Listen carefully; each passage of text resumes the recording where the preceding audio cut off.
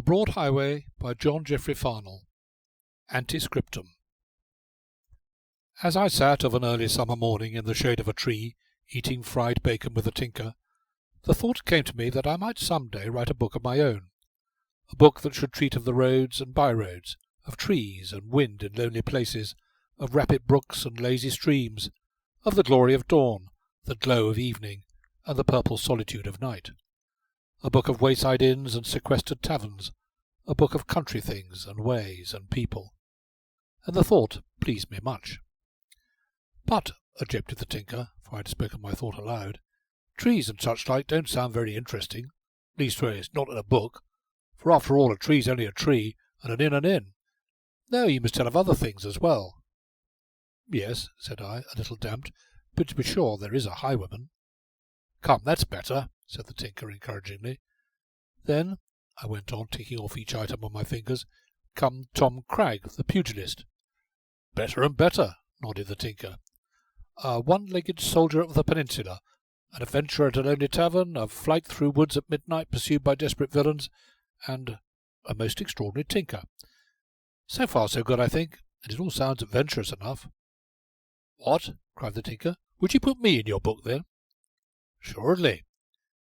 Why, then, said the tinker, it's true I mends kettles, sharpens scissors and such, but I likewise peddles books and novels, and what's more I reads 'em.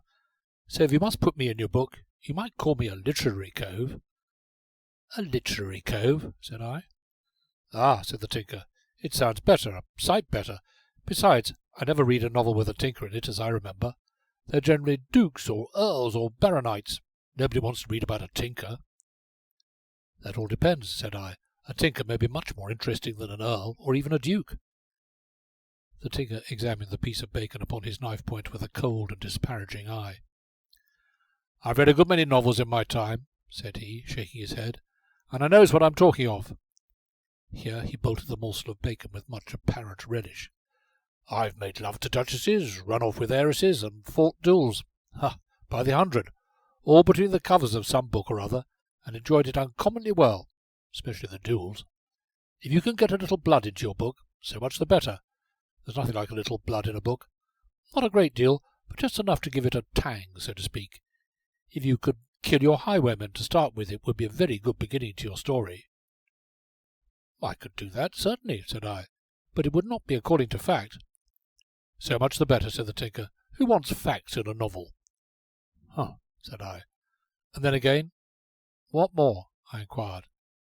Love, said the tinker, wiping his knife-blade on the leg of his breeches. Love? I repeated. And plenty of it, said the tinker. I'm afraid that is impossible, said I, after a moment's thought. How impossible? Because I know nothing about love. That's a pity, said the tinker. Under the circumstances, it is, said I. Not a doubt of it, said the tinker, beginning to scrub out the frying-pan with a handful of grass. Though, to be sure, you might learn. You're young enough. Yes, I might learn, said I. Who knows? Ah, who knows, said the tinker. And after he had cleansed the pan to his satisfaction, he turned to me with dexter finger upraised and brow of heavy portent. Young fellow, said he, no man can write a good novel without he knows some about love. It aren't to be expected, so the sooner you do learn the better. Ah, said I. And then, as I said afore, and I say it again, they wants love in a book nowadays. What's more, they will have it. They, said I. The folkers will read your book after it is written. Ah, to be sure, said I, somewhat taken aback. I'd forgotten them. Forgotten them? Repeated the tinker, staring. Forgotten that people might want to read it after it's written. But, said the tinker, rubbing his nose hard, books are written for people to read, aren't they? Not always, said I. Hereupon the tinker rubbed his nose harder than ever. Many of the world's greatest books, those masterpieces which have lived and shall live on forever, were written, as I believe, for the pure love of writing them. Oh, said the tinker. Yes, said I, warming to my theme, and with little or no idea of the eyes of those unborn generations which were to read and marvel at them. Hence it is we get those sublime thoughts untrammelled by passing tastes and fashions, unbounded by narrow creed or popular prejudice. Ah, said the tinker, Many a great writer has been spoiled by fashion and success, for so soon as he begins to think upon his public, how best to please and hold their fancy, which is even the most fickle of mundane things, straightway genius spreads abroad his pinions and leaves him in the mire. Poor cove, said the tinker. Young man, you smart, I think. No, said I. Well, supposing a writer never had no genius, how then? Why then, said I, he should never dare to write at all. Young fellow, said the tinker, glancing at me from the corners of his eyes, are you sure you are a genius, then? And when my companion said this, I fell silent, for the very sufficient reason that I found nothing to say. Lord love you, said he at last, seeing me thus hipped. Don't be downhearted. Don't be dashed afore you begin. We can't all be geniuses. It aren't to be expected, but some of us is a good deal better than most, and that's something after all. As for your book, what you have to do is give 'em a little blood now and then, with plenty of love, and you can't go far wrong. Now whether the tinker's theory for the writing of a good novel be right or wrong, I will not presume to say. But in this book which lies before you, though you shall read, if you choose, of country things and ways and people, yet because that part of my life herein recorded was a something hard, rough life, you shall read also of blood, and because I came in the end to love very greatly, so shall you read of love. Wherefore then I am emboldened to hope that when you shall have turned the last page and closed this book, you shall do so with a sigh. P.V. London. End of the prologue. Chapter 1. Chiefly concerning my uncle's last will and testament. And to my nephew, Maurice Vibart, I bequeath the sum of £20,000 in the fervent hope that it may help him to the devil within the year, or as soon after as may be. Here Mr. Granger paused in his reading to glance up over the rim of his spectacles, while Sir Richard lay back in his chair and laughed loudly. "Gad!" he exclaimed, still chuckling. "I'd give £100 if he could have been present to hear that." And the baronet went off into another roar of merriment. Mr. Granger, on the other hand, dignified and solemn, coughed a short dry cough behind his hand. "Help me to the devil within the year," repeated Sir Richard, still chuckling. "Pray proceed, sir," said I, motioning towards the will. But instead of complying, Mr. Granger laid down the parchment, and removing his spectacles, began to polish them with a large silk handkerchief. "You are, I believe, unacquainted with your cousin, Sir Maurice Vibart?" he inquired. "I have never seen him," said I. "All my life has been passed either at school or the university, but I have frequently heard mention of him, nevertheless." "Egad!" cried Sir Richard, "who hasn't heard of Buck Vibart? Beat Ted Jarraway of Swansea in 5 rounds, drove coach and 4 down Whitehall on the sidewalk, ran away with the French marquise while but a boy of 20, and shot her husband into the bargain. Devilish celebrated figure in sporting circles, friend of the Prince Regent." "So I understand," said I. "Altogether as complete a young blackguard as ever swaggered down St. James's." Having said which, Sir Richard crossed his legs and inhaled a pinch of snuff. £20,000 is a very handsome sum," remarked Mr. Granger ponderously, and as though more with the intention of saying something rather than remaining silent just then. "Indeed it is," said I, "and might help a man to the devil as comfortably as need be, but though," pursued Mr. Granger, "much below his expectations, and sadly inadequate to his present needs, I fear." "That is most unfortunate," said I, "but his debts," said Mr. Granger, busy at his spectacles again, "his debts are very heavy, I believe." "Then doubtless some arrangement can be made to— but continue your reading, I beg," said I. Mr. Granger repeated his short dry cough, and taking up the will, slowly and almost as though unwillingly, cleared his throat and began as follows. "Furthermore, to my nephew, Peter Vibart, cousin to the above, I will and bequeath my blessing, and the sum of 10 guineas in cash, wherewith to purchase a copy of Zeno, or any other of the Stoic philosophers he may prefer." Again Mr. Granger laid down the will, and again he regarded me over the rim of his spectacles. "Good God!" cried Sir Richard, leaping to his feet. "The man must have been mad. 10 guineas? Why, it's an insult. Damn it, it's an insult. You'll never take it, of course, Peter." "On the contrary, sir," said I. "But 10 guineas?" bellowed the baronet. "On my soul now, George was a cold-blooded fish, but I didn't think even he was capable of such a despicable trick. No, curse me if I did. Why, it would have been kinder to have left you nothing at all. But it was like George, bitter to the end. 10 guineas.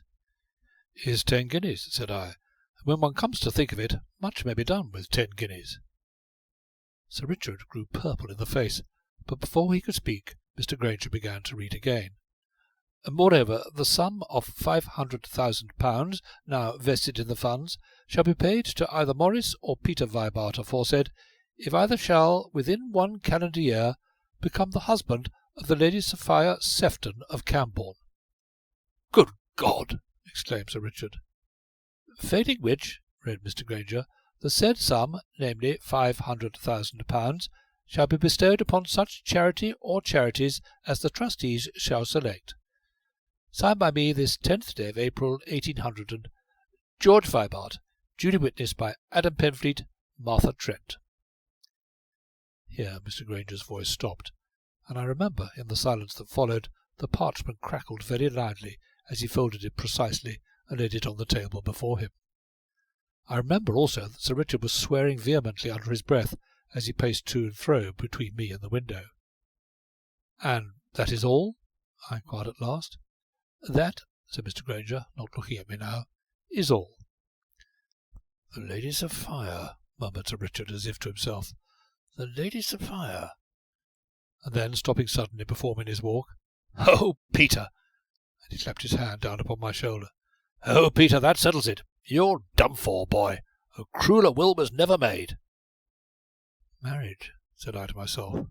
"Ah." "A damnable iniquity!" exclaimed Sir Richard, striding up and down the room again. "The Lady Sophia Sefton of Cambourne," said I, rubbing my chin. "Why, that's just it," roared the baronet. "She's a reigning toast, most famous beauty in the country. London's mad over her. She can pick and choose from all the finest gentlemen in England. Oh, it's good-bye to all your hopes of the inheritance, Peter, and that's the devil of it." "Sir, I fail to see your argument," said I. "What?" cried Sir Richard, facing round on me. "Do you think you'd have a chance with her, then?" "Why not?" "Without friends, position, or money? Pish, boy! Don't I tell you that every buck and dandy, every mincing macaroni in the 3 kingdoms would give his very legs to marry her, either for her beauty or her fortune?" spluttered the baronet. "And let me inform you further that she's devilish high and haughty with it all. They do say she even rebuffed the Prince Regent himself." "But then, sir, I consider myself a better man than the Prince Regent," said I. Sir Richard sank into the nearest chair and stared at me open-mouthed. "Sir," I continued, "you doubtless set me down as an egoist of egoists. I freely confess it. So are you. So is Mr. Granger yonder. So are we all of us egoists, in thinking ourselves as good as some few of our neighbours, and better than a great many." "Deuce take me," said Sir Richard. "Referring to the Lady Sophia, I've heard that she once galloped her horse up the steps of St. Paul's Cathedral." "And down again, Peter," added Sir Richard. "And she is said to be possessed of a temper," I continued, "and is above the average height, I believe, and I have a natural antipathy to termagants, more especially tall ones." "Termagant?" cried Sir Richard. "Why, she's the handsomest woman in London, boy. She's none of your milk-and-watery, meek-mouthed misses. Curse me, no. She's all fire and blood and high metal. A woman, sir, glorious, divine, damn me, sir, a black-browed goddess, a positive plum." "Sir Richard," said I, "should I ever contemplate marriage, which is most improbable, my wife must be sweet and shy, gentle-eyed and soft of voice, instead of your bold, strong-armed, horse-galloping creature. Above all, she must be sweet and clinging." "Sweet and sticky, oh the devil! Hark to the boy, Granger," cried Sir Richard. "Hark to him. And one glance of the glorious Sefton's bright eyes, one glance only, Granger, and he'd be at her feet, on his confounded knees, sir." "The question is, how do you propose to maintain yourself in the future?" said Mr. Granger at this point. "Life under your altered fortunes must prove necessarily hard, Mr. Peter." "And yet, sir," I answered, "a fortune with a wife tagged on to it must prove a very mixed blessing after all. And then again, there may be a certain amount of satisfaction in stepping into a dead man's shoes, but I, very foolishly perhaps, have a hankering for shoes of my own. Surely there must be some position in life that I am competent to fill, some position that would maintain me honourably and well. I flatter myself that my years at Oxford were not altogether barren of result." "By no means," put in Sir Richard. "You won the high jump, I believe." "Sir, I did," said I, "also throwing the hammer." "And spent £2,000 per annum?" said Sir Richard. "Sir, I did, but between whiles managed to do fairly well in the Tripos, to finish a new and original translation of Quintilian, another of Petronius Arbiter, and also a literary rendering into the English of the memoirs of the Sieur de Brantôme." "For none of which you have hitherto found a publisher?" inquired Mr. Granger. "Not as yet," said I, "but I have great hopes of my Brantôme. As you are probably aware, this is the first time he has ever been translated into the English." "Ha!" said Sir Richard. "Ha! And in the meantime, what do you intend to do?" "On that head I have as yet come to no definite conclusion, sir," I answered. "I have been wondering," began Mr. Granger somewhat diffidently, "if you would care to accept a position in my office. To be sure, the remuneration would be small at first, and quite insignificant in comparison to the income you have been in the receipt of." "But it would have been money earned," said I, "which is infinitely preferable to that for which we never turn a hand. At least I think so." "Then you accept?" "No, sir," said I, "though I am grateful to you, and thank you most sincerely for your offer. Yet I have never felt the least inclination to the practice of law. Where there is no interest, one's work must necessarily suffer, and I have no desire that your business should be injured by any carelessness of mine." "What do you think of a private tutorship?" "It would suit me above all things, were it not for the fact that the genus boy is the most aggravating of all animals, and that I am conscious of a certain shortness of temper at times, which might result in pain to my pupil, loss of dignity to myself, and general unpleasantness to all concerned. Otherwise a private tutorship would suit most admirably."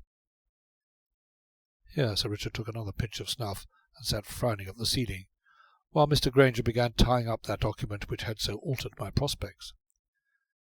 As for me, I crossed to the window and stood staring out at the evening. Everywhere were trees tinted by the rosy glow of sunset, trees that stirred sleepily in the gentle wind, and far away I could see that famous highway, built and paved for the march of Roman legion, winding away to where it vanished over distant Shooter's Hill. "And pray," said Sir Richard, still frowning at the ceiling, "what do you propose to do with yourself?" Now, as I looked out upon this fair evening, I became, of a sudden, possessed of an overmastering desire, a great longing for field and meadow and hedgerow, for wood and coppice and shady stream, for sequestered inns and wide, wind-swept heaths, and ever the broad highway in front. Thus I answered to Richard's question unhesitatingly, without turning from the window. "I shall go, sir, on a walking tour, through Kent and Surrey into Devonshire, and thence probably to Cornwall." "And with a miserable 10 guineas in your pocket? Preposterous, absurd," retorted Sir Richard. "On the contrary, sir," said I, "the more I ponder the project, the more enamoured of it I become." "And when your money is all gone, how then?" "I shall turn my hand to some useful employment," said I. "Digging, for instance."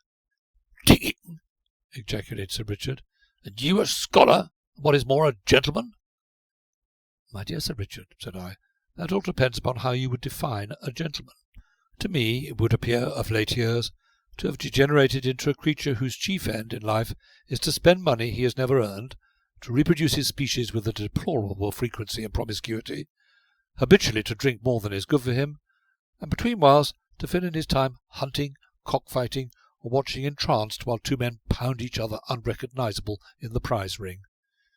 Occasionally he has the good taste to break his neck in the hunting field, or get himself gloriously shot in a duel, but the generality live on to a good old age, turn their attention to matters political, and following the dictates of their class, damn reform with a whole-hearted fervour equalled only by their rancour." "Deuce take me!" ejaculated Sir Richard feebly, while Mr. Granger buried his face in his pocket-handkerchief. "To my mind," I ended, "the man who sweats over a spade, or follows the tail of a plough, is far nobler and higher in the scheme of things than any of your young bloods driving his coach and four to Brighton to the danger of all and sundry." Sir Richard slowly got up out of his chair, staring at me open-mouthed. "Good God!" he exclaimed at last. "The boy's a revolutionary!" I smiled and shrugged my shoulders, but before I could speak, Mr. Granger interposed, sedate and solemn as usual. Referring to your proposed tour, Mr. Peter, when do you expect to start? Early tomorrow morning, sir. I will not attempt to dissuade you, well knowing the difficulty, said he, with a faint smile, but a letter addressed to me at Lincoln's Inn will always find me and receive my most earnest attention. So saying, he rose, bowed, and having shaken my hand, left the room, closing the door behind him. Peter, exclaimed the baronet, striding up and down, Peter, you are a fool, sir, a hot-headed, self-sufficient, pragmatical young fool, sir, curse me. I'm sorry you should think so, I answered. And, he continued, regarding me with a defiant eye, I shall expect you to draw upon me for any sum that you may require for the present, friendship's sake, boy, and all that sort of thing, and, oh, damn me, you understand, Peter? Sir Richard, said I, grasping his unwilling hand, I thank you from the bottom of my heart.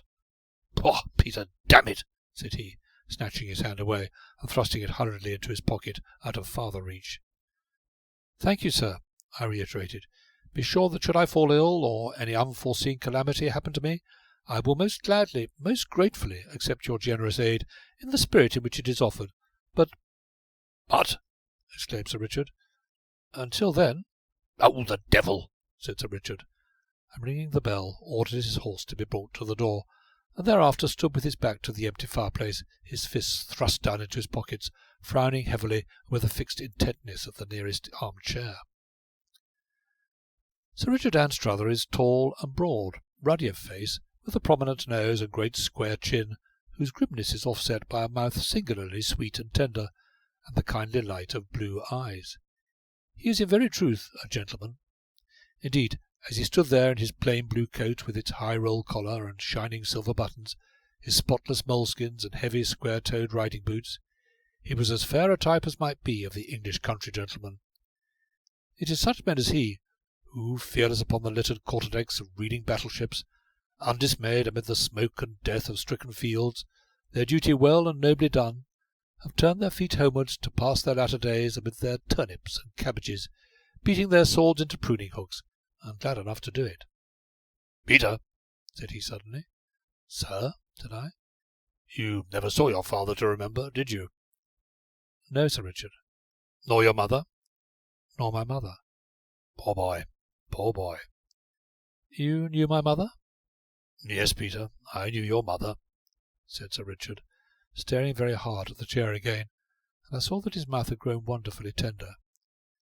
Yours has been a very secluded life hitherto, Peter, he went on after a moment. Entirely so, said I, with the exception of my never-to-be-forgotten visits to the Hall. Ah, yes, I taught you to ride, remember. You are associated with every boyish pleasure I ever knew, said I, laying my hand upon his arm. Sir Richard coughed and grew suddenly red in the face. Why, you see, Peter, he began, picking up his riding-whip and staring at it, you see, your uncle was never very fond of company at any time, whereas you could always find time to remember the lonely boy left when all his companions were gone on their holidays, left to his books and the dreary desolation of the empty schoolhouse and echoing cloisters. Pooh! Exclaimed Sir Richard, redder than ever. Bosh! Do you think I can ever forget the glorious day when you drove over in your coach and four and carried me off in triumph, and how we raced the white-hatted fellow in the Tilbury? And beat him, added Sir Richard. Took off his near wheel on the turn, said I. Oh, the fool's own fault, said Sir Richard. And left him in the ditch, cursing us, said I. Egad, yes, Peter. Oh, but those were fine horses, though I say it, no better team in the south country. You remember the off-wheeler broke his leg shortly after and had to be shot, poor devil. And later, at Oxford, I began. What now, Peter? Said Sir Richard, frowning darkly. Do you remember the bronze vase that used to stand on the mantelpiece in my study? Bronze vase? Repeated Sir Richard, intent upon his whip again. I used to find banknotes in it after you had visited me, and when I hid the vase they turned up just the same in most unexpected places. Oh, young fellow must have money necessary now and then, muttered Sir Richard. At this juncture, with a discreet knock, the butler appeared to announce that Sir Richard's horse was waiting. Hereupon the baronet, somewhat hastily, caught up his hat and gloves, and I followed him out of the house and down the steps. Sir Richard drew on his gloves, thrust his toe into the stirrup, and then turned to look at me over his arm. "Peter," said he. "Sir Richard," said I. "Regarding your walking tour." "Yes?" "I think it's all damned tomfoolery," said Sir Richard. After saying which he swung himself into the saddle with a lightness and ease that many younger might have envied. "I'm sorry for that, sir, because my mind is set upon it." "With 10 guineas in your pocket?" "That, with due economy, should be ample until I can find some means to earn more." "A fiddlestick, sir, a cursed fiddlestick," snorted Sir Richard. "How is a boy, an unsophisticated, hot-headed young fool of a boy, to earn his own living?" "Others have done it," I began. "Pish!" said the baronet. "And been the better for it in the end." "Tush!" said the baronet. "And I have a great desire to see the world from the viewpoint of the multitude." "Bah!" said the baronet, so forcibly that his mare started. "This comes of your damnable revolutionary tendencies. Let me tell you, want is a hard master, and the world a bad place for one who is moneyless and without friends." "You forget me, sir. I shall never be without a friend." "God knows it, boy," answered Sir Richard, and his hand fell and rested for a moment upon my shoulder. "Peter," said he, very slowly and heavily, "I'm growing old, and I shall never marry. And sometimes, Peter, of an evening I get very lonely, Peter." He stopped for a while, gazing away towards the green slopes of distant Shooter's Hill. "Oh, boy," said he at last, "won't you come to the hall and help me to spend my money?" Without answering, I reached up and clasped his hand. It was the hand which held his whip, and I noticed how tightly he gripped the handle, and wondered. "Sir Richard," said I at last, "wherever I go I shall treasure the recollection of this moment. But, Peter?" "But, sir—" "Oh, damn it!" he exclaimed, and set spurs to his mare. Yet once he turned in his saddle to flourish his whip to me ere he galloped out of sight.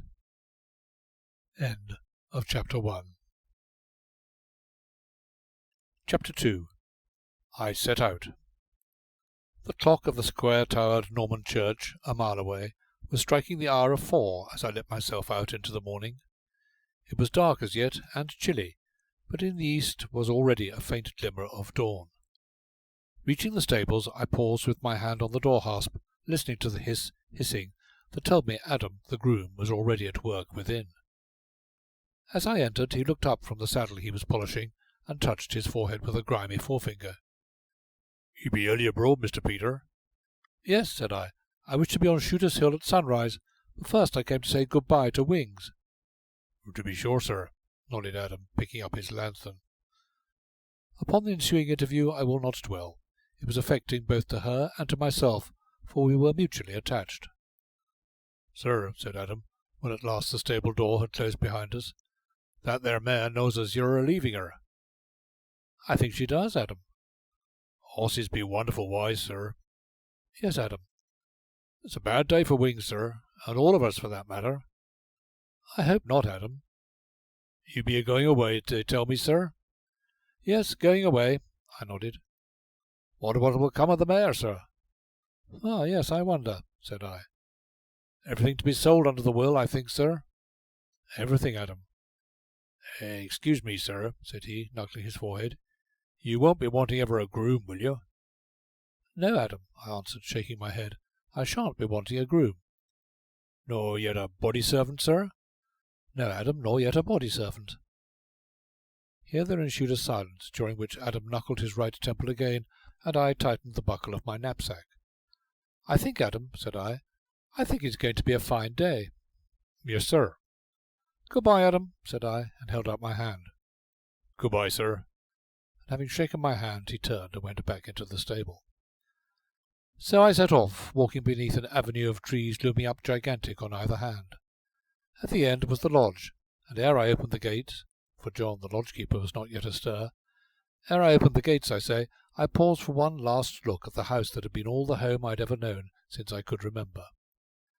As I stood thus with my eyes upon the indistinct mass, I presently distinguished a figure running towards me, and as he came up, recognized Adam. It ain't much, sir, but it's all I have," said he, and thrust a short, thick, well-smoked clay pipe into my hand, a pipe that was fashioned to the shape of a negro's head. "It's a good pipe, sir," he went on, "a mortal good pipe, and as sweet as a nut." Saying which, he turned about and ran off, leaving me standing there with his parting gift in my hand. And having put the pipe into an inner pocket, I opened the gate and started off at a good pace along the broad highway. It was a bleak, desolate world that lay about me, a world of shadows and a white, low-lying mist that filled every hollow and swathed hedge and tree, a lowering earth and a frowning heaven infinitely depressing. But the eastern sky was clear with an ever-growing brightness. Hope lay there, so as I walked I kept my eyes towards the east. Being come at last to that eminence which is called Shooter's Hill, I sat down upon a bank beside the way and turned to look back upon the wonderful city. And as I watched, the pearly east changed little by little to a varying pink, which in turn slowly gave place to reds and yellows, until up came the sun in all his majesty, gilding vane and weathercock upon 100 spars and steeples, and making a glory of the river. Far away upon the right riband of road that led across Blackheath, a chase was crawling, but save for that the world seemed deserted. I sat thus a great while gazing upon the city and marvelling at the greatness of it. "Truly," said I to myself, "nowhere in the whole world is there such another city as London." Presently I sighed, and rising set my back to the city and went on down the hill. Yes, the sun was up at last, and at his advent the mists rolled up and vanished. The birds awoke in brake and thicket, and lifting their voices sang together a song of universal praise. Bushes rustled, trees whispered, while from every leaf and twig, from every blade of grass, there hung a flashing jewel.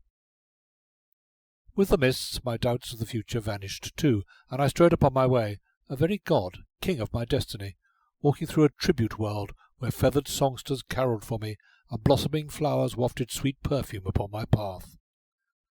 So I went on gaily down the hill, rejoicing that I was alive. In the knapsack at my back I had stowed a few clothes, the strongest and plainest I possessed, together with a shirt, some half-dozen favourite books, and my translation of Brantôme.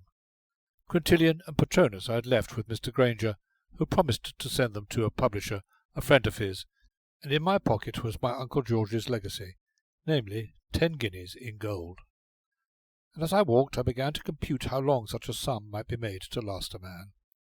By practising the strictest economy, I thought I might manage well enough on 2 shillings a day, and this left me some 100 odd days in which to find some means of livelihood, and if a man could not suit himself in such time, then, thought I, he must be a fool indeed. Thus my thoughts caught something of the glory of the bright sky above, and the smiling earth about me, as I strode along that broad highway which was to lead me I knew not whither, yet where disaster was already lying in wait for me, as you shall hear. End of Chapter 2.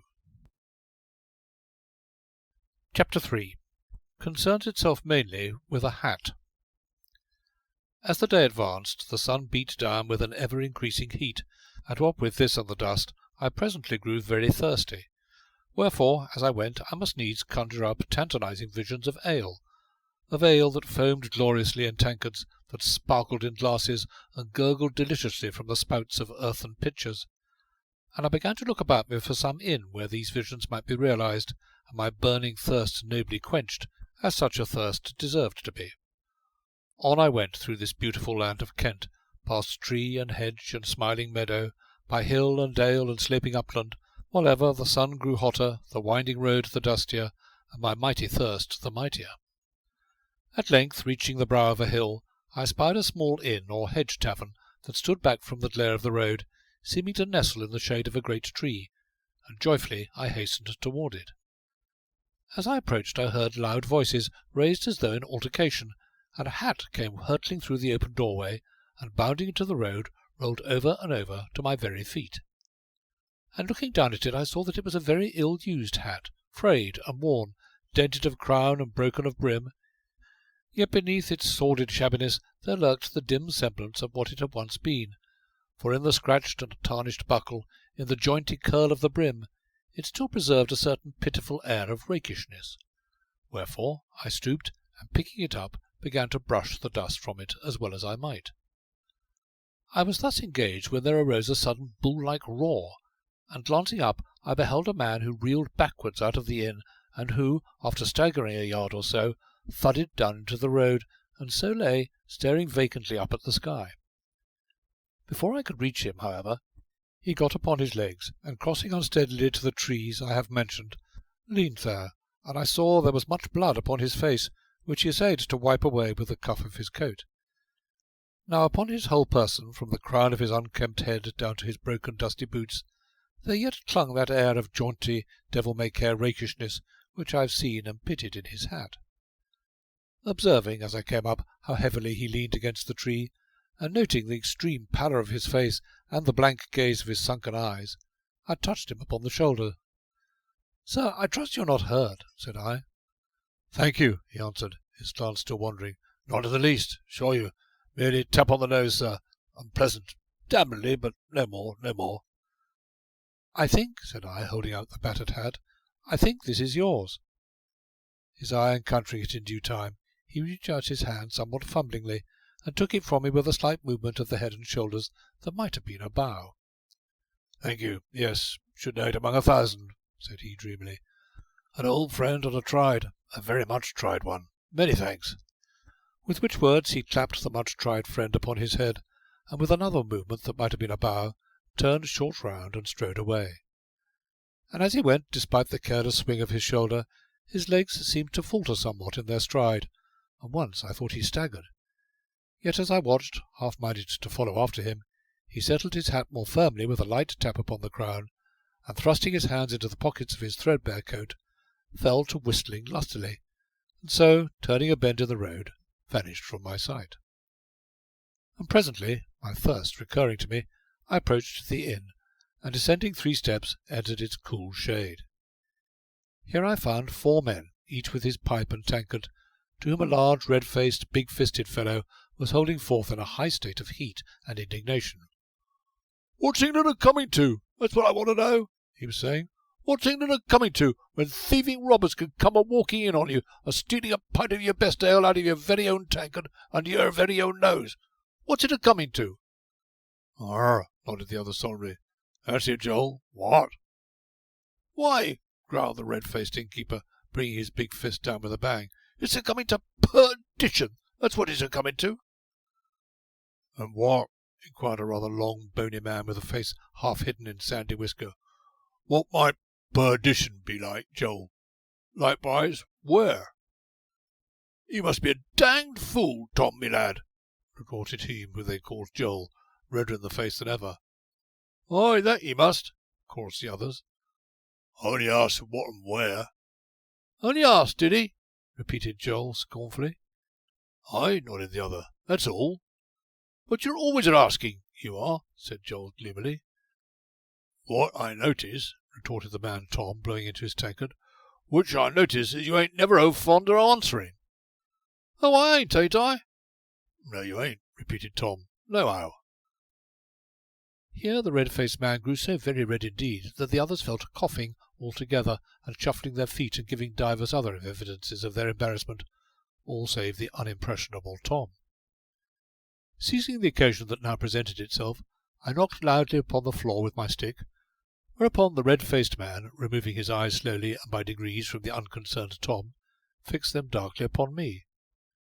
"Supposing," said I, "supposing you are so very obliging as to serve me with a pint of ale?"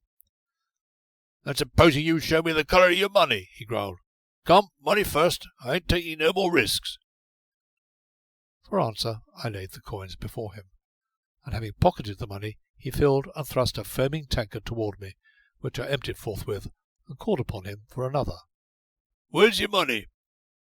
"Here," said I, tossing a sixpence to him, "and you can keep the change." "Why, ye see, sir," he began, somewhat mollified, "it'd be precious hard to know who's a gentleman and who ain't, who's a thief and who ain't, these days." "How so?"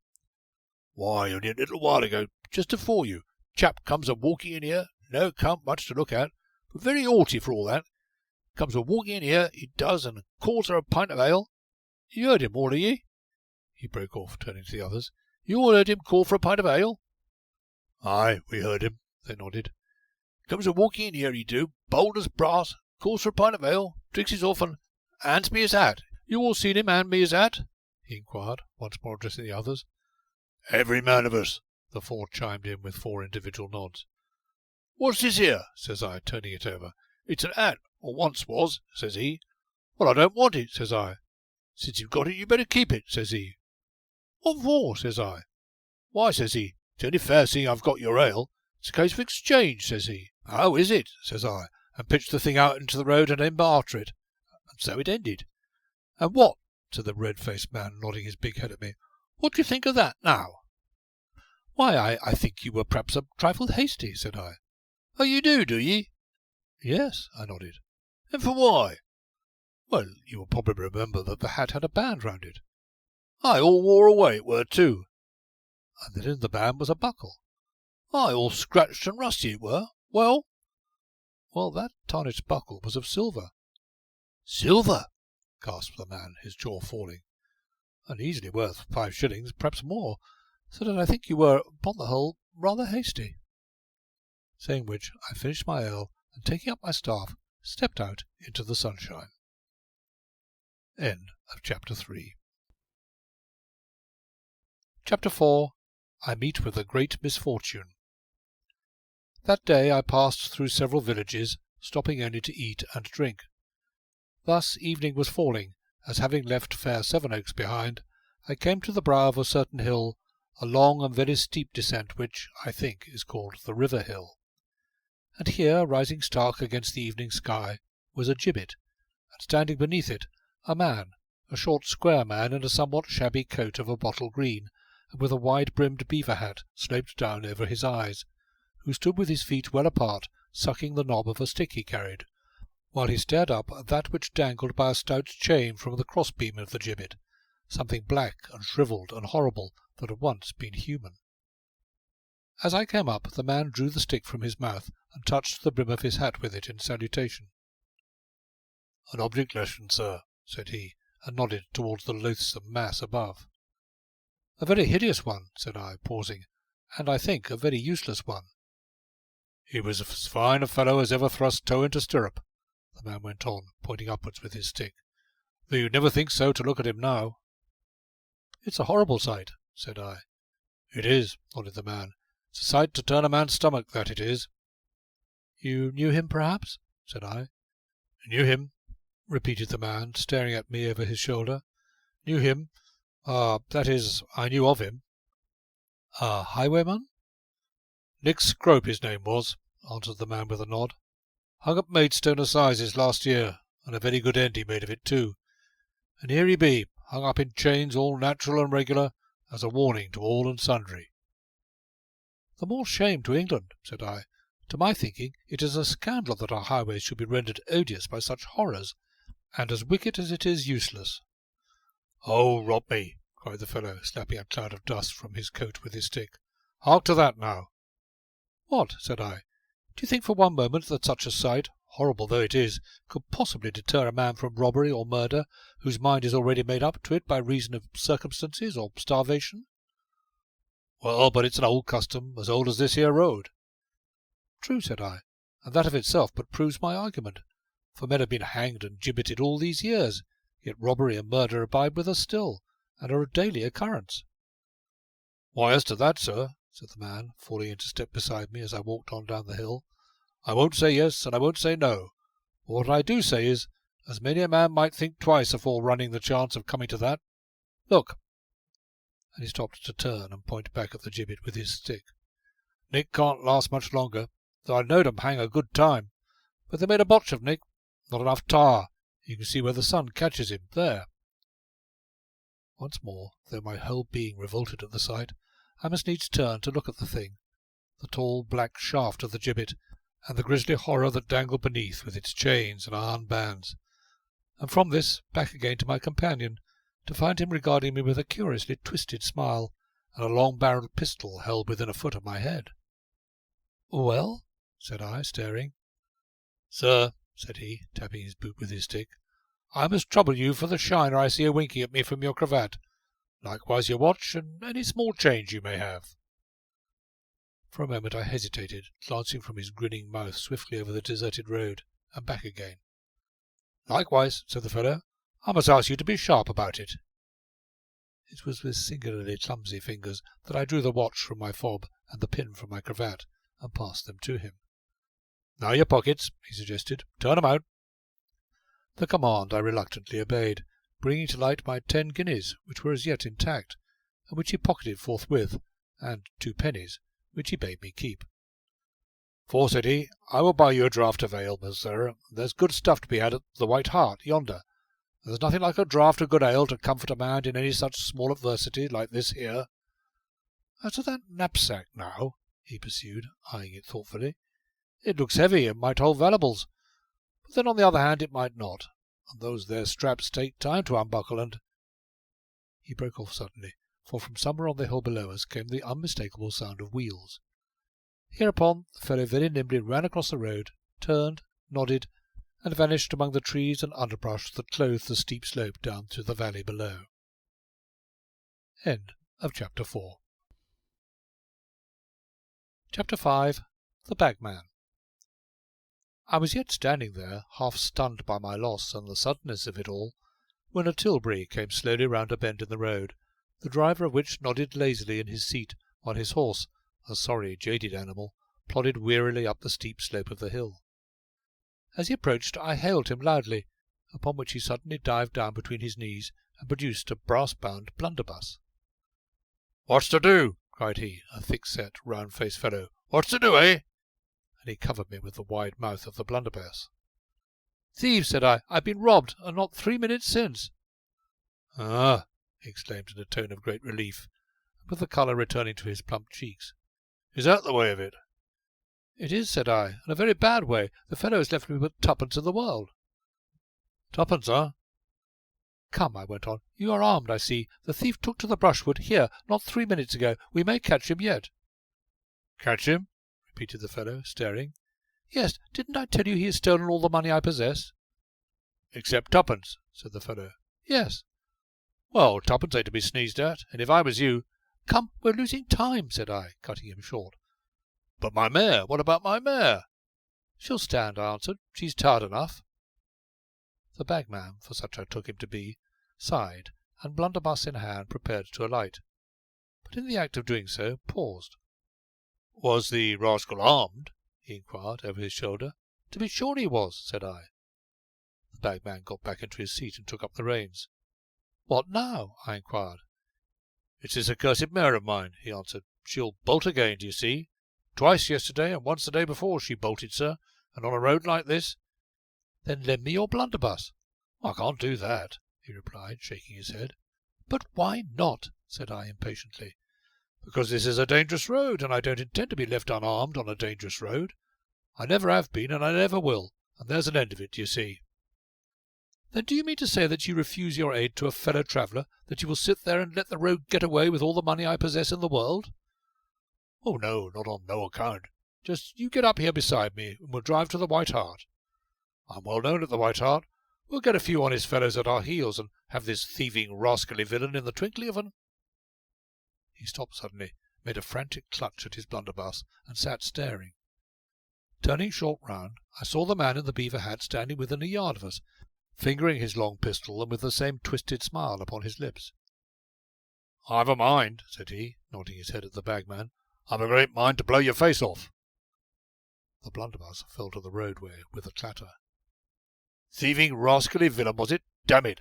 I think I will blow your face off." No, don't do that," said the bagman, in a strange, jerky voice. What'll be the good?" "Why, that there poor animal wouldn't have to drag that fat carcass of yours up and down hills, for one thing." "I'll get out and walk." "And it might learn you to keep a civil tongue in your head."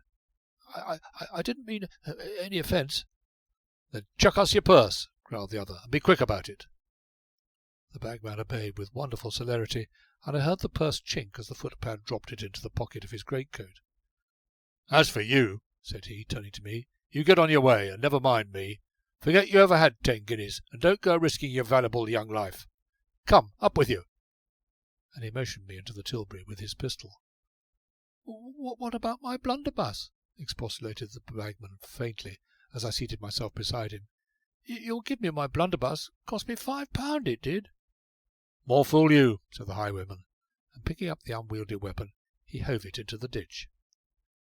As to our argument regarding gibbeting, sir, said he, nodding to me, I am rather inclined to think you was in the right on it after all. Then turning towards the bagman, Drive on, fat face, said he, and sharp's the word.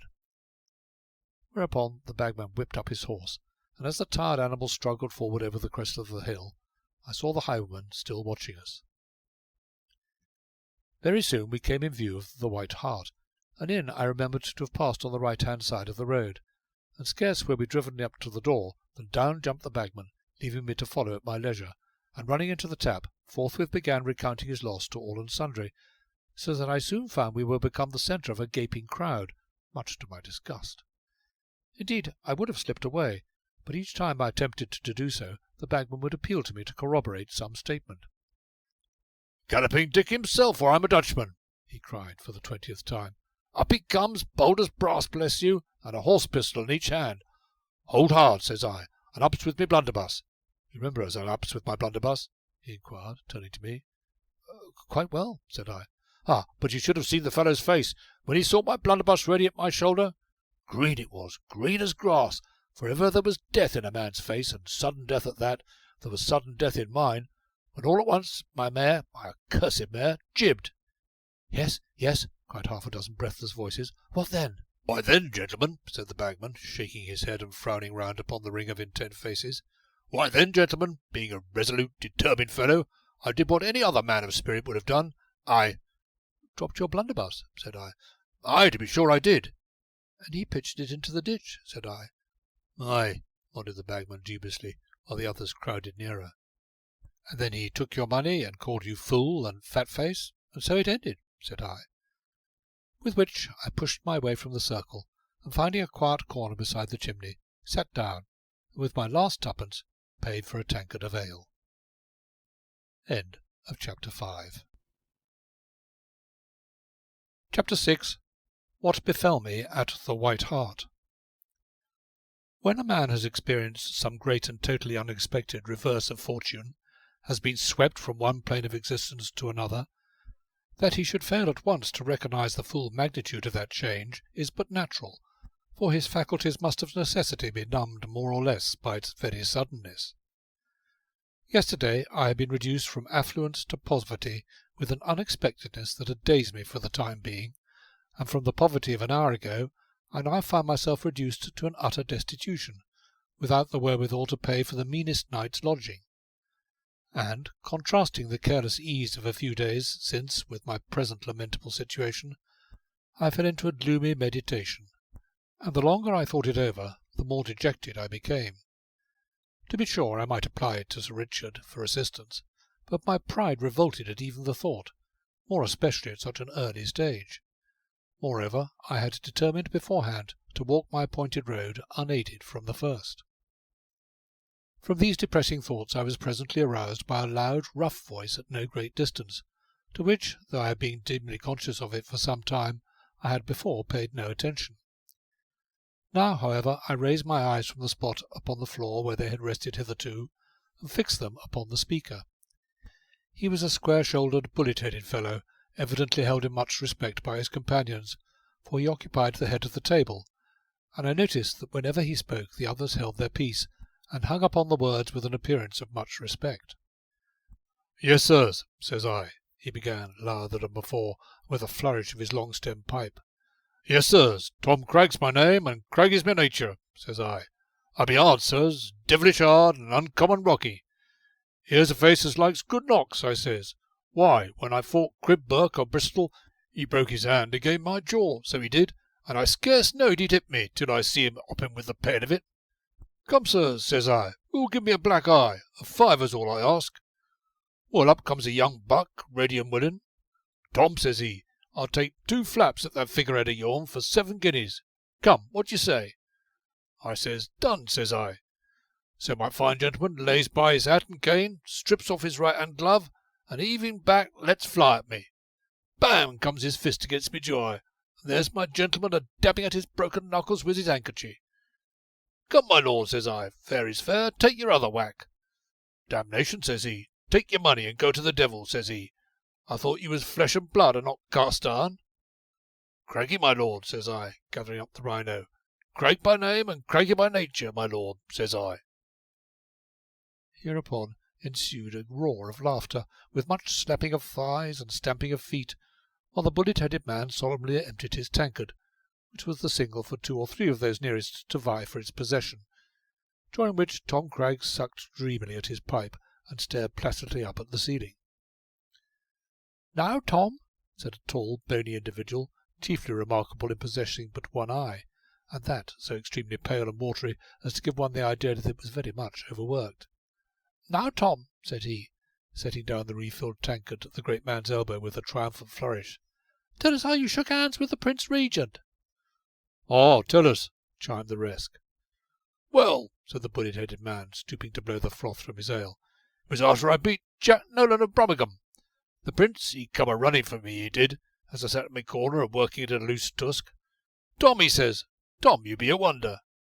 'I done Jack Nolan up proper, I thank your Highness,' says I. 'Tom,' says he, with tears in his eyes, 'you have, and if I had my way,' says he, 'I'd make you Prime Minister to-morrow,' he says, and slapped me on the back, he did, with his merry own hand, and likewise gave me this here pin," saying which he pointed to a flaming diamond horseshoe which he wore stuck through his neckerchief. The stones were extremely large and handsome, looking very much out of place on the fellow's rough person, and seemed in some parts to bear out his story, though indeed, as regarded his association with the Prince Regent, whose tastes were at all times peculiar, to say the least, and whose love for the fancy was notorious, I thought it on the whole very probable, for despite Craggy's words, foolishly blatant though they sounded, there was about him in his low, retreating brow, his small, deep-set eyes, his great square jowl and heavy chin, a certain air there was no mistaking. I also noticed that the upper half of one ear was unduly thick and swollen, which is a mark, I believe, of the professional pugilist alone. "Tom," cried the one-eyed man, "what's all this we heard of Tem Jarraway of Swansea being knocked out in 5 rounds by this here Lord Vibart up in London?" "Vibart?" repeated Cragg, frowning into his tankard. "I haven't heard of no Vibart, neither Lord, Earl, nor Duke." "Come, Tom," coaxed the other, "everybody's heard of Buck Vibart, him they calls the Fighting Barronite." "If," said Cragg, rolling his bullet head, "if you was to ask me who put Ted Jarraway to sleep, I should answer you Sir Maurice Vibart, commonly called Buck Vibart, and it took 10 rounds to do it, not 5.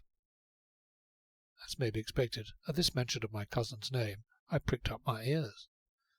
"And what's all this about him putting out Tom Cragg in 3? At this there was a sudden silence, and all eyes were turned towards the speaker, a small red-headed fellow with a truculent eye. "Come," said he, blowing out a cloud of tobacco smoke, "in 3 rounds. What do you say to that now? Come." Cragg had started up in his chair, and now sat scowling at his inquisitor open-mouthed, and in the hush I could hear the ticking of the clock in the corner, and the crackle of the logs upon the hearth. Then all at once Cragg's pipe shivered to fragments on the floor, and he leapt to his feet. In one stride, as it seemed, he reached the speaker, who occupied the corner opposite mine, but even as he raised his fist, he checked himself before the pocket pistol which the other had levelled across the table. "Come, come, none of that," said the red-headed man, his face more truculent than ever. "I ain't a fighting cove myself, and I don't want no trouble. All I ask is, what about Buck Vibart putting out Tom Cragg in 3 rounds? It's a civil question, ain't it? What do you say now? Come." "I says," cried Tom Cragg, flourishing a great fist in the air, "I says as has he done it on a foul." And he smote the table a blow that set the glasses ringing. "Done it on a foul?" cried 3 or 4 voices. "On a foul," repeated Cragg. "Think again," said the red-headed man. "It was said as it was a werry clean knock-out." "And I say it were done on a foul," reiterated Cragg with another blow of his fist. "And what's more, if Buck Vibart stood afore me, in this very room, I prove my words." "Huh," said the red-headed man. "Then who says he's wonderful quick with his mauleys, and can hit like a sledgehammer? Quick with his hands he may be, and be able to give a goodish thump, but as for beating me, it's all me eyes and Betty Martin you could lay to that, my lads. I could put him to sleep any time and anywhere, and I'd like to see the chap as says contrary." And here the pugilist scowled round upon his hearers, more especially the red-headed man, so blackly that one or two of them shuffled uneasily, and the latter individual appeared to become interested in the lock of his pistol. Repeated Cragg. I'd like to see the cove as says contrary. No one ain't a-going to, Tom, said the one-eyed man soothingly. Not a soul, Lord bless you. I only wish they would, growled Cragg. Ain't there nobody to oblige the gentleman? Inquired the red-headed man. I'd fight any man as ever was born. Wish I may die, snorted Cragg. He always was so fiery, Tom, purred the one-eyed man, blinking his pale orb. I were, cried the prize-fighter, working himself into another rage. Ah, and I'm proud of it. I'd fight any man as ever wore breeches. Why, burn me, I'd give any man 10 shillings who could stand up to me for 10 minutes. 10 shillings, said I to myself. 10 shillings. When one comes to think of it, is a very handsome sum, more especially when one is penniless and destitute. Wish I may die, roared Cragg, smiting his fist down on the table again. A guinea, a golden guinea, to the man who could stand on his pins and fight me for 5 minutes. And as for Buck Vibart, curse him, I says he won on a foul. A guinea, said I to myself, is a fortune. And, setting down my empty tankard, I crossed the room and touched Cragg upon the shoulder. I will fight you, said I, for a guinea. Now, as the fellow's eyes met mine, he rose up out of his chair and his mouth opened slowly, but he spoke no word, backing from me until he was staying by the table, where he stood, staring at me. And once again there fell a silence, in which I heard the tick of the clock in the corner and the crackle of the logs upon the hearth. You? said he, recovering himself with an effort. You? And as he spoke, I saw his left eyelid twitch suddenly. Exactly, I answered. I think I can stand up to even you, for 5 minutes. Now, as I spoke, he winked at me again. That it was meant for me was certain, seeing that his back was towards the others, though what he intended to convey I could form no idea, so I assumed as confident an air as possible, and waited. Hereupon the one-eyed man broke into a sudden raucous laugh, in which the others joined. "Hark to him, lads!" he cried, pointing to me with the stem of his pipe. "He be a fine un to stand up to Tom Cragg, I don't think." "Tell him to go and larn himself to grow whiskers first," cried a second. "Aye, to be sure, he ain't got half as much as our old cat," grinned a third. "Stay!" cried the one-eyed man, peering up at me beneath his hand. "Is there whiskers a peeping at me over his cravat, or do my eyes deceive me?" Which presently called forth another roar of laughter at my expense. Now, very foolishly perhaps, this nonsense greatly exasperated me, for I was at that time painfully conscious of my bare lips and chin. It was therefore with an effort that I mastered my quickly rising temper, and once more addressed myself to Cragg. "I am willing," said I, "to accept your conditions and fight you for a guinea, or any other man here for that matter, except the humorous gentleman with the watery eye, who can name his own price." The fellow in question stared at me, glanced slowly round, and sitting down, buried his face in his tankard. "Come, Tom Cragg," said I. "A while ago you seemed very anxious for a man to fight. Well, I'm your man." And with the words I stripped off my coat and laid it across a chair-back. This apparent willingness on my part was but a cloak for my real feelings, for I will not here disguise the fact that the prospect before me was anything but agreeable. Indeed, my heart was thumping in a most unpleasant manner, and my tongue and lips had become strangely parched and dry as I fronted Cragg. Truly, he looked dangerous enough, with his beetling brow, his great depth of chest and massive shoulders, and the possibility of a black eye or so, and general pounding from the fellow's knotted fists, was daunting in the extreme. Still, the chance of earning a guinea, even under such conditions, was not to be lightly thrown away. Therefore I folded my arms and waited with as much resolution as I could. "Sir," cried Cragg, speaking in a very altered tone, "sir, you seem uncommon eager for it." "I shall be glad to get it over," said I. "If," he went on slowly, "if I said anything against you-know-who, I'm sorry for it. Me having the greatest respect for you-know-who. You understand me, I think." Herewith he winked 3 separate and distinctive times. "No, I don't understand you in the least," said I, "nor do I think it at all necessary. All that I care about is the guinea in question." "Come, Tom," cried one of the company, "knock his head off to begin with." "Aye, set about him, Tom. Cut your gab and finish him." And here came the clatter of chairs as the company rose. "Can't be done," said Cragg, shaking his head. "Leastways, not here." "I'm not particular," said I. "If you prefer, we might manage it very well in the stable with a couple of lanthorns." "The barn would be the very place," suggested the landlord, bustling eagerly forward and wiping his hands on his apron. "The very place. Plenty of room, and nice and soft to fall on. If you'd only put off your fighting till tomorrow, we might cry it through the villages. 'Twould be a big draw. Ecod, we might make a purse of £20, if you only would. Think it over, think it over." "Tomorrow I hope to be a good distance from here," said I. "Come, the sooner it is over the better. Show us your barn." So the landlord called for lanthorns and led the way to a large outbuilding at the back of the inn, into which we all trooped. "Seems to be a good place and very suitable," said I. "You may well say that," returned the landlord. "It's many a fine bout has been brought off in here.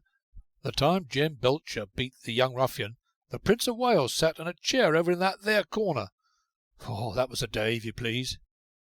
"If Tom Cragg is ready," said I, turning up the wristbands of my shirt, "why, so am I." Here it was found, to everyone's surprise, and mine in particular, that Tom Cragg was not in the barn. Surprise gave place to noisy astonishment when, after much running to and fro, it was further learned that he had vanished altogether. The inn itself, the stables, and even the haylofts were ransacked without avail. Tom Cragg was gone as completely as though he had melted into thin air, and with him all my hopes of winning the guinea and a comfortable bed. It was with all my old dejection upon me, therefore, that I returned to the tap-room, and refusing the officious aid of the one-eyed man, put on my coat, readjusted my knapsack, and crossed to the door. On the threshold I paused and looked back. "If," said I, glancing round the ring of faces, "if there is any man here who is at all willing to fight for a guinea, 10 shillings, or even 5, I should be very glad of the chance to earn it." But, seeing how each, wilfully avoiding my eye, held his peace, I sighed, and turning my back upon them, set off along the darkening road. End of Chapter 6. Chapter 7. Of the further puzzling behaviour of Tom Cragg, the pugilist. Evening had fallen, and I walked along in no very happy frame of mind, the more so as the rising wind and flying rack of clouds above, through which a watery moon had peeped at fitful intervals, seemed to presage a wild night. It needed but this to make my misery the more complete, for as far as I could tell, if I slept at all, and I was already very weary, it must, of necessity, be beneath some hedge or tree. As I approached the brow of the hill, I suddenly remembered that I must once more pass the gibbet, and began to strain my eyes for it. Presently I spied it sure enough, its grim, gaunt outline looming through the murk, and instinctively I quickened my stride so as to pass it as soon as might be. I was almost abreast of it when a figure rose from beneath it and slouched into the road to meet me. I stopped there and then, and grasping my heavy staff, waited its approach. "Be that you, sir?" said a voice, and I recognised the voice of Tom Cragg. "What are you doing, and there of all places?" "Oh, I ain't afeard of him," answered Cragg, jerking his thumb towards the gibbet. "I ain't afeard of none as ever draw breath, dead or living, except it be His Highness the Prince Regent." "And what do you want with me?" "I hope there's no offence, my lord," said he, knuckling his forehead, and speaking in a tone that was a strange mixture of would-be comradeship and cringing servility. "Cragg is my name, and Cragg is my nature, but I know when I'm beat. I knowed ye as soon as I laid my peepers on ye, as when I said it were a foul. Why, when a man is in his cups, d'ye see, he's apt to shoot rather wide of the gospel, d'ye see, and there was no offence, my lord. Strike me blind. I know you, and you know me, Tom Cragg by name, and Craggy by—" "But I don't know you," said I, "and for that matter, neither do you know me." "Why, you ain't got no whiskers, my lord, leastways not with you now, but—" "And what the devil has that got to do with it?" said I, angrily. "Disguises, perhaps," said the fellow with a sly leer. "After that, they're kidnapping, and me having laid out Sir Jasper Trent in Wood Street, according to your orders, my lord. The Prince gave me word to clear out, cut and run for it, till I blowed over, and I thought, perhaps, knowing as you and him had had words, I thought as you had cut stick too." "And I think that you are manifestly drunk," said I. If you still wish to fight for any sum, no matter how small, put up your hands. If not, get out of my road." The craggy one stepped aside somewhat hastily, which done he removed his hat and stood staring and scratching his bullet head as one in sore perplexity. "I've seen a many rum goes in my time," said he, "but I never see so rummy a go as this here. Strike me dead." So I left him and strode on down the hill. As I went, the moon shot out a feeble ray through some rift in the rolling clouds, and looking back I saw him standing where I had left him beneath the gibbet, still scratching his bullet head and staring after me down the hill. Now, though the whole attitude and behaviour of the fellow was puzzling to no small degree, my mind was too full of my own concerns to give much thought to him. Indeed, scarce was he out of my sight, but I forgot him altogether. For what with my weariness, the long dark road before and behind me, and my empty pockets, I became a prey to great dejection. So much so that I presently sank wearily beside the way, and resting my chin in my hands, sat there, miserably enough, watching the night deepen about me. "And yet," said I to myself, "if, as Epictetus says, to despise a thing is to possess it, then I am rich, for I have always despised money, and if, weary as I am, I can manage to condemn the luxury of a feather bed, then to-night, lying in the grassy ditch beneath the stars, I shall slumber as sweetly as ever I did between the snowy sheets." Saying which, I rose and began to look about for some likely nook in the hedge where I might pass the night. I was thus engaged when I heard the creak of wheels and the pleasant rhythmic jingle of harness on the dark hill above, and in a little while a great waggon or wain, piled high with hay, hove into view, the driver of which rolled loosely in his seat with every jolt of the wheels, so that it was a wonder he did not roll or fall together. As he came level with me, I hailed him loudly, whereupon he started erect and brought his horses to a stand. "Halloa!" he bellowed, in the loud strident tone of one rudely awakened. "What do ye want with I?" "A lift," I answered. "Would you give a tired fellow a lift on his way?" "Why, I don't know. Be you a talking chap?" "I don't think so," said I. "Because if you be a talking chap, I bean't a going to give him a lift now. Not if I know is it. Give a chap a lift the other day I did. Took him up t'other side of Sevenoaks, and he talked me up hill and down hill, and he did, dang me, if I could get a wink of sleep all the way to Tunbridge. So if you're a talking chap, you don't get no lift with me." "I'm generally a very silent chap," said I. "Besides, I'm too tired and sleepy to talk, even if I wished." "Sleepy?" yawned the man. "Then up you get, me chap. I'm sleepy too. I always am, Lord love ye. There's nowt like sleep. Up with you, me chap." Forthwith up I clambered, and laying myself down among the fragrant hay, stretched out my tired limbs and sighed. Never shall I forget the delicious sense of restfulness that stole over me as I lay there upon my back, listening to the creak of the wheels, the deliberate hoof-strokes of the horses, muffled in the thick dust of the road, and the gentle snore of the driver, who had promptly fallen asleep again. On we went, as if borne on air, so soft was my bed, now beneath the far-flung branches of trees, sometimes so low that I could have touched them with my hand, now beneath a sky heavy with sombre masses of flying cloud, or bright with the soft radiance of the moon. On I went, careless alike of destination, of time, and of future, content to lie there upon the hay and rest. And so, lulled by the gentle movement, by the sound of wheels and harness, and the whisper of the soft wind about me, I presently fell into a most blessed sleep. End of Chapter 7. Chapter 8, which concerns itself with a farmer's whiskers and a waistcoat. How long I slept I have no idea, but when I opened my eyes it was to find the moon shining down on me from a cloudless heaven. The wind also had died away.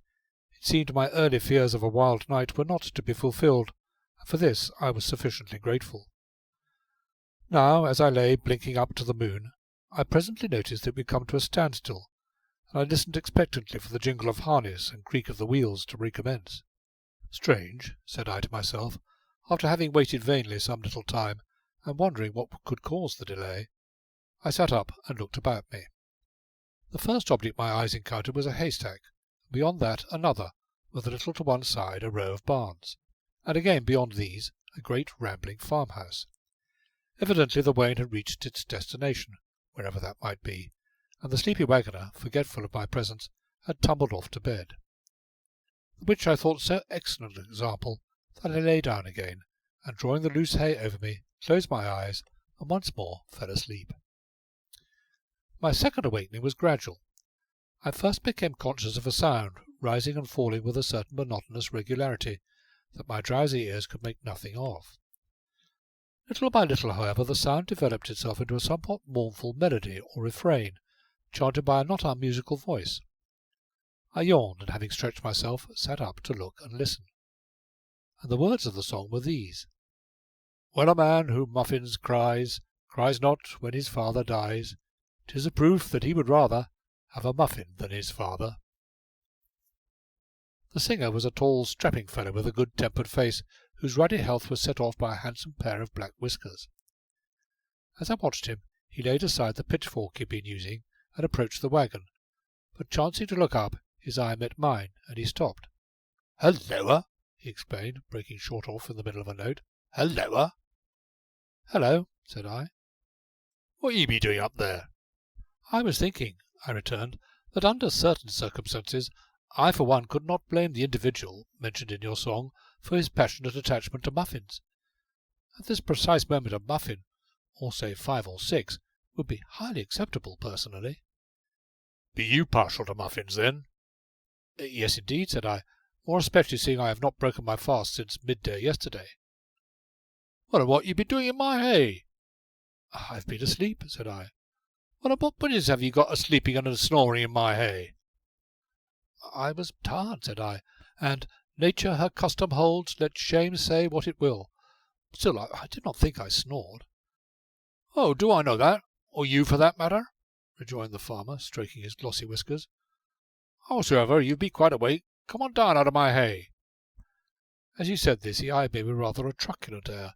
Likewise he clenched his fist. Thinking it wiser to appear unconscious of this, I nodded affably, and letting myself down from the hay, was next moment standing beside him. "Suppose I was to thump thee on the nose?" he inquired. "What for?" "For making so free with me hay." "Why then," said I should earnestly endeavour to thump you on yours." The farmer looked me slowly over from head to foot with a dawning surprise. "Thought you were a common tramper, I did," said he. "Why, so I am," I answered, brushing the clinging hay from me. "Trampers of the road don't wear gentlemen's clothes. Leastwise, I never see one as did." Here his eyes wandered over me again, from my boots upward.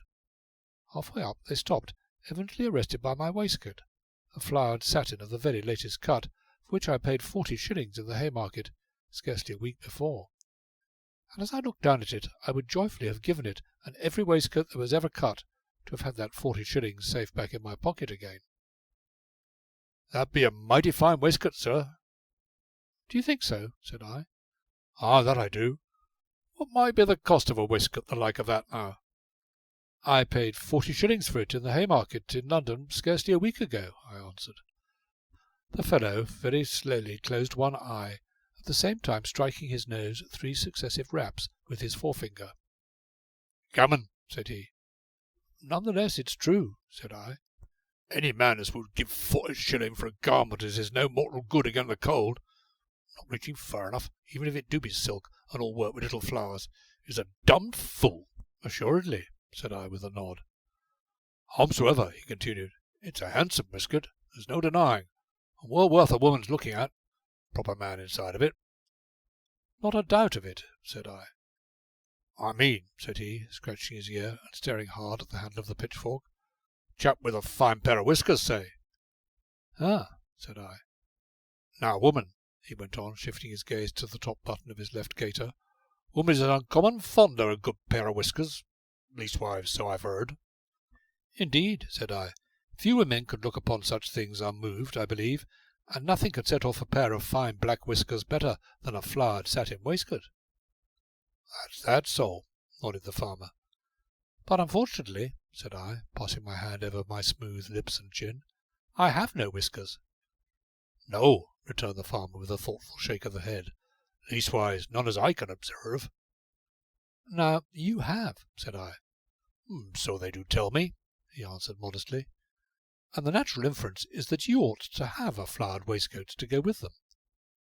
Why, that's true, to be sure, he nodded.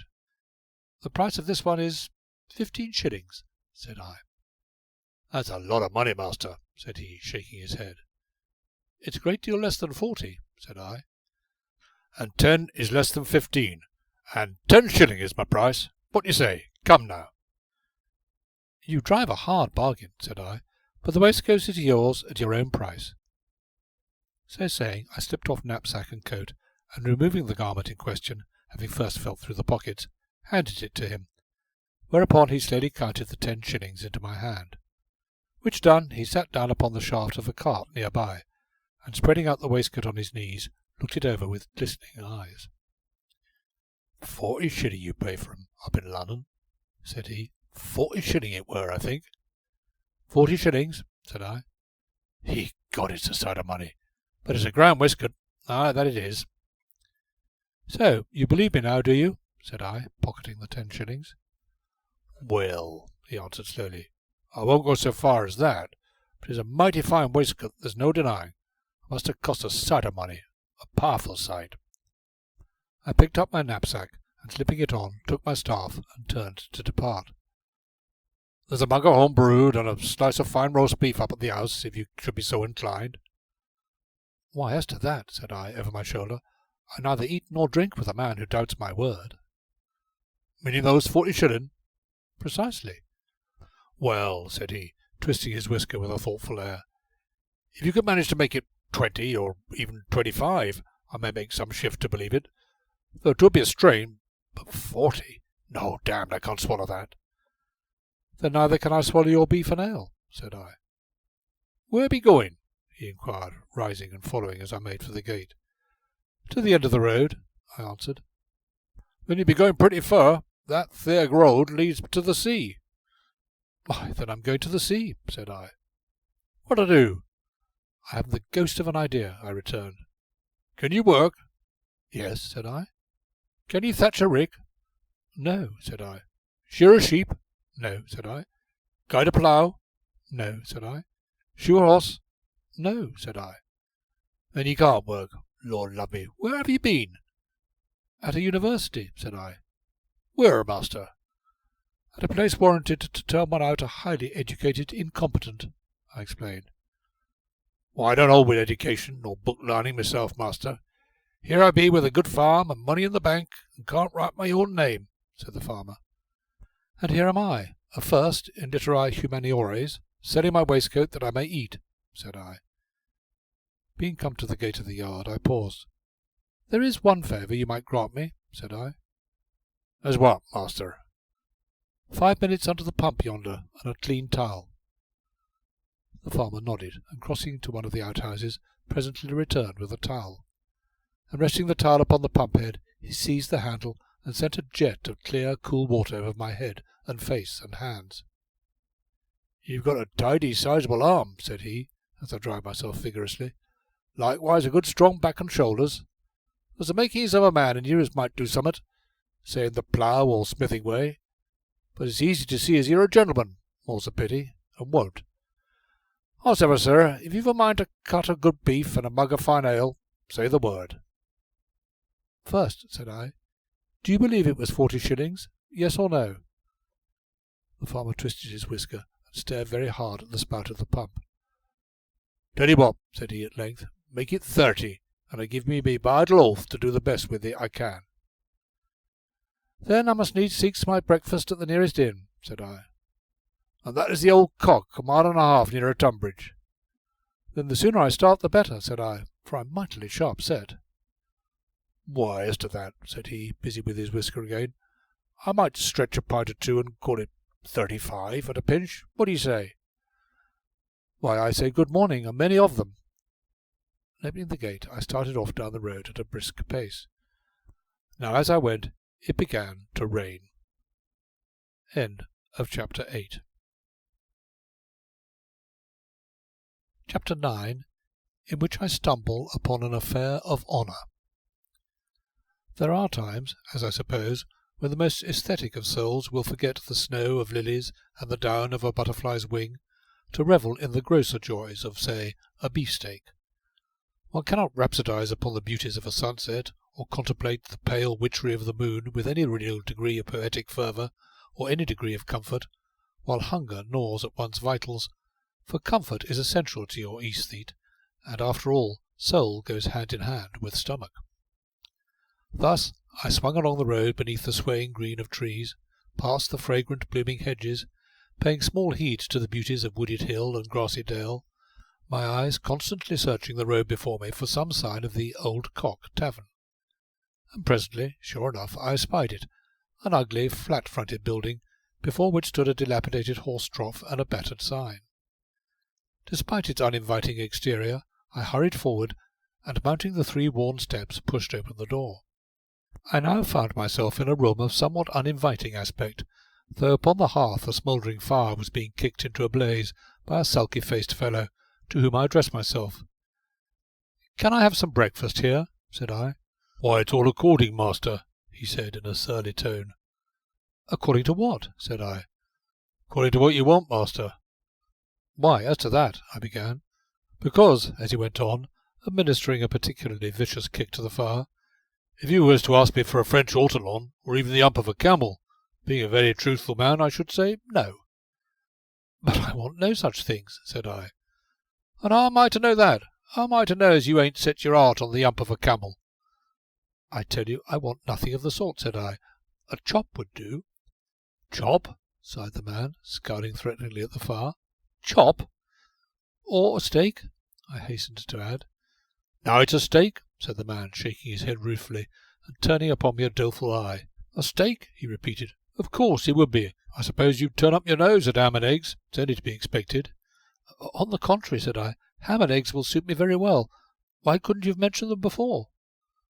"Why, you never asked me, as I remember," growled the fellow.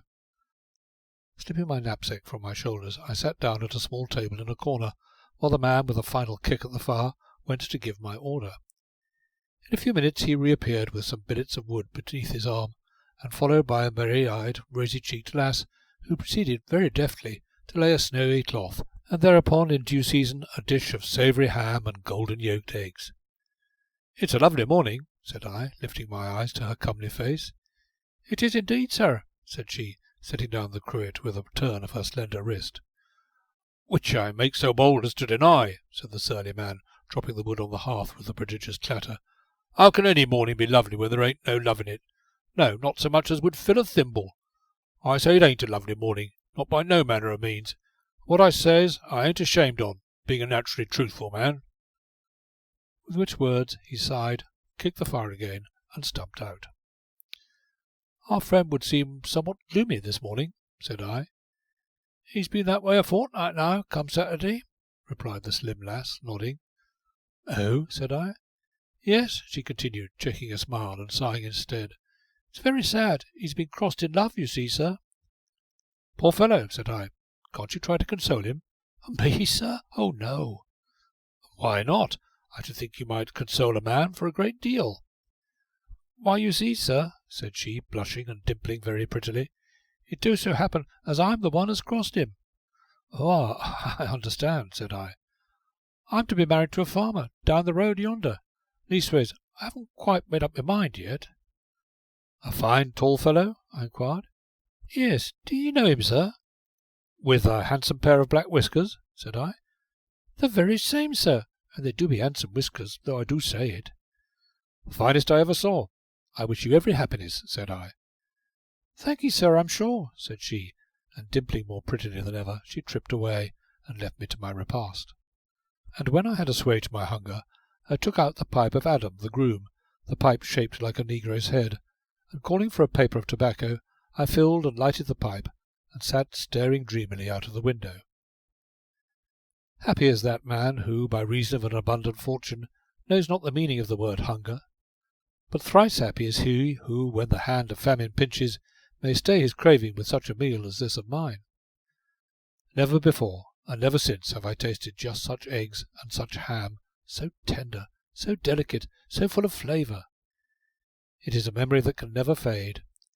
Indeed, sometimes even now, when I grow hungry, about dinner-time, I see once more the surly-faced man, the rosy-cheeked waiting-maid, and the gloomy chamber of the Old Cock Tavern, as I saw them upon that early May morning of the year of grace 18. So I sat with a contented mind, smoking my pipe, and staring out at the falling summer rain. And presently, chancing to turn my eyes up the road, I beheld a chaise that galloped in a smother of mud. As I watched its rapid approach, the postillion swung his horses towards the inn, and a moment later had pulled up before the door. They had evidently travelled fast and far, for the chaise was covered with dirt, and the poor horses, in a lather of foam, hung their heads while their flanks heaved distressfully. The chaise door was now thrown open, and 3 gentlemen alighted. The first was a short, plethoric individual, bull-necked and loud of voice, for I could hear him roundly cursing the postboy for some fault. The second was a tall, languid gentleman, who carried a flat oblong box beneath one arm, and who paused to fondle his whisker and look up at the inn with an exaggerated air of disgust, while the third stood mutely by, his hands thrust into the pockets of his greatcoat, and stared straight before him. The 3 of them entered the room together, and while the languid gentleman paused to survey himself in the small cracked mirror that hung against the wall, the plethoric individual bustled to the fire, and loosening his coats and neckerchief, spread out his hands to the blaze. "A good half-hour before our time," said he, glancing towards the third gentleman, who stood looking out of the window with his hands still deep in his pockets. "We did the last 10 mile well under the hour. Come, what do you say to a glass of brandy?" At this his languid companion turned from the mirror, and I noticed that he too glanced at the silent figure by the window. "By all means," said he, "though Sir Jasper would hardly seem in a drinking humour." With the very slightest shrug of the shoulders, he turned back to the mirror again. "No, Mr. Chester, I am not in a drinking humour," answered Sir Jasper, without turning round or taking his eyes from the window. "Sir Jasper," said I to myself, "now where and in what connection have I heard such a name before?" He was of a slight build, and seemingly younger than either of his companions by some years, but what struck me particularly about him was the extreme pallor of his face. I noticed also a peculiar habit he had of moistening his lips at frequent intervals with the tip of his tongue, and there was, besides, something in the way he stared at the trees, the wet road, and the grey sky, a strange, wide-eyed intensity that drew and held my attention. "Devilish weather, devilish on my life and soul!" exclaimed the short, red-faced man in a loud, peevish tone, tugging viciously at the bell-rope. "Hot one day, cold the next, now sun, now rain. Oh, damn it! Now in France, what a climate! Heavenly, positively divine! Say what you will of a Frenchman, damn him, by all means, but the climate, the country, and the women, who would not worship them?" "Exactly," said the languid gentleman, examining a pimple upon his chin with a high degree of interest. "Always adored a Frenchwoman myself. They're so deuced French. Though mark you, Selby," he broke off, as the rosy-cheeked maid appeared with the brandy and glasses, "though mark you, there's much to be said for your English country wenches after all." Saying which, he slipped his arm about the girl's round waist. There was the sound of a kiss, a muffled shriek, and she had run from the room, slamming the door behind her, whereupon the languid gentleman went back to his pimple. "Oh, as to that, Chester, I quarrel only with the climate. God made England, and the devil sends the weather." "Selby," said Sir Jasper, in the same repressed tone that he had used before, and still without taking his eyes from the grey prospect of sky and tree and winding road, "there's no fairer land in all the world than this England of ours. It were a good thing to die for England, but that is a happiness reserved for comparatively few." And with the words he sighed, a strange fluttering sigh, and thrust his hands deeper into his pockets. "Die?" repeated the man Selby in a loud, boisterous way. "Who talks of death?" "Deuced unpleasant subject," said the other, with a shrug at the cracked mirror. "Something so infernally cold and clammy about it, like the weather. And yet it will be a glorious day later. The clouds are thinning already," Sir Jasper went on. "Strange, but I never realized until this morning how green and wonderful everything is." The languid Mr. Chester forgot the mirror, and turned to stare at Sir Jasper's back with raised brows, while the man Selby shook his head and smiled unpleasantly. As he did so, his eyes encountered me, where I sat quietly in the corner smoking my negro-head pipe, and his thick brows twitched sharply together in a frown. In an hour's time, gentlemen, pursued Sir Jasper, we shall write finis to a more or less interesting incident, and I beg of you in that hour to remember my prophecy, that it would be a glorious day later. Mr. Chester filled a glass, and crossing to the speaker, tendered it to him without a word. As for Selby, he stood stolidly enough, his hands thrust truculently beneath his coat-tails, frowning at me. "Come," said Mr. Chester persuasively, "just a bracer." Sir Jasper shook his head, but next moment reached out a white, unsteady hand and raised the brandy to his lips. Yet as he drank, I saw the spirit slop over and trickle from his chin. "Thanks, Chester," said he, returning the empty glass. "Is it time we started yet?" "It's just 7:30, answered Mr. Chester, consulting his watch, "and I'm rather hazy as to the exact place." "Deep Dean Wood," said Sir Jasper dreamily. "You know the place?" "Oh, yes." "Then we may as well start, if you are ready." "Yes, it would be cool and fresh outside." "Settle the bill, Selby. We'll walk on slowly," said Mr. Chester, and with a last glance at the mirror he slipped his arm within Sir Jasper's, and they went out together. Mr. Selby meanwhile rang for the bill, frowning at me all the time. "What the devil are you staring at?" he demanded suddenly in a loud, bullying tone. "If you are pleased to refer to me, sir," said I would say that my eyes were given for use, and that having used them upon you, I have long since arrived at the conclusion that I don't like you." "Ah!" said he, frowning fiercer than ever. "Yes," said I, "though whether it is your person, your manner, or your voice that displeases me most, I am unable to say." "An impertinent young jackanapes," said he. "Damnation, I think I'll pull your nose." "Why, you may try and welcome, sir," said I, "though I should advise you not, for should you make the attempt, I should be compelled to throw you out of the window." At this moment the pretty maid appeared and tendered him the bill with a curtsy. He glanced at it, tossed some money upon the table, and turned to stare at me again. "If ever I meet you again," he began. "You'd probably know me," I put in. "Without a doubt," he answered, putting on his hat and buttoning his befrogged surtout. "And should you," he continued, drawing on his gloves, "should you stare at me with those damned impertinent fish's eyes of yours, I should most certainly pull your nose for you, on the spot, sir." "And I should as certainly throw you out of the window." I nodded. "An impertinent young jackanapes," said he again, and went out, banging the door behind him. Glancing from the window, I saw him catch up with the other two, and all three walk on together down the road. Sir Jasper was in the middle, and I noticed that his hands were still deep in his pockets. Now, as I watched their forms getting smaller and smaller in the distance, there grew upon me a feeling that he who walked between would never more come walking back. And in a little, having knocked out my negro-head pipe upon my palm, I called for and settled my score. As I rose, the pretty chambermaid picked up my knapsack from the corner, and blushing, aided me to put it on. "My dear, thank you," said I, and kissed her. This time she neither shrieked nor ran from the room. She merely blushed a trifle rosier. "Do you think I have fish's eyes, my dear?" "Lord, no, sir. Handsome they be, I'm sure. So bright and black, and with little lights a-dancing in them. There, sir, do a done, and go along with ye." "By the way," I said, pausing upon the worn steps and looking back at her, "by the way, how far is it to Deep Dean Wood?" End of Chapter 9. Chapter 10, which relates the end of an honourable affair.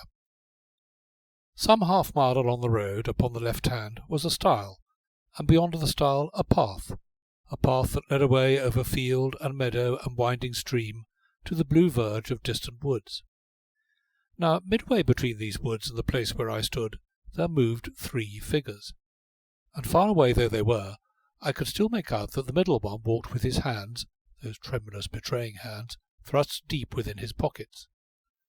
And presently I climbed the stile and set off along the path. "Sir Jasper," said I to myself.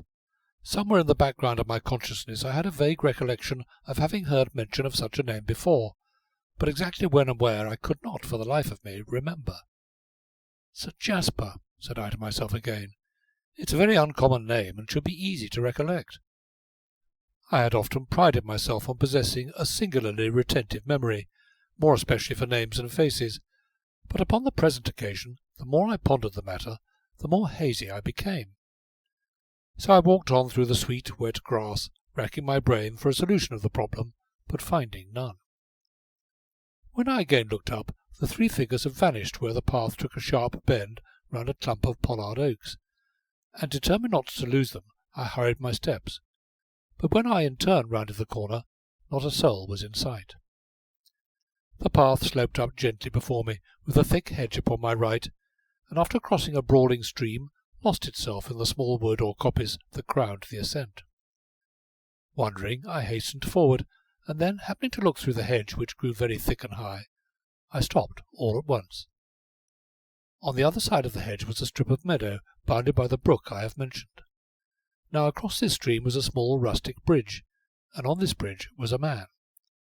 Midway between this man and myself stood a group of 4 gentlemen, all talking very earnestly together, to judge by their actions, while somewhat apart from these, his head bent, his hands still thrust deep in his pockets, stood Sir Jasper. And from him, for no apparent reason, my eyes wandered to the man upon the bridge, a tall, broad-shouldered fellow in a buff-coloured greatcoat, who whistled to himself, and stared down into the stream, swinging his tasselled riding-boot to and fro. All at once, as if in response to some signal, he rose, and unbuttoning his surtout, drew it off and flung it across the handrail of the bridge. Mr. Chester was on his knees before the oblong box, and I saw the glint of the pistols as he handed them up. The distance had already been paced and marked out, and now each man took his ground, Sir Jasper still in his greatcoat, his hat over his eyes, his neckerchief loose and dangling, one hand in his pocket, the other grasping his weapon. His antagonist, on the contrary, jaunty and debonair, a dandy from the crown of his hat to the soles of his shining boots. Their arms were raised almost together. The man Selby glanced from one to the other, a handkerchief fluttered, fell, and in that instant came the report of a pistol. I saw Sir Jasper reel backwards, steady himself, and fire in return.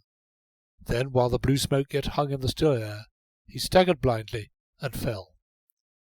Mr. Chester and 2 or 3 more ran forward and knelt beside him, while his opponent shrugged his shoulders, and taking off his hat, pointed out the bullet hole to his white-faced second. And in a little while they lifted Sir Jasper in their arms, but seeing how his head hung, a sudden sickness came upon me, for I knew indeed that he would go walking back never more. Yet his eyes were wide and staring up at the blue heaven with the same fixed intensity as they had done at the inn. Then I too looked up at the cloudless sky and round upon the fair earth, and in that moment I for one remembered his prophecy of an hour ago. And indeed the day was glorious. End of Chapter 10. Chapter 11, which relates a brief passage at arms at the Chequers Inn. In due season I came into Tunbridge town, and following the High Street, presently observed a fine inn upon the right-hand side of the way, which, as I remember, is called the Chequers, and here were divers loiterers lounging round the door or seated upon the benches, but the eyes of all were turned the one way. And presently, as I paused before the inn to look up at its snow-white plaster and massive cross-beams, there issued from the stable-yard one in a striped waistcoat, with top boots and a red face, who took a straw from behind his ear and began to chew it meditatively, to whom I now addressed myself. "Good afternoon," said I. "Afternoon," he answered. "A fine day," said I. "Is it?" said he. "Why, to be sure it is," said I, somewhat taken aback by his manner. "To be sure it is." "Oh," said he, and shifted the straw very dexterously from one corner of his mouth to the other by some unseen agency, and stared up the road harder than ever. "What are you looking at?" I inquired. "Hill," said he. "And why do you look at the hill?" "Mail," said he. "Oh," said I. "Ah," said he. "Is it the London coach?" "Ah," said he. "Does it stop here?" "Ah," said he. "Do you ever say anything much beside 'ah'?" I inquired. He stopped chewing the straw, and with his eyes on the distance seemed to turn this question over in his mind, having done which he began to chew again. "Ah," said he. "Why, then you can perhaps tell me how many miles it is." "5," said he. I was about to ask how far it was to the Wells, said he. Why, yes, to be sure, but how did you know that? It's use, said he. What do you mean? They all ask, said he. Who do? Tramps, said he. Oh, so you take me for a tramp? Ah, said he. And you, said I, put me in mind of a certain semi-quavering friar. Eh? said he, frowning a little at the hill. You've never heard of Rabelais or Panurge, of course, said I. The ostler took out his straw, eyed it thoughtfully, and put it back again. No, said he. More's the pity, said I, and I was about to turn away when he drew the nearest fist abruptly from his pocket and extended it towards me. Look at that, he commanded. Rather dirty, I commented, but otherwise a good useful member, I make no doubt. It's a-going, said he, alternately drawing in and shooting out the fist in question. It's a-going to fill your eye up. Is it? said I. Ah, said he. But what for? I aren't a semi, nor yet a quaver, and as for friars, said he very deliberately, why, fry yourself, says I. Nevertheless, said I, you are gifted with a certain terse directness of speech that greatly reminds me of Joe, he called out suddenly over his shoulder. Mail Joe. Lifting my eyes to the brow of the hill, I could see nothing save a faint haze, which, however, gradually grew denser and thicker, and out from the gathering cloud, soft and faint with distance, stole the silvery notes of a horn. Now I saw the coach itself, and as I watched it rapidly descending the hill, I longed to be upon it, with the sun above, the smooth road below, and the wind rushing through my hair. On it came at a gallop, rocking and swaying, a good 15 miles an hour. On it came, plunging into the green shade of trees and out into the sun again, with ever the gathering dust cloud behind, while clear and high rang the cheery note of the horn. And now, from the cool shadows of the inn-yard, there rose a prodigious stamping of hoofs, rattling of chains, and swearing of oaths, and out came 4 fresh horses, led by 2 men, each of whom wore top boots, a striped waistcoat, and chewed upon straws. And now the coach swung round the bend and came thundering down upon the Chequers, chains jangling, wheels rumbling, horn braying, and with a stamp and ring of hoof pulled up before the inn. And then what a running to and fro, what a prodigious unbuckling and buckling of straps, while the jovial-faced coachman fanned himself with his hat and swore jovially at the ostlers. And the ostlers swore back at the coachman, and the guard and the coach and the horses, individually and collectively. In the midst of which confusion, down came the window with a bang, and out of the window came a flask, and a hand, and an arm, and last of all a great fat face, round and mottled, and roaring as it came, "Oh-ho, I say, damn it! Damn everybody's eyes and bones! Brandy! Oh-ho, house, I say, brandy! God, landlord, ostlers, brandy, do you hear? I say, what the devil, am I to die for want of a drop of brandy? Oh-ho!" Now, little by little, I became conscious, how I cannot define, that I was the object of a close and persistent scrutiny, that I was being watched and stared at by some one near by. Shifting my eyes therefore from the mottled face of the coach window, I cast them swiftly about until they presently met those of one of the 4 outside passengers, a tall, roughly clad man who leaned far out from the coach roof, watching me intently. And his face was thin and very pale, and the eyes which stared into mine glowed beneath a jagged prominence of brow.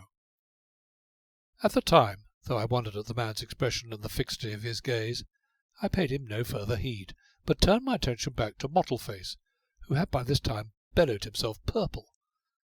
Howbeit, in due time, the flask having been replenished and handed to him, he dived back into the recesses of the coach, jerked up the window, and vanished as suddenly as he had appeared. But now the 4 fresh horses were in and harnessed, capering and dancing with an ostler at the head of each. The driver tossed off his glass of rum and water, cast an eye up at the clouds, remarked, "Wind, by Gemini!" settled his feet against the dashboard, and gathered up the reins. And now, too, the guard appeared, wiping his lips as he came, who also cast an eye up at the heavens, remarked, "Dust, by Jingo!" and swung himself up into the rumble. "All right behind?" sang out the driver over his shoulder. "All right," sang back the guard. "Then let 'em go!" cried the driver. Whereupon the ostlers jumped nimbly back, the horses threw up their heads and danced undecidedly for a moment, the long whip cracked, hoofs clattered, sparks flew, and rumbling and creaking, off went the London mail with such a flourish of the horn as woke many a sleepy echo, near and far. As I turned away, I noticed that there remained but 3 outside passengers. The pale-faced man had evidently alighted, yet although I glanced round for him, he was nowhere to be seen. Hereupon, being in no mind to undergo the operation of having my eye filled up, and moreover finding myself thirsty, I stepped into the tap. And there, sure enough, was the outside passenger, staring moodily out of the window, with an untouched mug of ale at his elbow. Opposite him sat an old man in a smock-frock, who leaned upon a holly-stick, talking to a very short fat man behind the bar, who took my twopence with a smile, smiled as he drew my ale, and smiling watched me drink. "Be you from London, sir?" inquired the old man, eyeing me beneath his hoary brows as I set down my tankard. "Yes," said I. "Well, think of that now.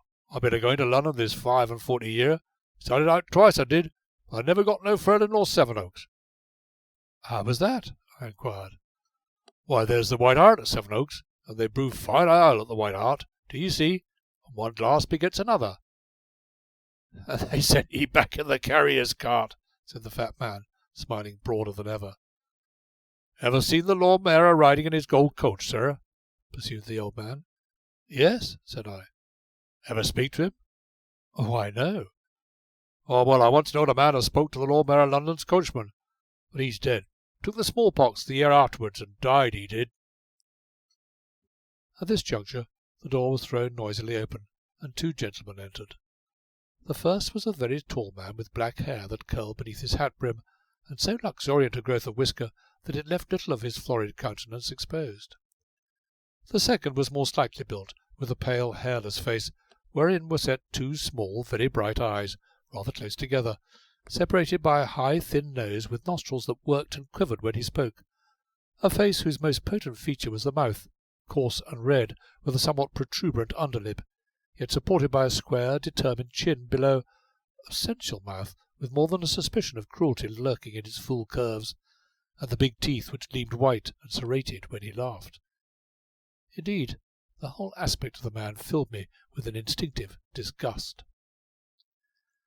They were dressed in that mixture of ultra-fashionable and horsey styles peculiar to the Corinthian or buck of the period, and there was in their air an overbearing yet lazy insolence towards all and sundry that greatly annoyed me. "15,000 a year, by gad!" exclaimed the taller of the 2, giving a supercilious sniff to the brandy he had just poured out. "Yes, and a damn flittery filly into the bargain." "You always were so infernally lucky," retorted the first. "Call it rather the reward of virtue," answered his companion with a laugh that showed his big white teeth. "What of Beverley, poor little devil?" inquired the first. "Beverley?" repeated the other. "Had he possessed any spirit, he would have blown his brains out like a gentleman. As it was, he preferred merely to disappear." And herewith the speaker shrugged his shoulders and drank off his glass with infinite relish and gusto. "Oh, and a pretty filly, you say?" "Oh, I believe you. Country-bred, but devilish well-blooded. Trust Beverley for that." "Begad, yes. Beverley had a true eye for beauty or breed, poor devil." This expression of pity seemed to afford each of them much subtle enjoyment. "Harking back to this filly," said the big man, shaking his merriment. "How if she jibs and cuts up rough, kicks over the traces? Devilish awkward, eh?" His companion raised his foot and rested it carelessly upon the settle near by, and upon the heel of his slim riding boot I saw a particularly cruel-looking, long-necked spur. "My dear Mostyn," said he, his nostrils working, "for such an emergency there is nothing like a pair of good sharp persuaders." Here he tapped the spur lightly with the slender gold-mounted cane he carried. "And I rather fancy I know just how and when to use them, Mostyn." And once again I saw the gleam of his big white teeth.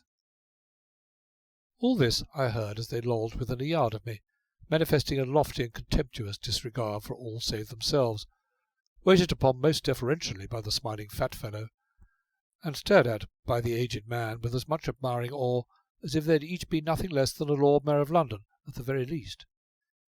But now they leaned their heads together and spoke in lowered tones, but something in the leering eyes of the one and the smiling lips of the other told me that it was not of horses that they spoke. "Bring her to reason, by gad," said the slighter of the 2, setting down his empty glass with a bang. "Oh, trust me to know their pretty skittish ways. Trust me to manage 'em. Ha! I've never failed yet, by gad." "Curse me, that's true enough," said the other. and here they sank their voices again. My ale being finished, I took up my staff, a heavy knotted affair, and turned to go. Now as I did so, my foot, by accident, came in contact with the gold-mounted cane I have mentioned, and sent it clattering to the floor. I was on the point of stooping for it, when a rough hand gripped my shoulder from behind, twisting me savagely about, and I thus found myself staring upon 2 rows of sharp white teeth. "Pick it up," said he, motioning imperiously to the cane on the floor between us. "Heaven forbid, sir," said I. "Is thy servant a dog that he should do this thing?" "I told you to pick it up," he repeated, thrusting his head towards me. "Are you going to do so, or must I make you?" And his nostrils worked more than ever. For answer, I raised my foot and sent the cane spinning across the room. Somebody laughed, and next moment my hat was knocked from my head. Before he could strike again, however, I raised my staff, but suddenly remembering its formidable weight, I altered the direction of the blow, and thrust it strongly into the very middle of his gaily flowering waistcoat. So strongly did I thrust, indeed, that he would have fallen but for the timely assistance of his companion. "Come, come," said I, holding him off on the end of my staff. "Be calm now, and let us reason together like logical beings. I knocked down your cane by accident, and you my hat by intent. Very well, then, be so good as to return me my property from the corner yonder, and we will call quits." "No, by gad!" gasped my antagonist, bending almost double. "Wait!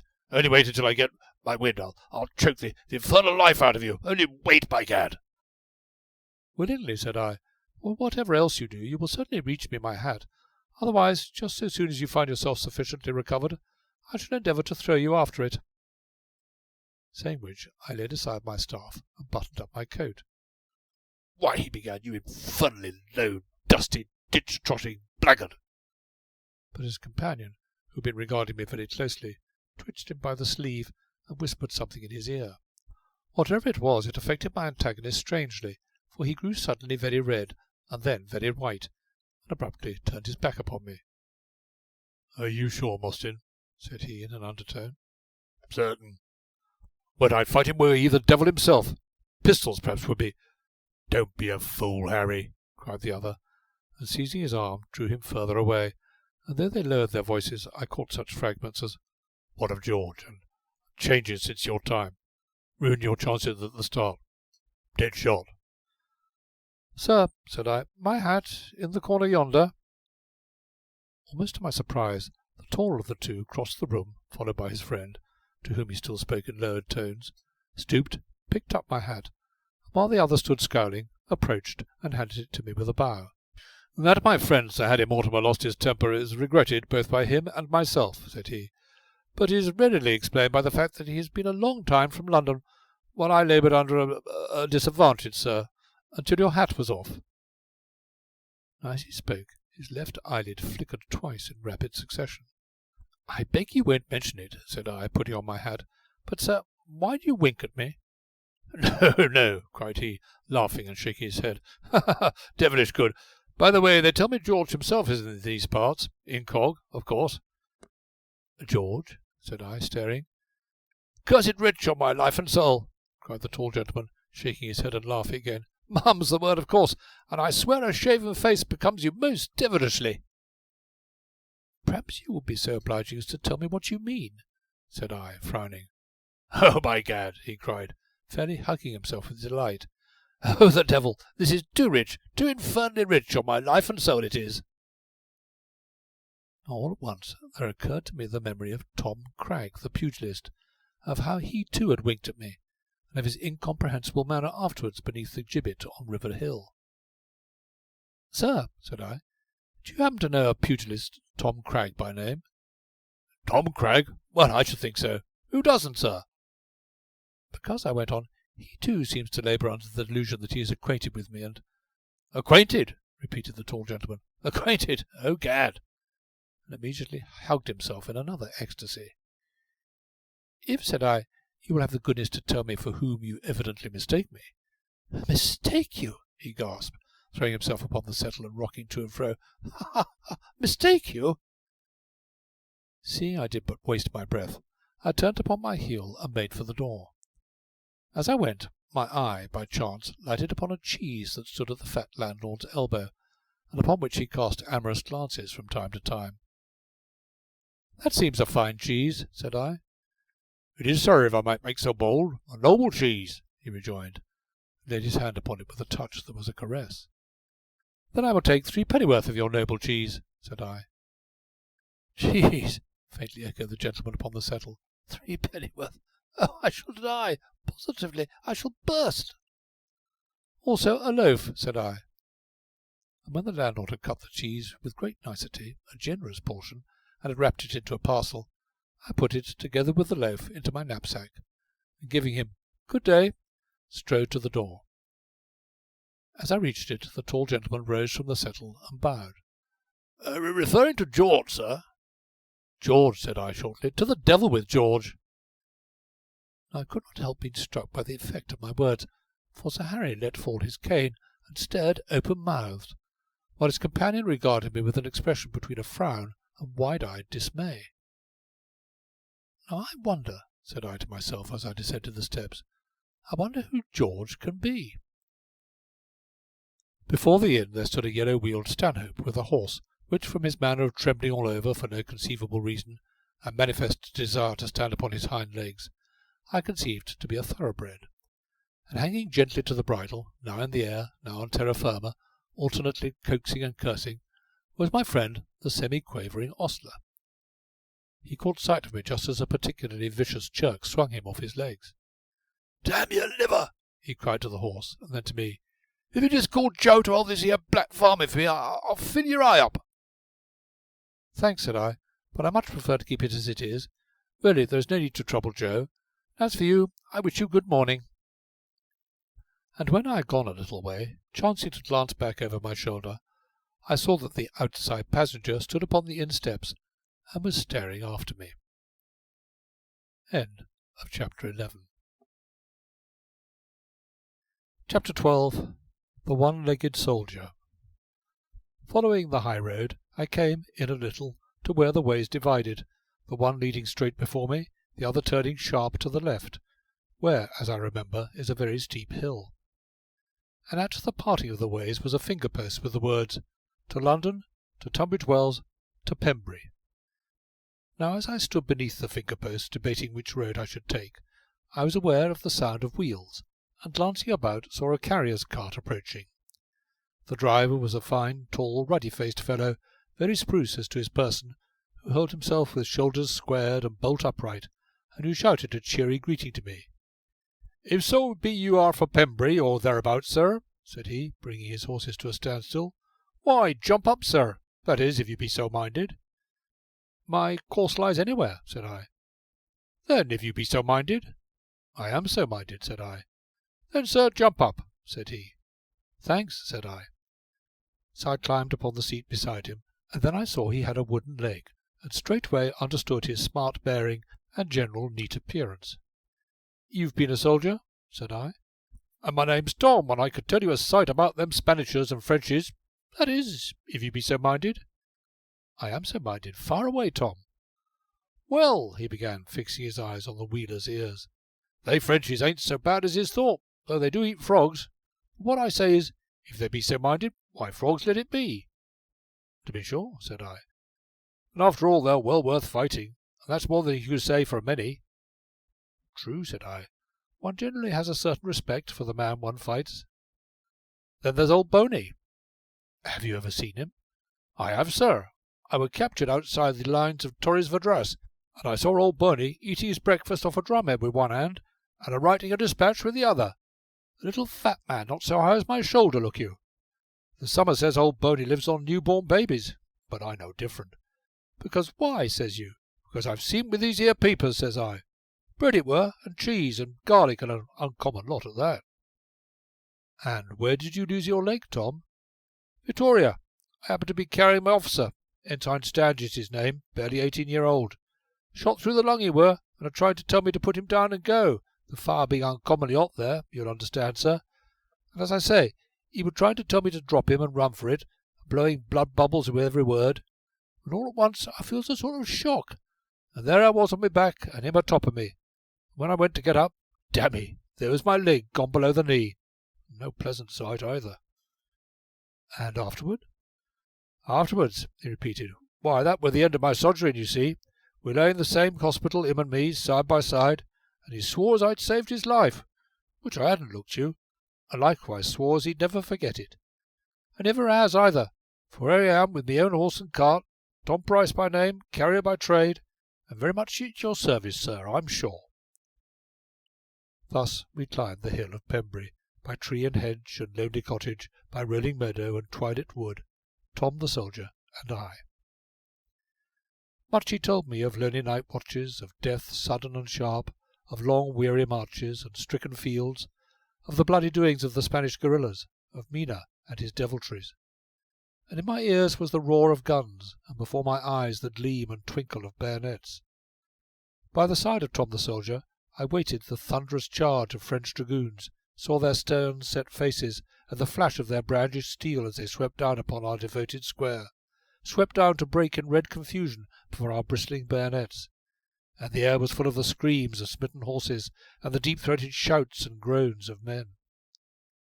By the side of Tom the soldier I stormed through many a reeking breach, swept by fire and slippery with blood, and all for love of it, the munificent sum of 8 pence per day, and that which we called glory. Bravo, Tom the soldier. And presently I became aware that he had stopped his horses, and was regarding me smilingly. "Tom," said I, "you are a wonderful talker." "And you, sir," said he, "are a better listener. Look you, a good listener is mighty hard to come by. Howsoever, here's the end of my journey, more's the pity. But if you—" "Tom," said I suddenly, "you never heard of Tom Cragg, did you?" "Can't say as I have," he answered, stroking his chin thoughtfully, "though there was a Dick Snagget in the 39th, I remember." "And you don't know who George is, of course?" I continued musingly.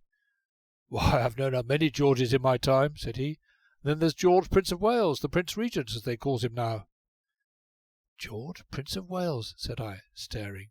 "By heavens, Tom, I believe you've hit it." And with the word I sprang down from the cart. "My cottage is near by, sir. I should be proud for you to eat supper with me. That is, if you be so minded." "Many thanks," said I, "but I'm not so minded, and so good-bye, Tom." And with the words I wrung the soldier's honest hand in mine, and went upon my way. "George, Prince of Wales," said I to myself. Could this be the George they had meant? If so, then who and what had they supposed me?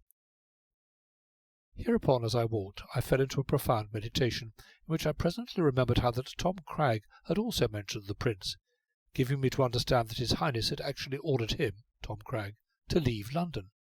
And why? "Out of that there kidnapping and me having laid out Sir Jasper Trent, according to your order." Sir Jasper Trent. I stopped stock still in the road. Sir Jasper Trent. At last I remembered the name that had eluded me so persistently. Remembered it? Nay, indeed, it was rather as if the pugilist had whispered the words into my ear, and I glanced round, almost expecting to see him. "Out of that there kidnapping and me having laid out Sir Jasper Trent, according to your orders." According to my orders, or rather the orders of the man for whom he, in common with the two gentlemen at the Chequers, had mistaken me. But who was that man? Of him I knew two facts, namely, that he was much like me in person, and had formerly worn, or possibly still wore, whiskers. And beyond those two facts I could get no farther, revolve the matter how I might. So I presently shrugged my shoulders, and banishing it from my thoughts for the time being, set forward at a good pace. End of Chapter 12. Chapter 13, in which I find an answer to my riddle. The sun was already westering when I came to a pump beside the way, and seizing the handle I worked it vigorously, then, placing my hollowed hands beneath the gushing spout, drank and pumped alternately until I had quenched my thirst. I now found myself prodigiously hungry, and remembering the bread and cheese in my knapsack, looked about for an inviting spot in which to eat. On one side of the road was a thick hedge, and beneath this hedge a deep, dry, grassy ditch. And here, after first slipping off my knapsack, I sat down, took up the loaf and the cheese, and opening my clasp knife, prepared to fall to. At this moment I was interrupted in a rather singular fashion, for hearing a rustling close by, I looked up, and into a face that was protruded through a gap in the hedge above me. It needed but a glance at the battered hat with its jaunty brim and great silver buckle, and the haggard devil-may-care face below, to recognise the individual whom I had seen thrown out of the hedge tavern the morning before. It was a very thin face, as I have said, pale and hollow-eyed and framed in black curly hair, whose very blackness did but accentuate the extreme pallor of the skin, which was tight and drawn above the cheek-bones and angle of the jaw. Yet as I looked at his face, worn and cadaverous though it was, in the glance of the hollow eyes and the line of the clean-cut mouth, I saw that mysterious something which marks a man, which we call, for want of a better word, a gentleman. "Good evening," said he, and lifted the battered hat. "Good evening," I returned. "Pardon me," said he, "but I was saluting the bread and cheese." "Indeed," said I.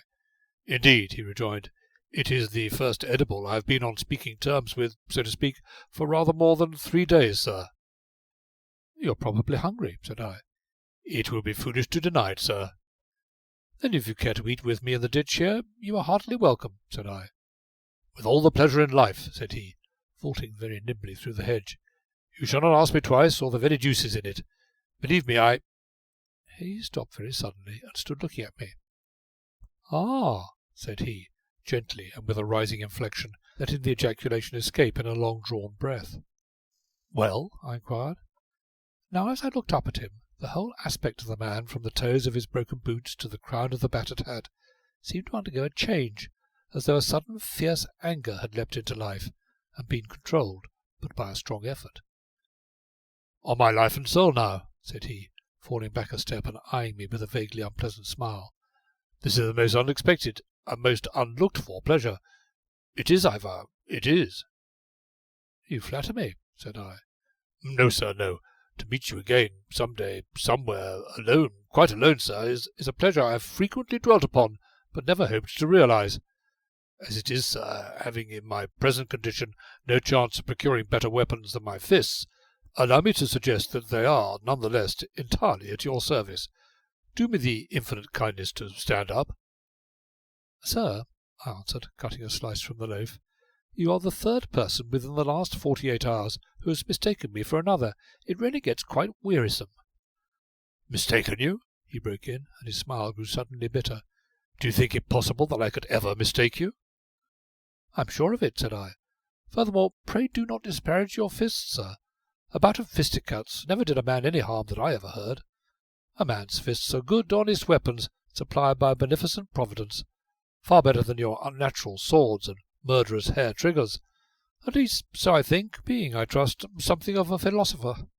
Still, in this instance, never having seen your face or heard your voice until yesterday, I shall continue to sit here and eat my bread and cheese, and if you are wise, you will hasten to follow my so excellent example while there is any left, sir, for I warn you, I am mightily sharp set."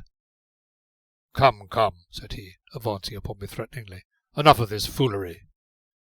"By all means," said I. "Sit down like a sensible fellow, and tell me for whom you mistake me." "Sir, with all the pleasure in life," said he, clenching his fists, and I saw his nostrils dilate suddenly. "I take you for the greatest rogue, the most gentlemanly rascal but one in all England." "Yes," said I. "And my name?" "Sir Maurice Vibart." "Sir Maurice Vibart?" I sprang to my feet, staring at him in amazement. "Sir Maurice Vibart is my cousin," said I. And so we stood for a long minute, immobile and silent, eyeing each other above the bread and cheese. End of chapter 13. Chapter 14.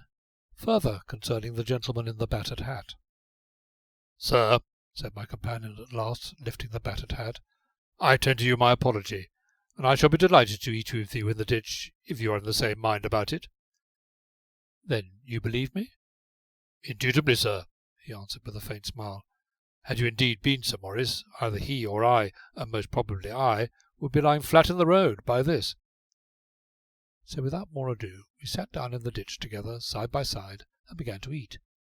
And now I noticed that when he thought my eye was upon him, my companion ate with a due deliberation and nicety, and when he thought it was off, with a voracity that was painful to witness. And after we had eaten a while in silence, he turned to me with a sigh.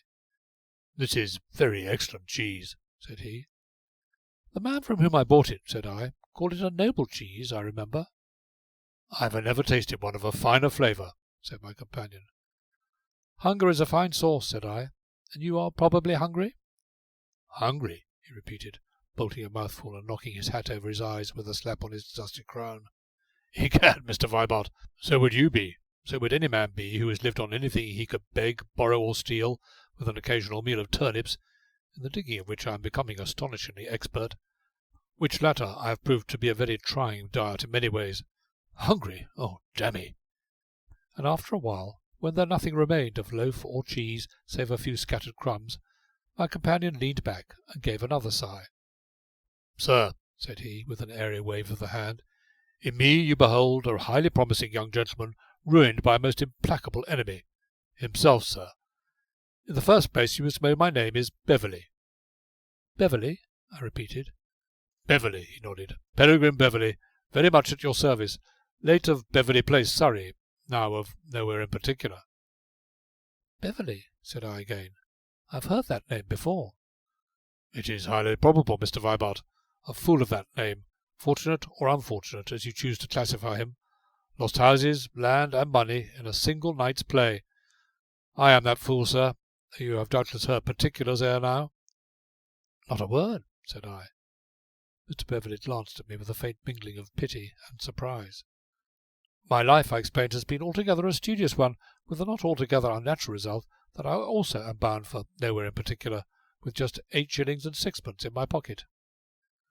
Mine, as I tell you, said he, has been an altogether riotous one. Thus each of us, though by widely separate roads, you by the narrow and difficult path of virtue, and I by the broad and easy road of folly, have managed to find our way into this howling destitution, which we will call nowhere in particular. Then how does your path of virtue better my road of evil? The point to be considered, said I, is not so much what we are now, but rather what we have done, and may ultimately be and do. Well, said he, turning to look at me. For my own achievements hitherto, I continued, I've won the high jump and throwing the hammer, also translated the works of Quintilian, with the Satyricon of Petronius Arbiter, and the life, lives, and memoirs of the Signor de Brantome, who last, as you're probably aware, has never before been done into the English. "Ha!" exclaimed Mr. Beverley, sitting up suddenly, with his ill-used hat very much over one eye. "There we have it.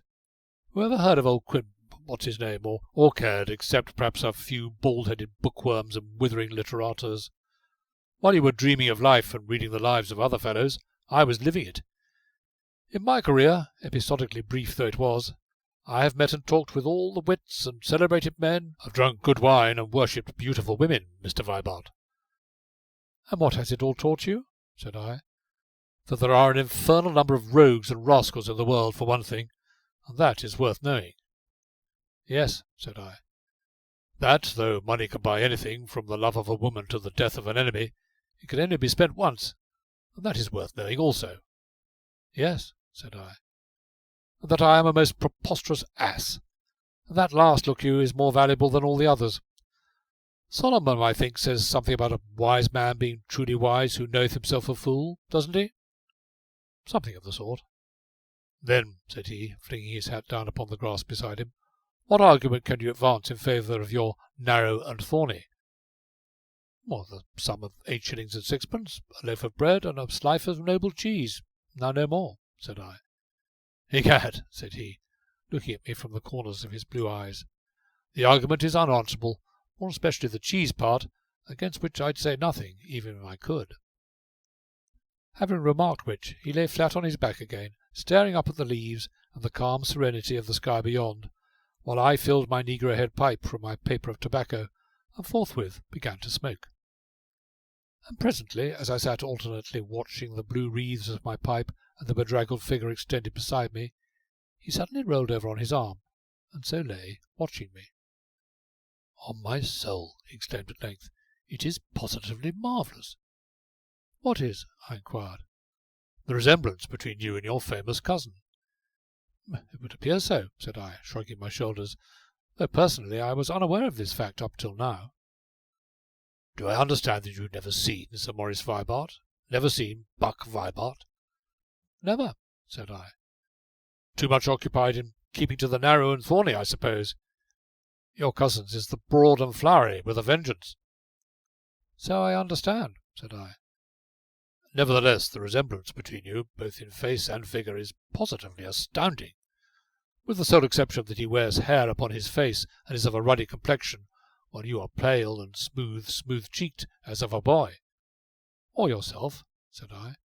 Ah, exactly, he answered, and passed his fingers across his chin tentatively, and fell again to staring lazily up into the sky. Do you happen to know anything about that most remarkable species of the genus Homo, calling himself Bucks or Corinthians? He inquired after a while. Very little, said I, and that only by hearsay. Well, up to 6 months ago, I was one of them, Mr. Vibart, until fortune, and I think now wisely, decreed it otherwise.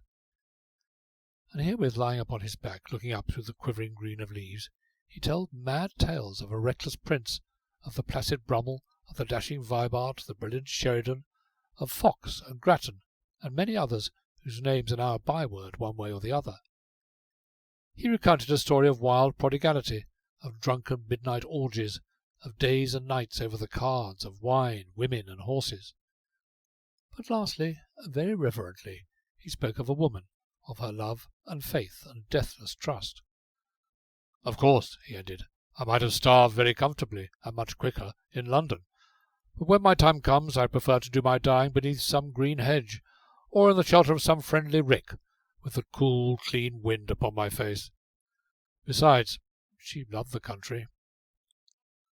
Then there are some women who can't be bought? Said I, looking at his glistening eyes. Mr. Vibart, said he, so far as I know, there are 2. The Lady Helen Dunstan and the glorious Sefton.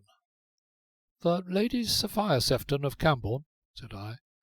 And the Lady Helen Dunstan, he repeated. Do you know the Lady Sophia Sefton? I've had the honour of dancing with her frequently, he answered. And is she so beautiful as they say? She is the handsomest woman in London, one of your black-browed, deep-eyed goddesses, tall and gracious and most nobly shaped. Though, sir, for my own part, I prefer less fire and ice, and more gentle beauty. As, for instance, the Lady Helen Dunstan, said I. Exactly, nodded Mr. Beverley. Referring to the Lady Sophia Sefton, I pursued, she is a reigning toast, I believe. Gad, yes, her worshippers are legion, and chief among them His Royal Highness, and your cousin Sir Maurice, who has actually had the temerity to enter the field as the Prince's avowed rival. No one but Buck Vibart could be so mildly rash. A most fortunate lady, said I.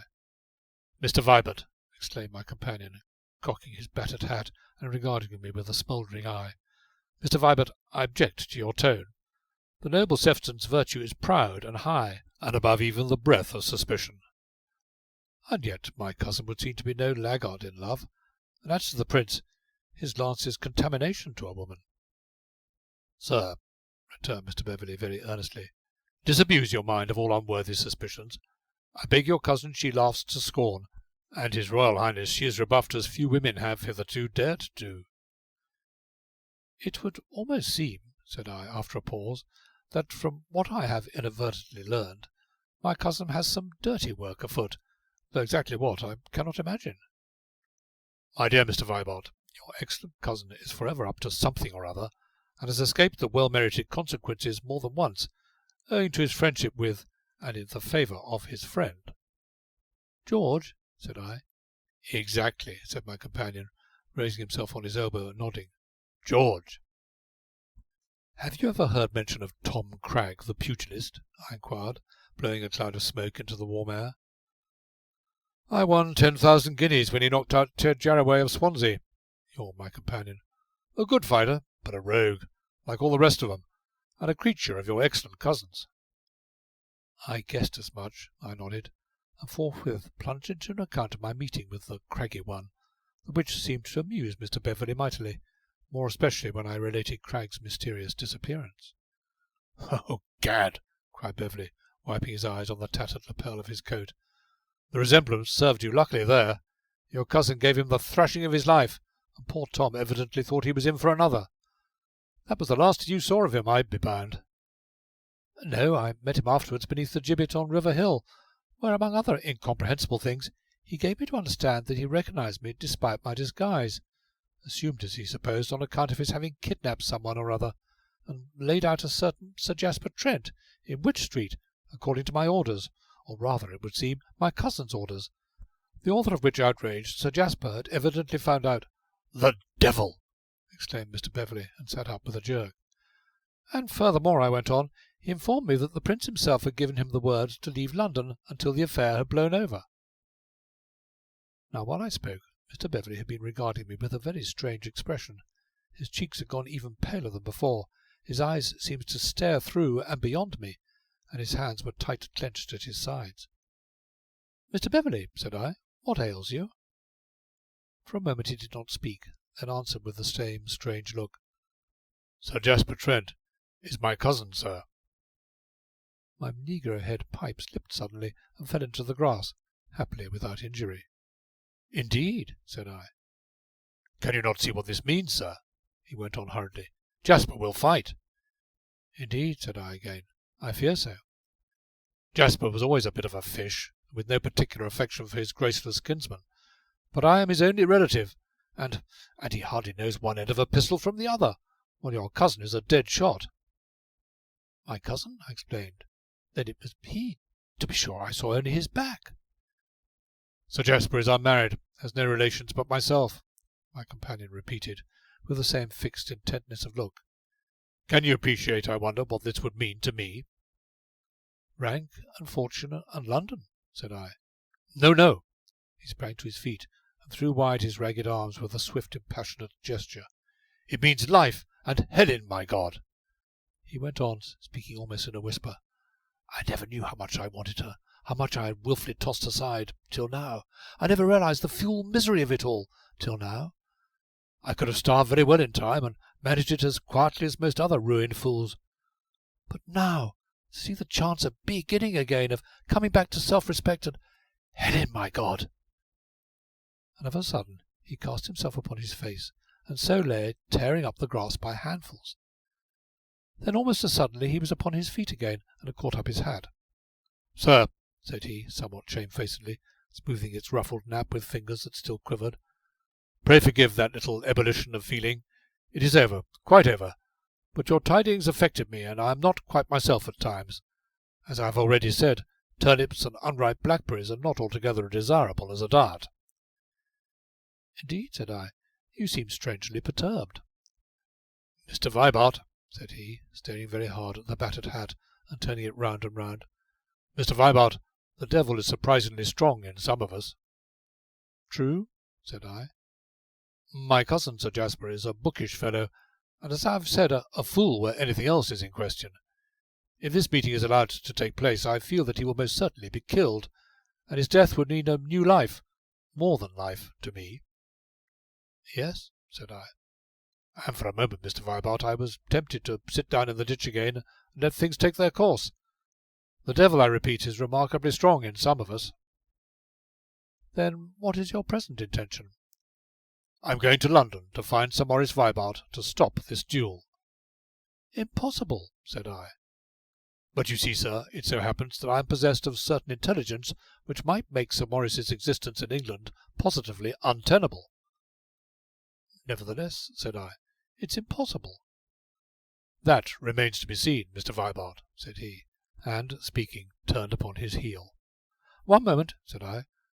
"Was not your cousin Sir Jasper of the middle height, slim-built and fair-haired, with a habit of plucking at his lips when at all nervous or excited?" "Exactly. You know him, sir?" "No," I answered, "but I have seen him very lately. I say again, to stop this duel is an impossibility." "Do you mean—" he began, and paused. Now, as his eyes met mine, the battered hat escaped his fingers and lay all unheeded. "Do you mean—" he began again, and again stopped. "Yes," said I. "I mean that you are too late. Sir Jasper was killed at a place called Deepdean Wood, no longer since than to-day at 7:30 in the morning. It was raining at the time, I remember, but the day grew glorious later." For a long moment Mr. Beverley stood silent with bent head. Then, apparently becoming aware of the hat at his feet, he sent it flying with a sudden kick, and watched it describe a wide parabola ere it disappeared into the ditch some yards away. Which done, he walked after it, and returned, brushing it very carefully with his ragged cuff. And you are sure, quite sure, Mr. Vibart? He inquired, smoothing the broken brim with the greatest solicitude. I stood behind a hedge and watched it done, said I. Then, my God, I am Sir Peregrine Beverley. I am Sir Peregrine Beverley of Burnham Hall, very much at your service. Jasper, dead! A Knight Banneret of Kent and Justice of the Peace. How utterly preposterous it all sounds. But today I begin life anew. Ah, yes, a new life, a new life. Today all things are possible again. The fool has learned wisdom, and I hope become a man. But come, said he in a more natural tone, let us go back to our ditch, and while you tell me the particulars, if you don't object, I should much like to try a whiff of that pipe of yours. So while I recounted the affair as briefly as I might, he sat puffing at my pipe and staring away into the distance. But gradually his head sank lower and lower, until his face was quite hidden from me, and for a long moment after I had ended my narration there was silence. Poor Jasper, said he at last, without raising his head. Poor old Jasper.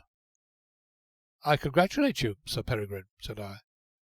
And I used to pummel him so when we were boys together at Eton. Poor old Jasper. And presently he handed me my pipe and rose. Mr. Vibart, said he, it would seem that by no effort or virtue of my own I am to win free of this howling desolation of nowhere in particular, after all. Believe me, I would gladly take you with me. Had I not met with you, it is rather more than probable that I should never have seen another dawn. So if ever I can be of use to you, pray honour me so far. You can always hear of me at Burnham Hall, Pembury. Good-bye, Mr. Vibart. I am going to her, in all my rags, for I am a man again. So I bade him good-bye, and sitting in the ditch watched him stride away to his new life. Presently, reaching the brow of the hill, there are hills everywhere in the south country, I saw him turn to flourish the battered hat ere he disappeared from my sight. End of Chapter 14.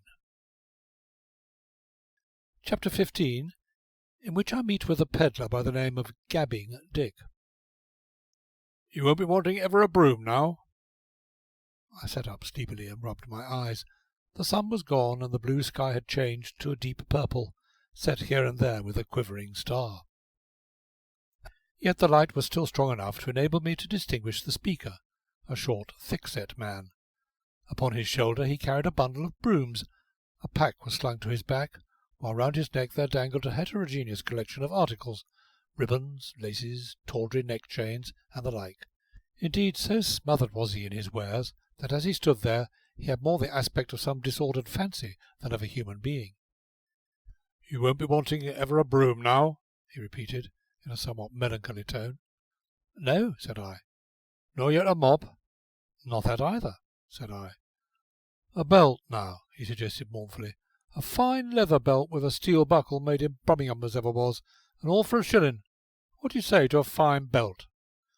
That I have no need of one, thank you. Oh, well, said the man, spitting dejectedly at a patch of shadow.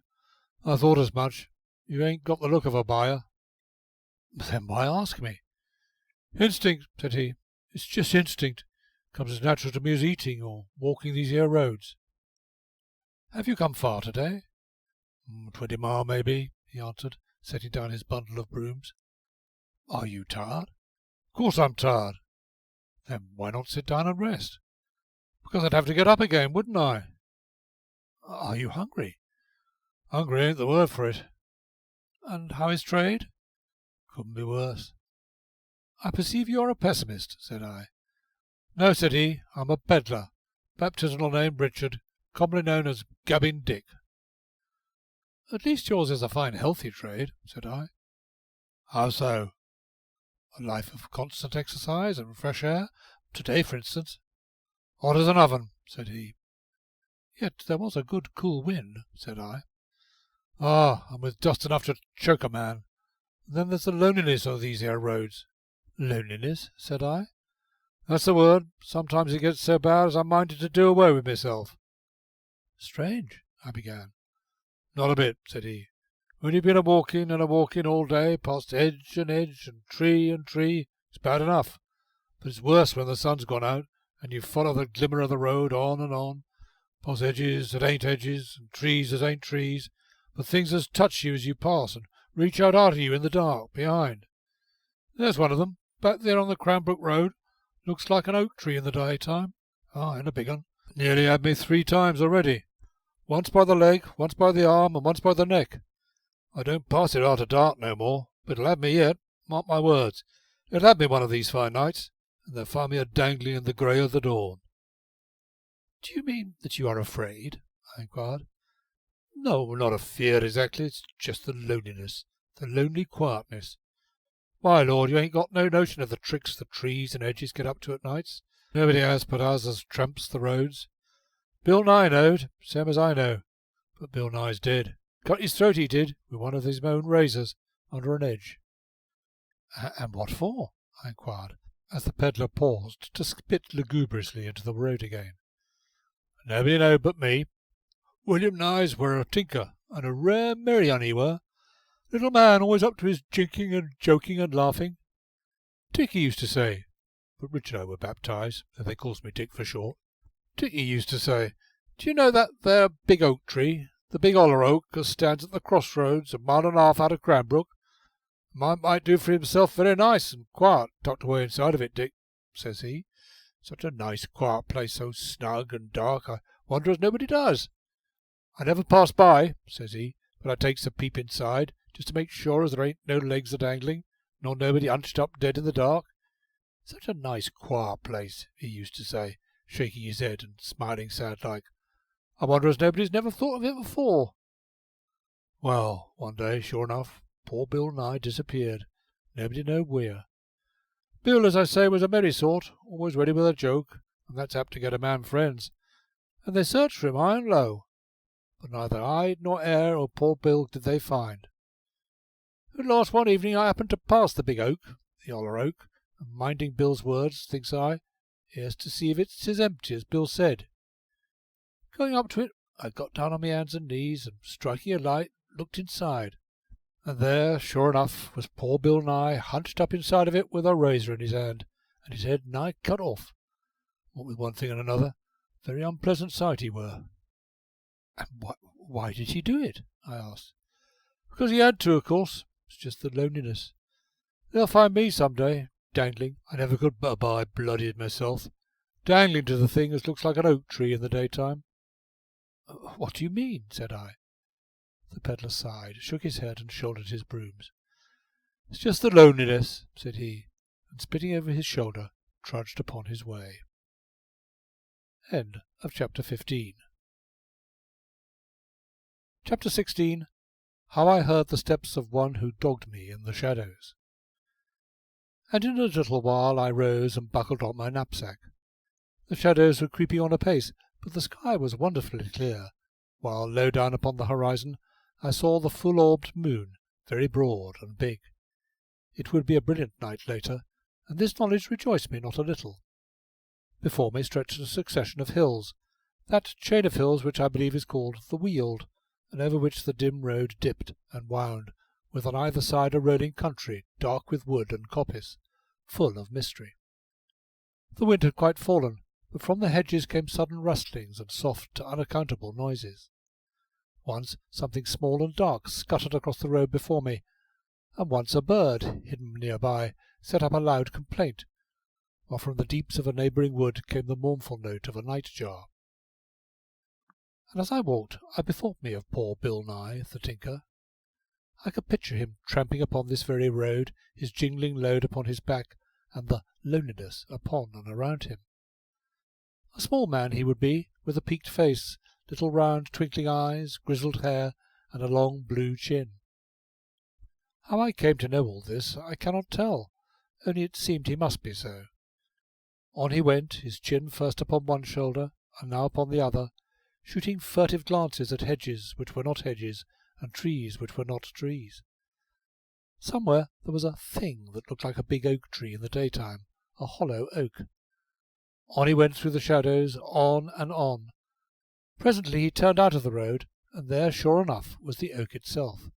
Kneeling down, he slipped off his burden and pushed it through a jagged hole at the root.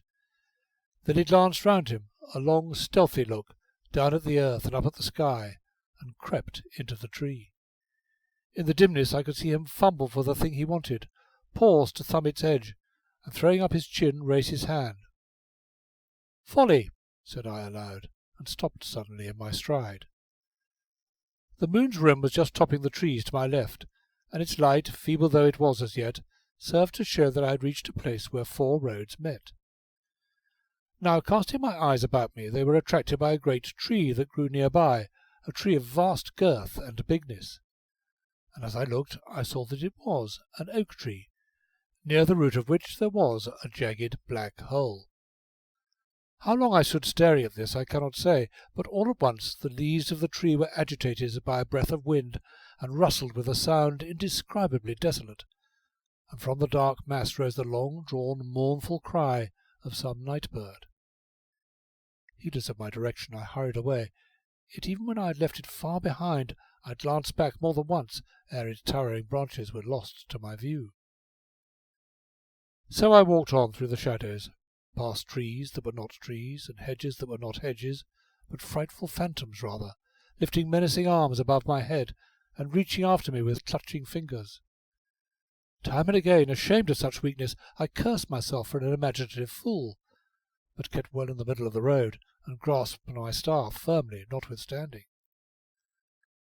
I had gone perhaps some mile or so in this way, alternately rating and reasoning with myself, when I suddenly fancied I heard a step behind me, and swung round upon my heel with ready stick. But the road stretched away empty as far as I could see.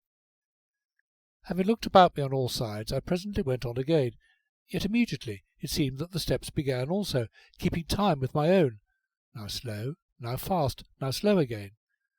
But whenever I turned, the road behind me was apparently as empty and desolate as ever.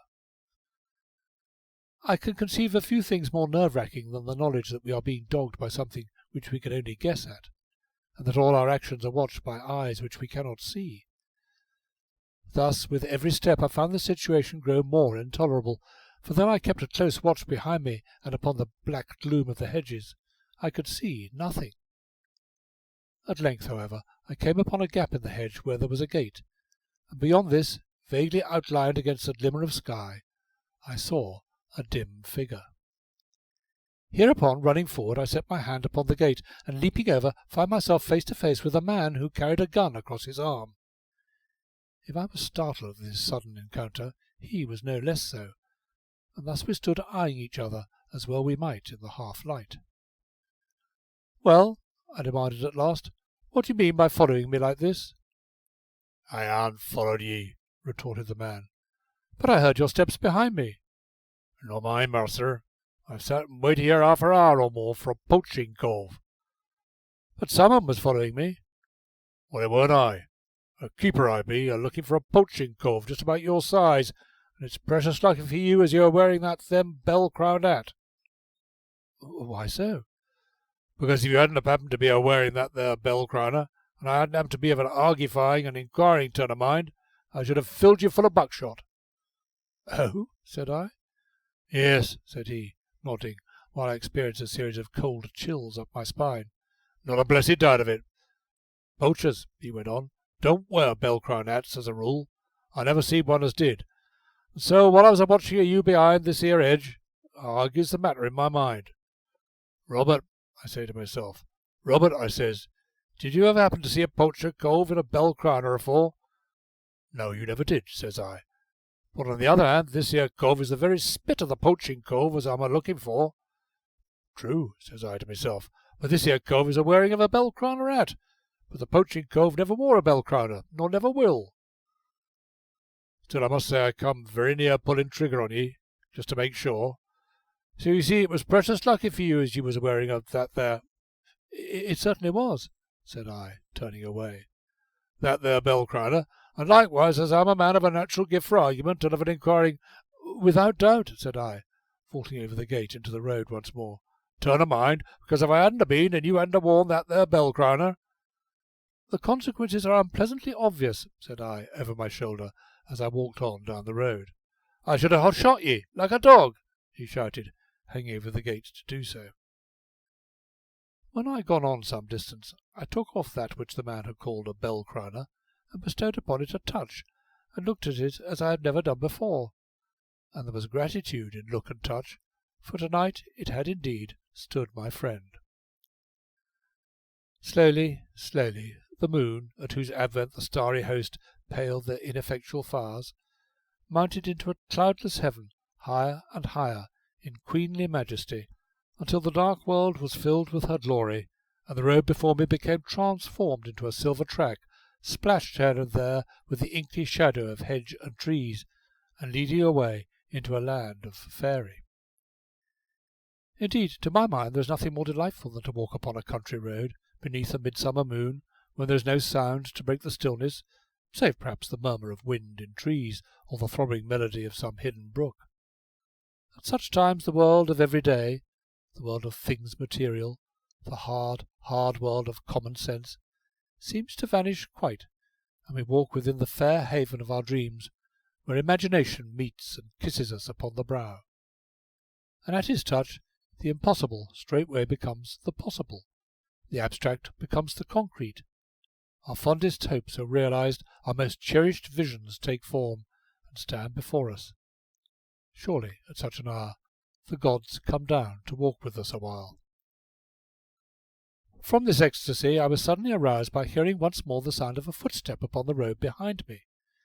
So distinct and unmistakable was it that I turned sharp about, and though the road seemed as deserted as ever, I walked back, looking into every patch of shadow, and even thrust into the denser parts of the hedges with my staff. But still I found no one. Yet I knew that I was being followed persistently, step by step. But by whom, and for what reason? A little further on, upon one side of the way, was a small wood or coppice, and now I made towards this, keeping well in the shadow of the hedge. The trees were somewhat scattered, but the underbrush was very dense, and amongst this I hid myself where I could watch the road, and waited.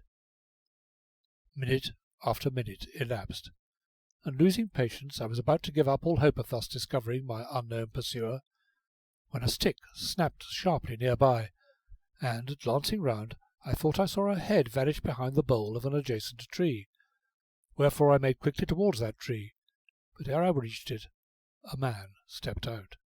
A tall, loose-limbed fellow he was, clad in rough clothes that somehow had about them a vague suggestion of ships and the sea, and with a moth-eaten fur cap crushed down upon his head.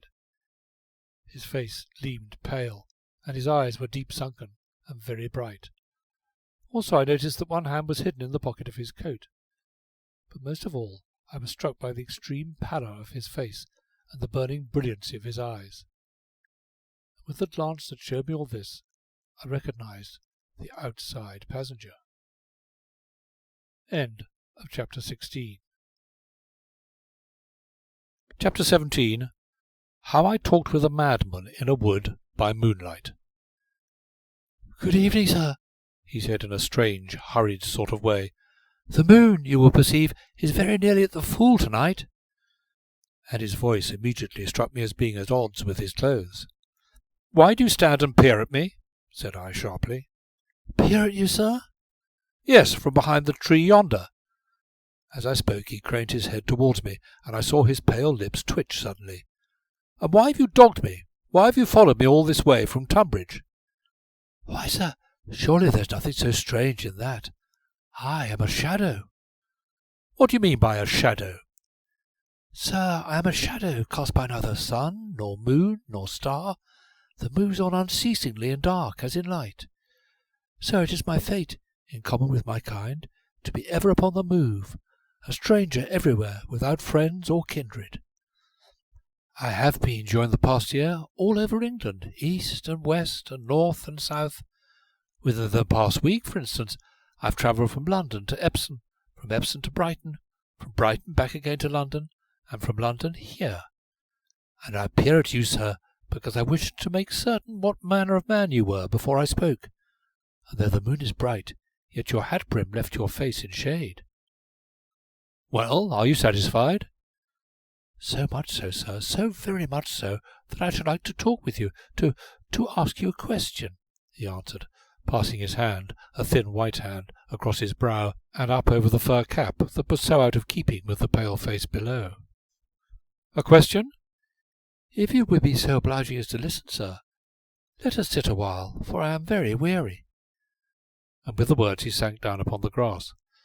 After a momentary hesitation, I followed his example, for my curiosity was piqued by the fellow's strange manner. Yet when we were sitting opposite each other, I saw that his hand was still hidden in the pocket of his coat. "Perhaps, sir," said he, in his nervous, hurried manner, "perhaps you would be better able to answer my question were I first to tell you a story, an ordinary, a very commonplace one, I fear, but with the virtue that it is short and soon told." "My time is entirely my own," said I, leaning with my shoulders against the tree behind me. "Proceed with your story." "First, then, my name is Strickland, John Strickland." Here he paused, and though his head was bent, I saw him watching me beneath his brows. "Well?" said I. "I am a supercargo." Again he paused expectantly, but seeing I merely nodded, he continued, "Upon one of my voyages our vessel was wrecked, and so far as I know, all save myself and 6 others, 4 seamen and 2 passengers, were drowned. The passengers I speak of were an old merchant and his daughter, a very beautiful girl. Her name was Angela, sir." Once again he paused, and again he eyed me narrowly. "Well?" said I. "Well, sir," he resumed, speaking in a low, repressed voice, "we 7, after 2 miserable days in a drifting boat, reached an island where, that same night, the old merchant died. Sir, the sailors were wild, rough men. The island was a desolate one, from whence there was seemingly no chance of escape, it lying out of the usual track of ships. And this girl was, as I've said, very beautiful. Under such conditions her fate would have been unspeakable degradation and probably death. But, sir, I fought and bled for her, not once but many times, and eventually I killed one of them with my sheath knife, and I remember to this hour how his blood gushed over my hands and arms and sickened me. After that they waited hourly to avenge his death and get me out of their way once and for all, but I had my long knife, and they but such rude weapons as they could devise. Day after day and night after night I watched for an opportunity to escape with the boat, until at last, one day, while they were all 3 gone inland, not dreaming of any such attempt, for the sea was very dangerous and high, with the girl's help I managed to launch the boat, and so stood out to sea. And I remember those 3 sailors came running with great shouts and cries, and flung themselves down upon the beach, and crawled upon their knees, praying to be taken off along with us, and begging us not to leave them to perish. After 3 days' buffeting at the mercy of the seas, we were picked up by a brig bound for Portsmouth, and 6 months later were in England. Sir, it is impossible for a man to have lived beside a beautiful woman day by day, to have fought for and suffered with her, not to love her also. Thus, seeing her friendless and penniless, I wooed and won her to wife. We came to London, and for a year our life was perfect, until through stress of circumstances I was forced to take another position aboard ship. Well, sir, I bade farewell to my wife, and we set sail. The voyage, which was to have lasted but 3 months, was lengthened out through one misadventure after another, so that it was a year before I saw my wife again. At first I noticed little difference in her, save that she was paler, but gradually I came to see that she was unhappy. Often I have wakened in the night to find her weeping silently. "Oh, sir," he broke out, "I do not think there is anything more terrible than to witness in one we love a sorrow we are unable to reach." Here he paused, and I saw that the sweat stood out upon his brow, and that his hand was tight clenched as he drew it across his temples. "At last, sir," he went on, speaking once more in a low, repressed tone, "returning home one day, I found her gone." "Gone?" said I. "Gone, sir." "And she left no trace, no letter?" "No, she left no letter, sir, but I did find something that had rolled into a corner of the room." "And what was that?" "This, sir." As he spoke, his burning eyes never leaving mine, he thrust her hands into his bosom, his left hand, for his right was where it had been all along, hidden in his pocket, and held out to me a gold seal such as gentlemen wear of their fobs. "Ah!" I exclaimed. "Take it," said the man, thrusting it towards me. "Look at it." Obediently I took the trinket from him, and examining it as well as I might, saw that a letter was engraved upon it, one of those ornamental initials surrounded by rococo scrolls and flourishes. "What letter does it bear?" asked the man in a strangled voice. "It looks very much like the letter Y," I answered. "The letter Y?" cried the man, and then with a gesture sudden and fierce he snatched the seal from me and, thrusting it back into his bosom, laughed strangely. "Why do you laugh?" said I.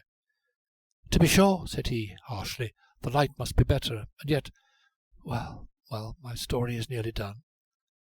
I lived on in my lonely house from day to day and month to month, hoping and waiting for her to come back to me.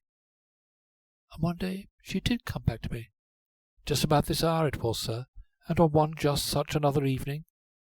That same night she died." "Good God!" I exclaimed. "Poor fellow!" Leaning forward, I laid my hand upon his knee, but at my touch he drew back so quickly and with a look so evil that I was startled. "Hands off!" said he, and so sat staring at me with his smouldering eyes. "Are you mad?" said I, and sprang to my feet. "Not yet," he answered, and once again he passed his hand up and over his face and brow. "No, not yet, sir." Here he rose and stood facing me, and I noticed that one hand was still hidden in his pocket, and thereafter, while I listened to him, I kept my eyes directed thither. "That night, before she died, sir," he continued, "she told me the name of the man who had destroyed her and killed my soul, and I have been searching for him ever since, east and west and north and south. Now, sir, here is my question. If I should ever meet that man face to face, as I now see you, should I not be justified in killing him?" For a moment I stood with bent head, yet conscious all the while of the burning eyes that scanned my face. Then, "Yes," said I. The man stood utterly still, his mouth opened as if he would have spoken, but no word came. All at once he turned about and walked unsteadily 5 or 6 paces. Now, as I looked, I saw him suddenly draw his hand from his pocket. Then as he wheeled, I knew, and hurled myself face downward as the pistol flashed. "Madman!" I cried, and next moment was on my feet, but with a sound that was neither a groan nor a scream, and yet something of both, he leapt into the thickest part of the underbrush and made off. And standing there, dazed by the suddenness of it all, I heard the snapping of twigs grow fainter and fainter as he crashed through in headlong flight. End of Chapter 17. Chapter 18. The Hedge Tavern. Twigs whipped my face, thorns and brambles dragged at my clothes, hidden obstacles lay in wait for my feet, for the wood grew denser as I advanced. But I pushed on, heedless alike of these and of what direction I took. But as luck would have it, I presently blundered upon a path, which in a short time brought me out very suddenly in what appeared to be a small tavern yard, for on either hand was a row of tumble-down stables and barns, while before me was a low, rambling structure, which I judged was the tavern itself. I was yet standing looking about me when a man issued from the stables upon my right, bearing a hammer in one hand and a lanthorn in the other. "Hello," said he, staring at me. "Hello," said I, staring at him. "You don't chance to have an axle bolt about you, I suppose?" "No," said I. "Ah," he grunted, and lowering his lanthorn, began searching among the cobblestones. "Is this it?" I inquired, picking up a rusty screw-bolt at my feet. "Ah," said he, taking it from me with a nod. "Knowed I'd dropped it here somewheres. You see," he went on, "couldn't get another round here tonight, and that cussed axle's got to be in place tomorrow." "Yes," said I. "Ah," nodded the man. "Chase come in here half an hour ago with 2 gentlemen and a lady, in the Lord's own hurry too. 'Mend this axle, me man,' says one of 'em, top sawyer be the look at him. 'Mend this axle, and quick about it.' 'Can't be done, my lord,' says I. 'Why not?' says he, showing his teeth, savage-like. 'Because he can't,' says I. 'Not now, my lord,' says I. Well, after cussing himself well nigh black in the face, he orders me to have it ready first thing tomorrow. And if you hadn't found that there bolt for me, it wouldn't have been ready first thing tomorrow, which would have been mighty bad for me, for this here gentleman's a fire and fury, out and outer, and no error.' 'Can I have a bed here, do you think?' I inquired. 'Ah,' said he, 'I think you can.' 'For how much, do you suppose?' 'To you, 6pence.' 'Why, that seems reasonable,' said I. "It are," nodded the man, "and a fine feather bed too. But then, Lord, one good turn deserves another." "Meaning?" "This here bolt." "Are you the landlord, then?" "I be, and if you feel inclined for a mug of good ale, say the word." "Most willingly," said I. "But what of the axle?" "Plenty of time for the axle," nodded the landlord, and setting down his hammer upon a bench hard by, he led the way into the tap. The ale was very strong and good. Indeed, this lovely county of Kent is justly famous for such.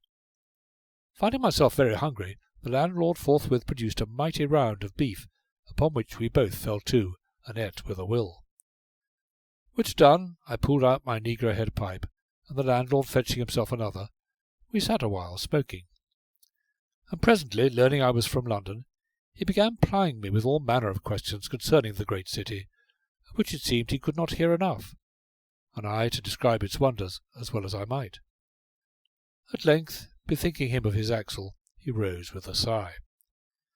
Upon my requesting to be shown my room, he lighted a candle, and led the way up a somewhat rickety stair, along a narrow passage, and throwing open a door at the end, I found myself in a fair-sized chamber with a decent white bed, which he introduced to my notice by the one word, "Feathers." Hereupon he pinched off the snuff of the candle with an expression of ponderous thought. "And so the Tower of London ain't a tower?" he inquired at last. "No," I answered. "It is composed of several towers surrounded by very strong battlemented walls." To be sure," said he. "To be sure. And we have always thought of it like it was a great big tower standing in the midst of the city, as high as a mountain. Not a tower. Ha! Disappointed I be. Good night, master. Disappointed I be, yes."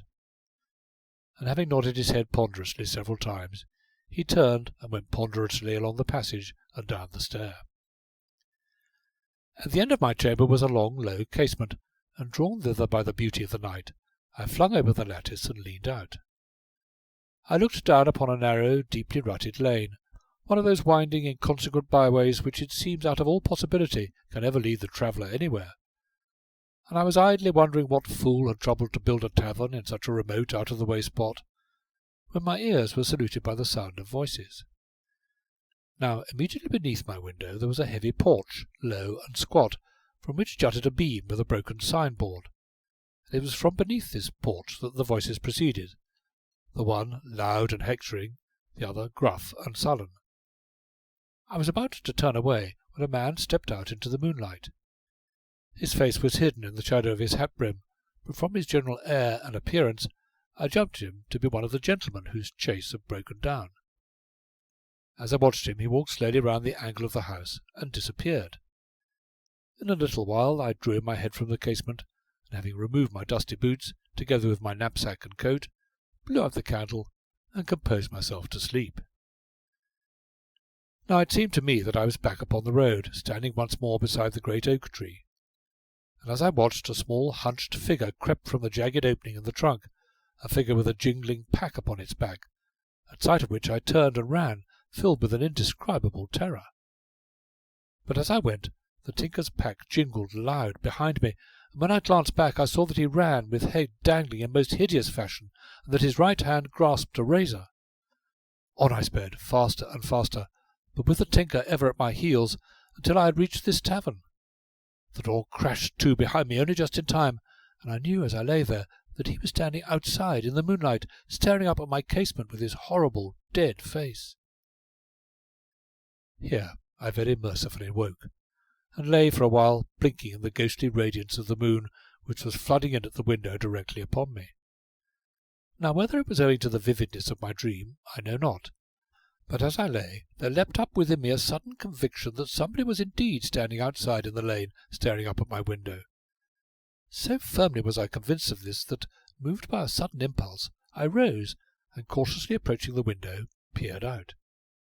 And there, sure enough, his feet planted wide apart, his hands behind his back, stood a man staring up at my window. His head was thrown back so that I could see his face distinctly, a fleshy face with small, close-set eyes and thick lips, behind which I caught the gleam of big white teeth. This was no tinker, but as I looked I recognized him as the slenderer of the two Corinthians with whom I had fallen out at the checkers. Hereupon I got me back into bed, drowsily wondering what should bring the fellow hanging about a dilapidated hedge tavern at such an hour. But gradually my thoughts grew less coherent, my eyes closed, and in another moment I should have been asleep, when I suddenly came to my elbow, broad awake and listening, for I had heard two sounds, the soft creak of a window opening cautiously near by, and a stealthy footstep outside my door. End of Chapter 18. Chapter 19, in which I become a squire of dames. Who does not recognize the solemn majesty of night, that season of awesome stillness when tired mankind lies supine in that strange inertia so like death, when the soul, quitting the wearied body for a space, flies hence, but whither? What wonder is it, if at such an hour as this we are prone to magnify trifles, or that the most insignificant thing becomes an omen full of ghastly meaning and possibilities? The creak of a door in the silence, a rustle in the dark, become to us an infinitely greater moment than the crash of falling empires. Thus for a space I lay, with ears on the stretch and every nerve tingling, waiting for I knew not what. In a little I became conscious of yet another sound, indescribably desolate, the low, repressed sound of a woman sobbing. Once more I rose, and looking down into the lane found it deserted. The watcher had vanished. I also noticed that the casement next to mine had been opened wide, and it was from here, as it seemed, that the weeping proceeded. After some little hesitation, I knocked softly upon the wall, which the weeping was checked abruptly, save for an occasional sob, whereupon I presently rapped again.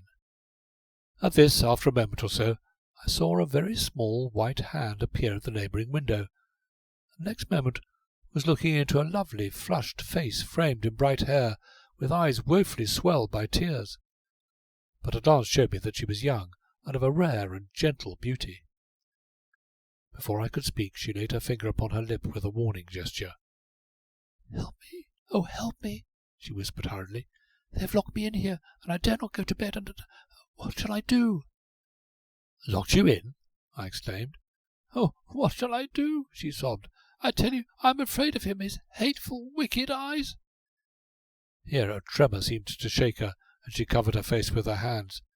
"To-night, when I found the key gone from the door, and remembered his look as he bade me good night, I thought I should have died. I waited here, close beside the window, listening. Once I thought I heard a step outside my door, and opened the casement to throw myself out. He shall not find me here when he comes." "No," said I, "he shall not find you here when he comes." All this she had imparted to me in broken whispers, and with her face still hidden, but at my words, she peeped at me through her fingers. "You mean—" "You must run away." "But this door is locked." "There remains the window." The window?" she repeated, trembling. "You would find it easy enough with my help." "Quick, then!" she exclaimed, and held out her hand. "Wait," said I, and turned back into my room. Hereupon, having locked the door, I got into my boots, slipped on my coat and knapsack, and last of all threw my blackthorn staff out of the window, where I was sure of finding it, and climbed out after it. The porch I have mentioned, upon which I now stood, sloped steeply down upon two sides, so that I had no little difficulty in maintaining my foothold. On the other hand, it was no great distance from the ground, and I thought that it would be easy enough of descent.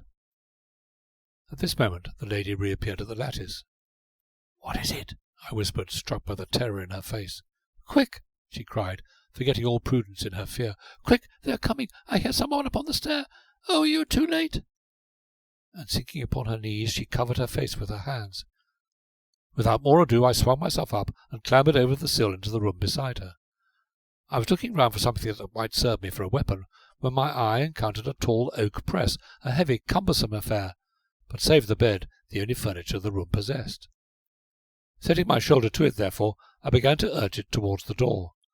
But it was soon apparent that I could not get it there in time, for the creeping footstep was already close outside, and next moment a key was softly inserted in the lock. "Quick, hide yourself!" I whispered over my shoulder, and stepping back from the door to give myself room, I clenched my fists. There was a faint creak as the key turned, the door was opened cautiously, and a man's dim figure loomed upon the threshold. He had advanced 2 or 3 paces on tiptoe before he discovered my presence, for the room was in shadow, and I heard his breath catch suddenly and hiss between his teeth. Then without a word he sprang at me, but as he came I leapt aside, and my fist took him full and squarely beneath the ear. He pitched sideways, and falling heavily, rolled over upon his back, and lay still. As I leaned above him, however, for the blow had been a heavy one, he uttered a groaning oath, whereupon, pinning him forthwith by the collar, I dragged him out into the passage, and whipping the key from the lock, transferred it to the inside, and locked the door. Waiting for no more, I scrambled back through the casement and reached up my hand to the lady. "Come," said I, and almost as quickly as it had taken to set it down here, she was beside me upon the roof of the porch, clinging to my arm. Exactly how it was managed I am unable to say. All that I remember being the vision of a slender foot and ankle, and an excellently shaped leg. Our farther descent to the ground proved much more difficult than I had supposed, but though I could feel her trembling, my companion obeyed my whispered instructions, and yielded herself implicitly to my guidance, so that we were soon standing in the lane before the house, safe and sound, except for a few rents to our garments. "What is it?" she whispered, seeing me searching about in the grass. "My staff," said I. "A faithful friend, I would not lose it." "But they will be here in a minute. We should be seen." "I cannot lose my staff," said I. "Oh, hurry, hurry!" she cried, wringing her hands.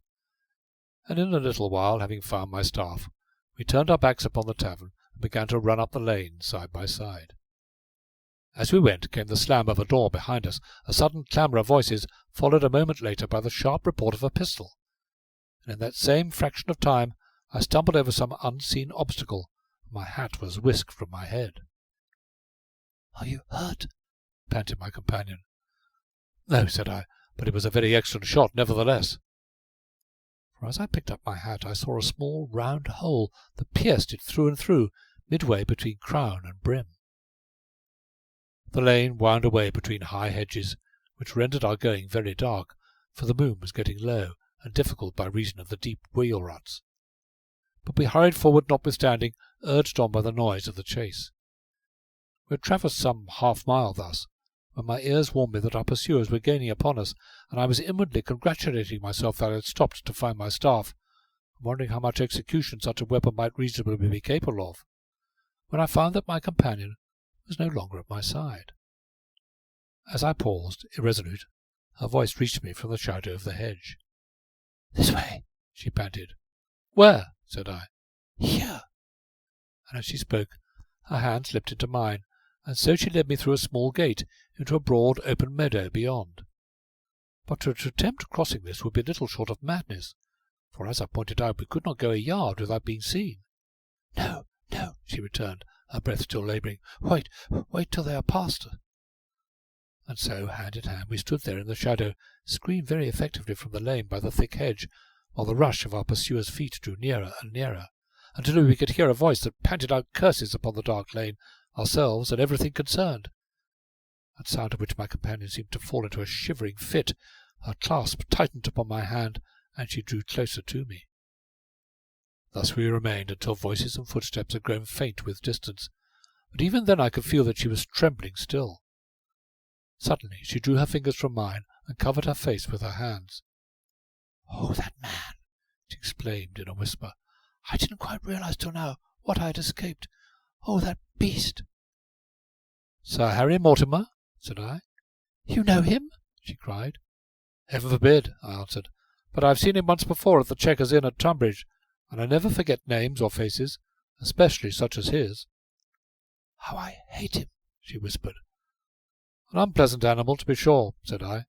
"But come, it will be wiser to get as far from here as possible. They will doubtless be returning soon." So we started off again, running in the shadow of the hedge. We thus doubled back upon our pursuers, and leaving the tavern upon our left, soon gained the kindly shadow of those woods through which I passed in the early evening. Borne to us upon the gentle wind was the haunting perfume of hidden flowers, and the sinking moon sent long shafts of silvery light to pierce the leafy gloom and make the shadows more mysterious. The path we followed was very narrow, so that sometimes my companion's knee touched mine, or her long silken hair brushed my brow or cheek, as I stooped to lift some trailing branch that barred her way, or open a path for her through the leaves. So we journeyed on, through the mysteries of the woods, together. End of Chapter 19. Chapter 20, concerning demons in general, and one in particular. In certain old books you shall find strange mention of witches, warlocks, succubi, spirits, demons, and 1,000 other powers of darkness, whose pronouncification was the plague of poor humanity. Within these books you may read, if you will, divers wondrous accounts, together with many learned disquisitions upon the same, and most minute and particular descriptions of witch marks and the like. Aforetime, when a man committed some great offence against laws human or divine, he was said to be possessed of a demon, that is to say, he became the medium and strength through and by which the evil was wrought. Thus, when in due season he came to be hanged, tortured, or burned, it was inflicted not so much as a punishment upon him, the man, as to exorcise once and for all the devil which possessed him. In these material, common-sense days, we are wont to smile the superior smile at the dark superstitions and deplorable ignorance of our forefathers. Yet life is much the same now as then.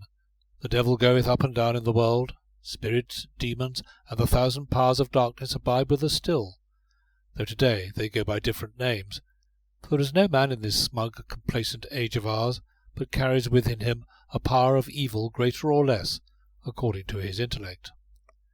Scratch off the social veneer, lift but a corner of the very decent cloak of our civilization, and behold, there stands the primal man in all his old, wild savagery, and with the devil leering upon his shoulder.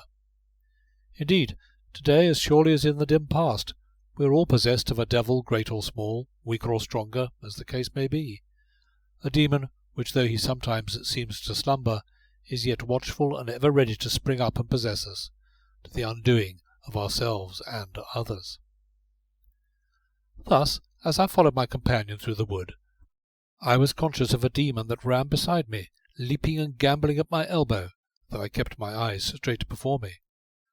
Anon his clutching fingers were upon my arm, and fain I would have shaken him off, but could not, while as I watched the swing and grace of the lithe feminine body before me, from the little foot to the crowning glory of her hair, she seemed 1,000 times more beautiful than I had supposed. And I had saved her tonight. From what? There had been the fear of worse than death in her eyes when that step had sounded outside her chamber door. Hereupon, as I walked, I began to recall much that I had read in the old romances of the gratitude of rescued ladies. Truly, said I to myself, in olden days a lady well knew how to reward her rescuer. Woman is woman, the same today as then. Try her, chuckled the demon. And now, as I looked more fully at this demon, he seemed no demon at all, but rather a jovial companion, who nodded and winked and nudged me slyly with his elbow. What a pretty face is for but to be admired, said he in my ear. What a slender waist for but to be pressed. And as for a kiss or two in a dark wood with no one to spy, they like it, you dog, they like it. So we traversed the alleys of the wood, now in shadow, now in moonlight, the lady, the demon, and I, and always the perfume of hidden flowers seemed sweeter and stronger, the gleam of her hair and the sway of her body the more alluring, and always the voice at my ear whispered, Try her, you dog, try her. At last, being come to a broad, grassy glade, the lady paused, and standing in the full radiance of the dying moon, looked up at me with a smile on her red lips. They can never find us now, she said. No, they can never find us now, I repeated, while the demon at my elbow chuckled again. And, oh, sir, I can never thank you, she began. Don't, said I, not looking at her, don't thank me till we are out of the wood. I think, she went on slowly, that you can guess from what you saved me, and can understand something of my gratitude, for I can never express it all. Indeed, said I, indeed you overestimate my service. You risked your life for me, sir, said she, her eyes glistening. Surely my thanks are due to you for that. and I do thank you, from my heart." And with a swift, impulsive gesture she stretched out her hands to me. For a brief moment I hesitated, then seized them and drew her close. But even as I stooped above her, she repulsed me desperately. Her loosened hair brushed my eyes and lips, blinded, maddened me. My hat fell off, and all at once her struggles ceased.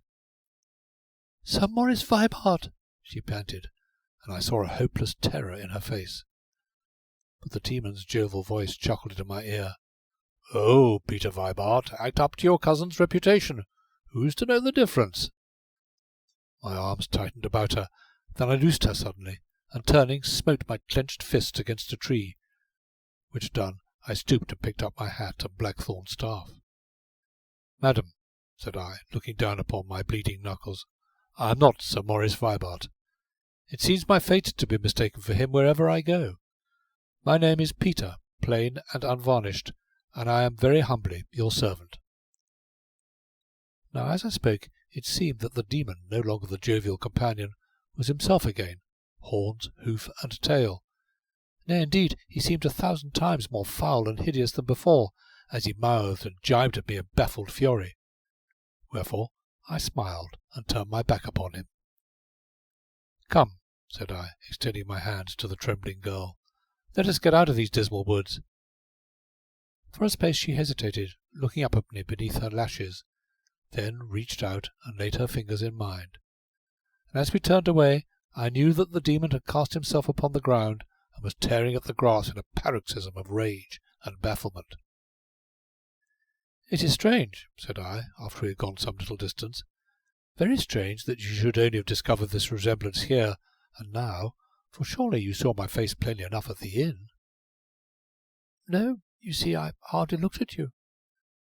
"And now that you do look at me, am I so very much like Sir Maurice?" "Not now," she answered, shaking her head, "for though you are of his height, and though your features are much the same as his, your expression is different. But a moment ago, when your hat fell off—" "Yes," said I. "Your expression, your face looked—" "Demoniac?" I suggested. "Yes," she answered. "Yes," said I. So we went upon our way, not paused until we had left the demon and the dark woods behind us. Then I looked from the beauty of the sweet, pure earth to the beauty of her who stood beside me, and I saw that her glance rested upon the broken knuckles of my right hand. Meeting my eyes, her own drooped, and a flush crept into her cheeks, and though of course she could not have seen the demon, yet I think that she understood.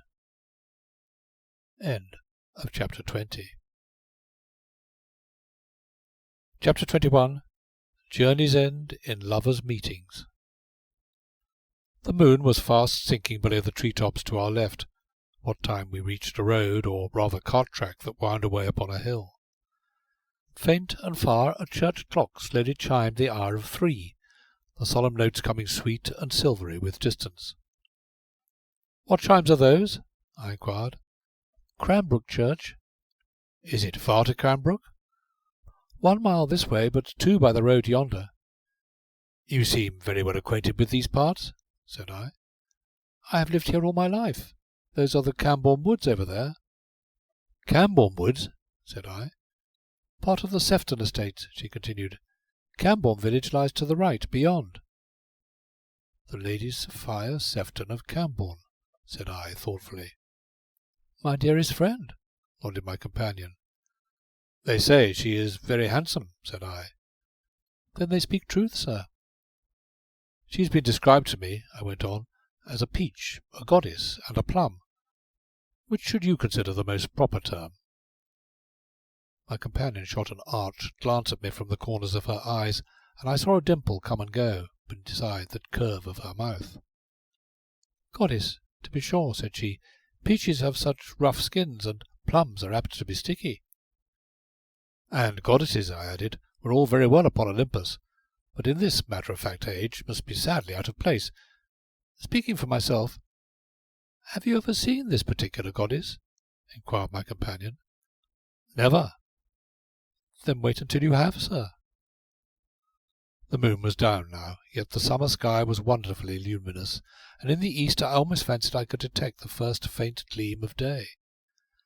and after we had traversed some distance in silence, my companion suddenly spoke, but without looking at me. "You have never asked once who I am," she said, almost reproachfully, I thought, "nor how I came to be shut up in such a place with such a man."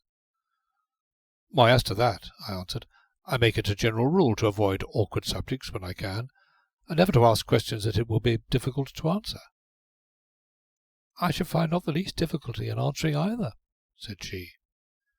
"Besides," I continued, "it is no affair of mine, after all." "Oh," said she, turning away from me, and then very slowly, "No, I suppose not." "Certainly not," I added. "How should it be?" "How indeed?" said she over her shoulder, and then I saw that she was angry and wondered. "And yet," I went on after a lapse of silence, "I think I could have answered both questions the moment I saw you at your casement."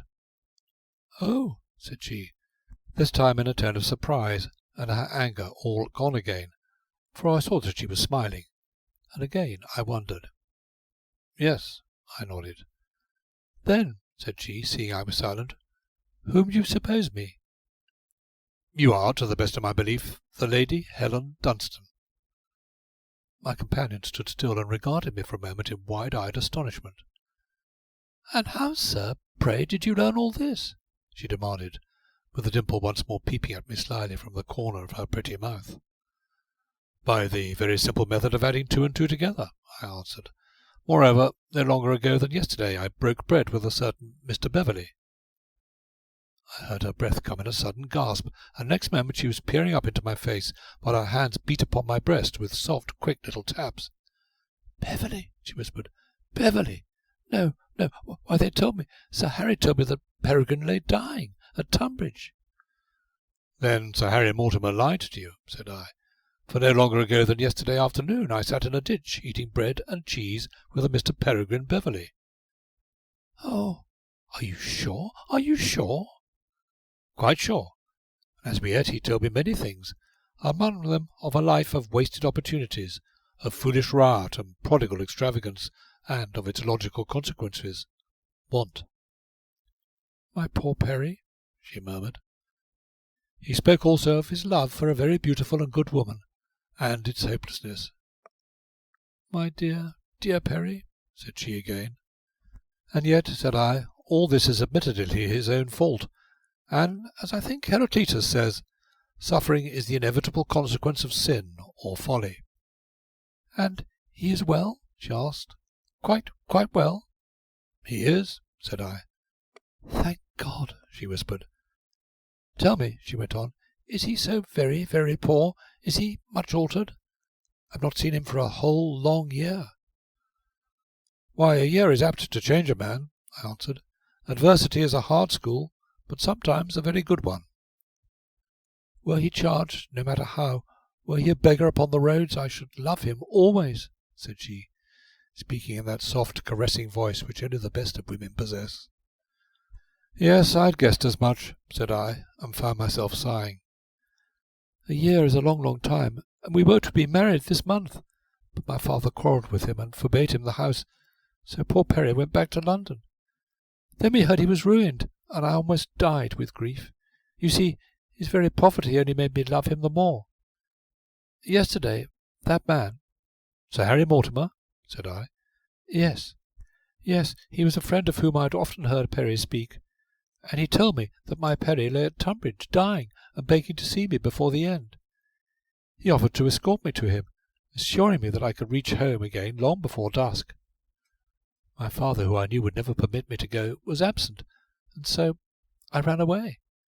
Sir Harry had a carriage waiting, but almost as soon as the door was closed upon us and we had started, I began to be afraid of him, and—" "Sir Harry, as I said before, is an unpleasant animal," I nodded. "Thank heaven," she pursued, "we had not gone very far before the chaise broke down. The rest you know." The footpath we had been following now led over a stile into a narrow lane or byway. Very soon we came to a high stone wall wherein was set a small wicket. Through this she led me, and we entered a broad park where there was an avenue of fine old trees, beyond which I saw the gables of a house, for the stars had long since paled to the dawn, and there was glory in the east. "Your father will be rejoiced to have you safe back again," said I. "Yes," she nodded, "but he will be very angry." And hereupon she stopped and began to pull and twist and pat her shining hair with dexterous white fingers, talking thus the while. "My mother died at my birth, and since then father has worshipped her memory, and his face always grows wonderfully gentle when he looks upon her portrait. They say I'm greatly like her, though she was a famous beauty in her day, and indeed I think there must be some truth in it, for no matter how I may put him out, my father can never be very angry when my hair is dressed so." With the word she turned, and truly I thought the face peeping out from his clustered curls even more lovely and bewitching than before. "I very much doubt if any man could," said I. As we approached the house I saw that the smooth gravel was much cut up, as though by the coming and going of many wheels and horses, and also that one of the windows still shone with a bright light, and it was towards this window that my companion led me. In a while, having climbed the terrace steps, I noticed that this was one of those French windows opening to the ground. Now, looking through into the room beyond, I beheld an old man who sat bowed down at a table, with his white head pillowed upon his arms, sitting so very still that he might have been asleep but for the fierce grip of his twitching hands. Now, upon the table, at no great distance from him, between the guttering candles, lay a hat, a very ill-used, battered-looking object, which I thought I recognized. Wherefore, looking about, I presently espied its owner leaning against the mantel. He was powdered with dust from head to foot, and his worn garments looked more ragged than ever. And as he stood there in the droop of his head and the listless set of his shoulders, there was an air of the most utter dejection and hopelessness, while upon his thin cheek I saw the glisten of a great solitary tear. But as I looked, the window was burst suddenly open. "Perry!" Love, surprise, joy, pity, all were summed up in that one short word, yet deeper than all was love. And at that cry the white head was raised in time to see a vision of loveliness caught up in two ragged arms. "Father!" And now the three heads, the white, the golden, and the black, were drawn down together, drawn and held close in an embrace that was indeed reunion. Then, seeing my presence was become wholly unnecessary, I turned away, and was soon once more deep among the trees. Yet as I went I suddenly heard voices that called upon my name, but I kept on, and in due season came out upon the broad highway. And in a little as I went, very full of thought, the sun rose up. So I walked along through a world all glorious with morning. End of chapter 21. Chapter 22, in which I meet with a literary tinker. Even in that drowsy, semi-conscious state, that most delightful borderland which lies midway between sleeping and waking, I knew it could not be the woodpecker who, as I judged from sundry manifest signs, lodged in the tree above me. No woodpecker that ever pecked could originate such sounds as these, 2 quick light strokes, followed by another, and heavier, thus: tap, tap, tap, a pause, and then tap, tap, tap, again, and so on. Whatever doubts I may have yet harboured on the subject, however, were presently dispelled by a fragrance sweeter to the nostrils of a hungry man than the breath of flowers, the spices of the East, or all the vaunted perfumes of Arabia. In a word, the odour of frying bacon. Hereupon I suddenly realized how exceedingly keen was my appetite, and sighed, bethinking me that I must first find a tavern before I could satisfy my craving, when a voice reached me from no great distance, a full, rich, sonorous voice singing a song, and the words of the song were these: "A tinker am I, or a tinker am I, a tinker I'll live, and a tinker I'll die. If the king and his crown would change places with me, I'd laugh so I would, and I'd say unto he, A tinker am I, oh, a tinker am I, a tinker I'll live, and a tinker I'll die." It was a quaint air, with a shake at the end of the first 2 and last 2 lines, which altogether I thought very pleasing. I advanced, guided by the voice, until I came out into a grassy lane. Seated upon an artfully contrived folding stool was a man. He was a very small man, despite his great voice, who held a kettle between his knees and a light hammer in his hand, while a little to one side of him there blazed a crackling fire of twigs upon which a hissing frying-pan was balanced. But what chiefly drew and held my attention was the man's face, narrow and peaked, with little round twinkling eyes set deep in his head, close black hair, grizzled at the temples, and a long blue chin. And presently, as I stood staring at him, he finished his song, and chancing to raise his eyes, stared back at me. "Good morning," said he at last, with a bright nod. "So then you didn't cut your throat in the hollow oak after all?" said I. "Not likely to either, master," he answered, shaking his head. "Lord love your eyes and limbs, no." "But," said I, "some days or so ago I met a man—" "Ah," nodded the tinker, "to be sure you did." "A peddler of brooms and ribands." "Gabbing Dick," nodded the tinker. "Who told me very seriously—" "That I'd been found in the big hollow oak with my throat cut," nodded the tinker. "But what did he mean by it?"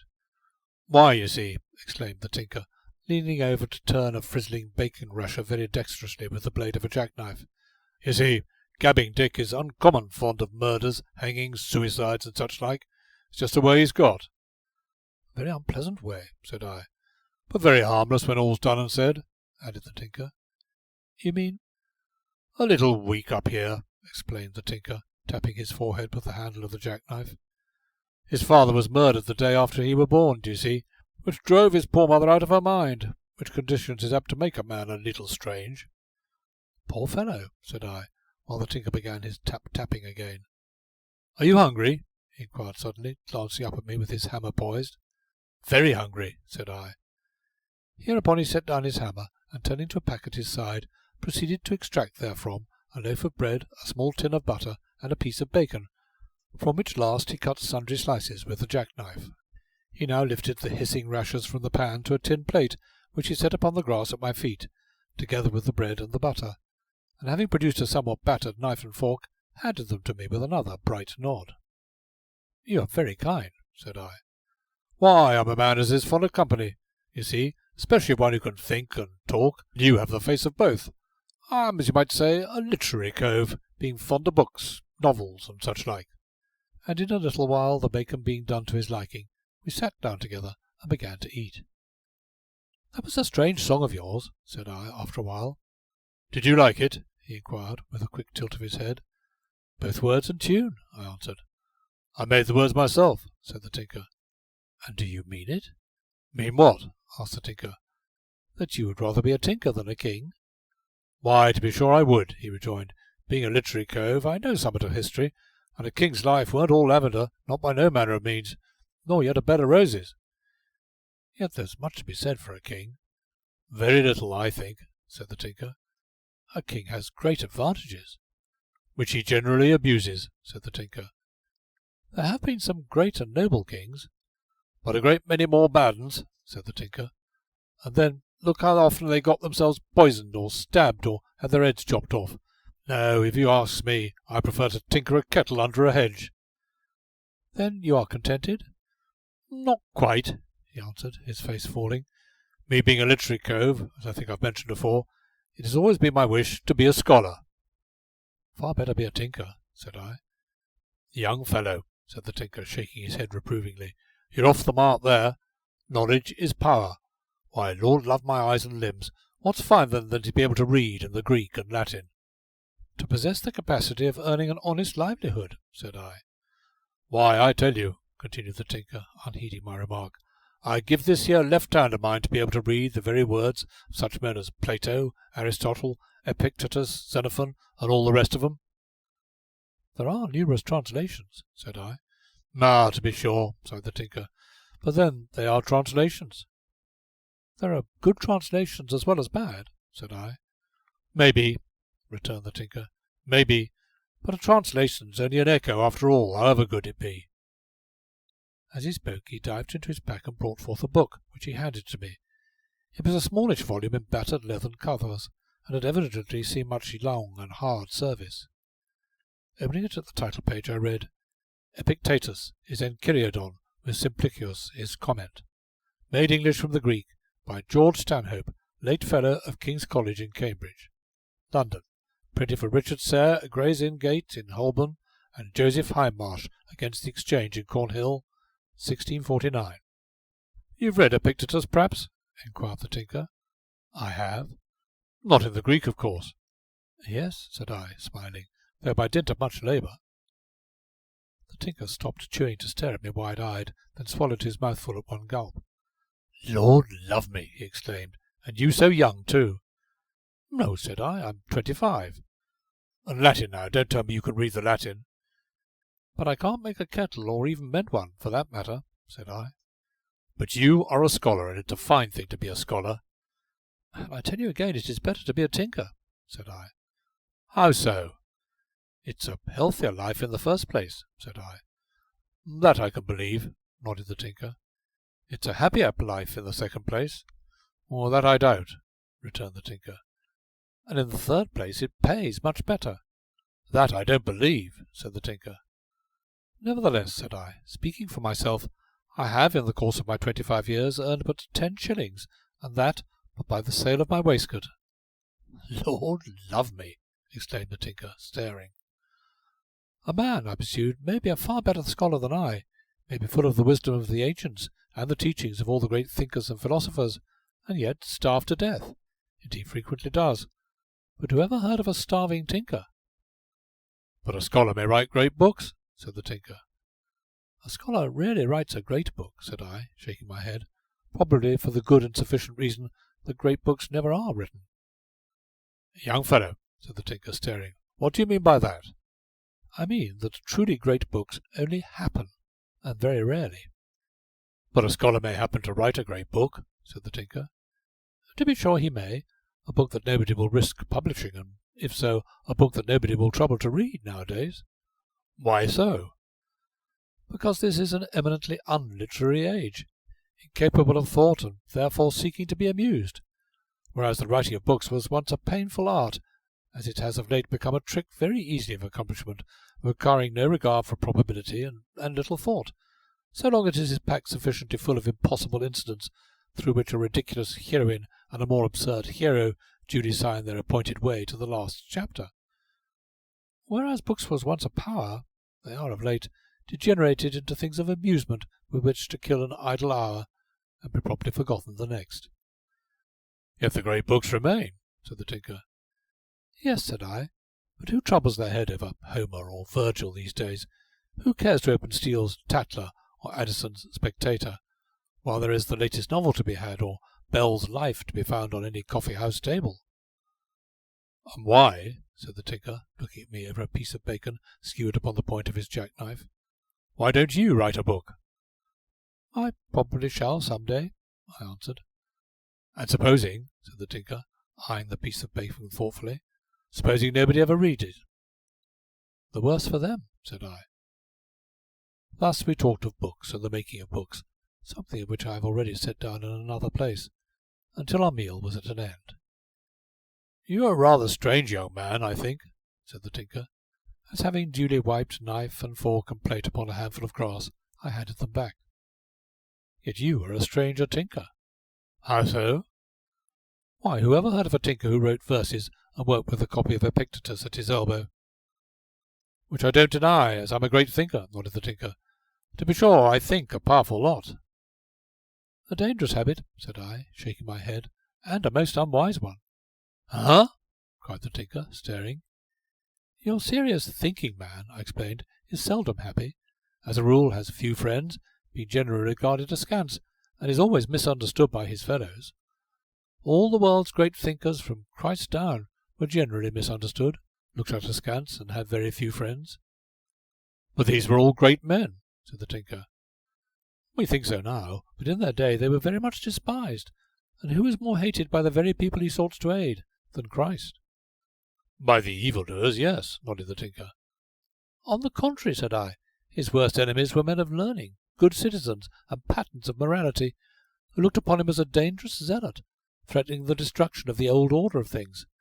Hence they killed him as an agitator. Things are much the same today.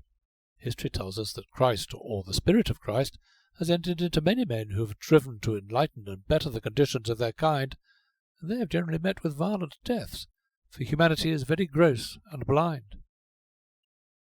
The tinker slowly wiped his clasp knife upon the leg of his breeches, closed it, and slipped it into his pocket. "Nevertheless," said he at last, "I am convinced that you are a very strange young man." "Be that as it may," said I, "the bacon was delicious. I've never enjoyed a meal so much, except once at an inn called the Old Cock." "I know it," nodded the tinker. "Very poor house." "But the ham and eggs are beyond praise," said I. "Still, my meal here under the trees with you will long remain a pleasant memory." "Good-bye, then," said the tinker. "Good-bye, young man, and I wish you happiness." "What is happiness?" said I. The tinker removed his hat, and having scratched his head, put it on again. "Happiness," said he. "Happiness is the state of being content with oneself, the world, and everything in general." "Then," said I fear I can never be happy." "And why not?" "Because, supposing I ever became contented with the world and everything in general, which is highly improbable, I shall never, never be contented with myself." End of Chapter 22. Chapter 23, concerning happiness, a ploughman, and silver buttons. Now as I went pondering on true happiness and the nature of it, I beheld a man ploughing in a field hard by, and as he ploughed he whistled lustily. And drawing near to the field, I sat down upon a gate and watched, for there are few sights and sounds I am fonder of than the gleam of the ploughshare and the sighing whisper it makes as it turns the fragrant loam. "Truly noble occupation," said I to myself, "dignified by the ages, aye, old, well nigh, as the green earth itself. No man needs to be ashamed to guide a plough." And indeed a fine sight it made, the straining horses, the stalwart figure of the ploughman, with the blue sky, the long brown furrows, and away beyond the tender green of leaves, while the jingle of the harness, the clear, merry whistled notes, and the song of a skylark high above our heads, all blended into a chorus it was good to hear. As he came up to where I sat upon the gate, the ploughman stopped, and wiping the glistening moisture from his brow, nodded good-humouredly. "A fine morning," said I. "So be it, sir, now you come to mention it. It do be a fine day, surely." "You at least seem happy," said I. "Happy?" he exclaimed, staring. "Yes," said I. "Well, I bean't." "And why not?" The ploughman scratched his ear, and carried his glance from my face up to the sky, and down again. "I don't know," he answered, "but I bean't." "Yet you whistle gaily enough." "Why, a man must do summat." "Then you seem strong and healthy." "Yea, I do be fine and hearty." "And sleep well?" "Like a blessed log." "And eat well?" "Eat?" he exclaimed with a mighty laugh. "Lord, I should think so. Why, I'm always eating, or thinking of it. Oh, I'm a fine eater, I am, and I bain't no chicken at drinking neither." "Then you ought to be happy." "Ah, but I bain't," he repeated, shaking his head. "Have you any troubles?" "Not as I can think on." "You earn good money every week?" 10 shilling. "You're not married?" "Not me." "Then," said I, "you must be happy." The ploughman pulled at his ear again, looked slowly all round the field, and finally shook his head. "Well," said he, "I bain't." "But why not?" His eye rose slowly up from my boots to the buttons on my coat. "Them be fine buttons," said he. "Do you think so?" "Look like silver." "They are silver," said I.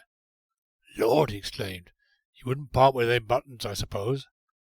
"Well, that depends." "On what?" "On how much you would give for them." The ploughman thrust a hand into a deep pocket and brought up 5 shillings.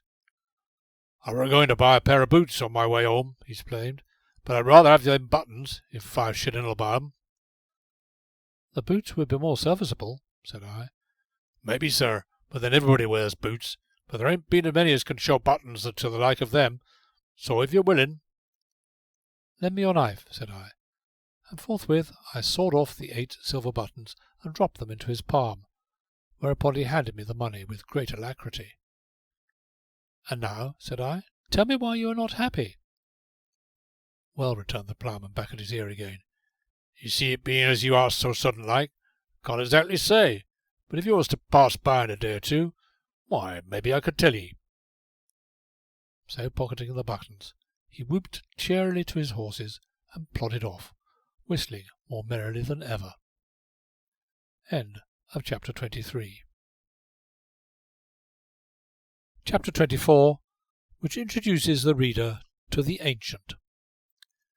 The sun was high when I came to a place where the ways divided, and while I stood hesitating which road to take, I heard the cool plash and murmur of a brook at no great distance.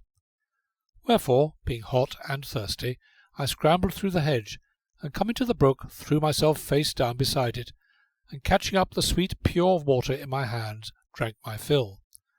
Which done, I bathed my feet and hands and face, and became much heartened and refreshed thereby. Now because I have ever loved the noise of running waters, in a little while I rose and walked on beside the stream, listening to its blithesome melody. So by devious ways, for the brook wound prodigiously, I came at length to a sudden declivity, down which the water plunged in a miniature cascade, sparkling in the sun, and gleaming with 1,000 rainbow hues. On I went, climbing down as best I might, until I found myself in a sort of green basin, very cool after the heat and glare of the roads, for the high tree-clad sides afforded much shade.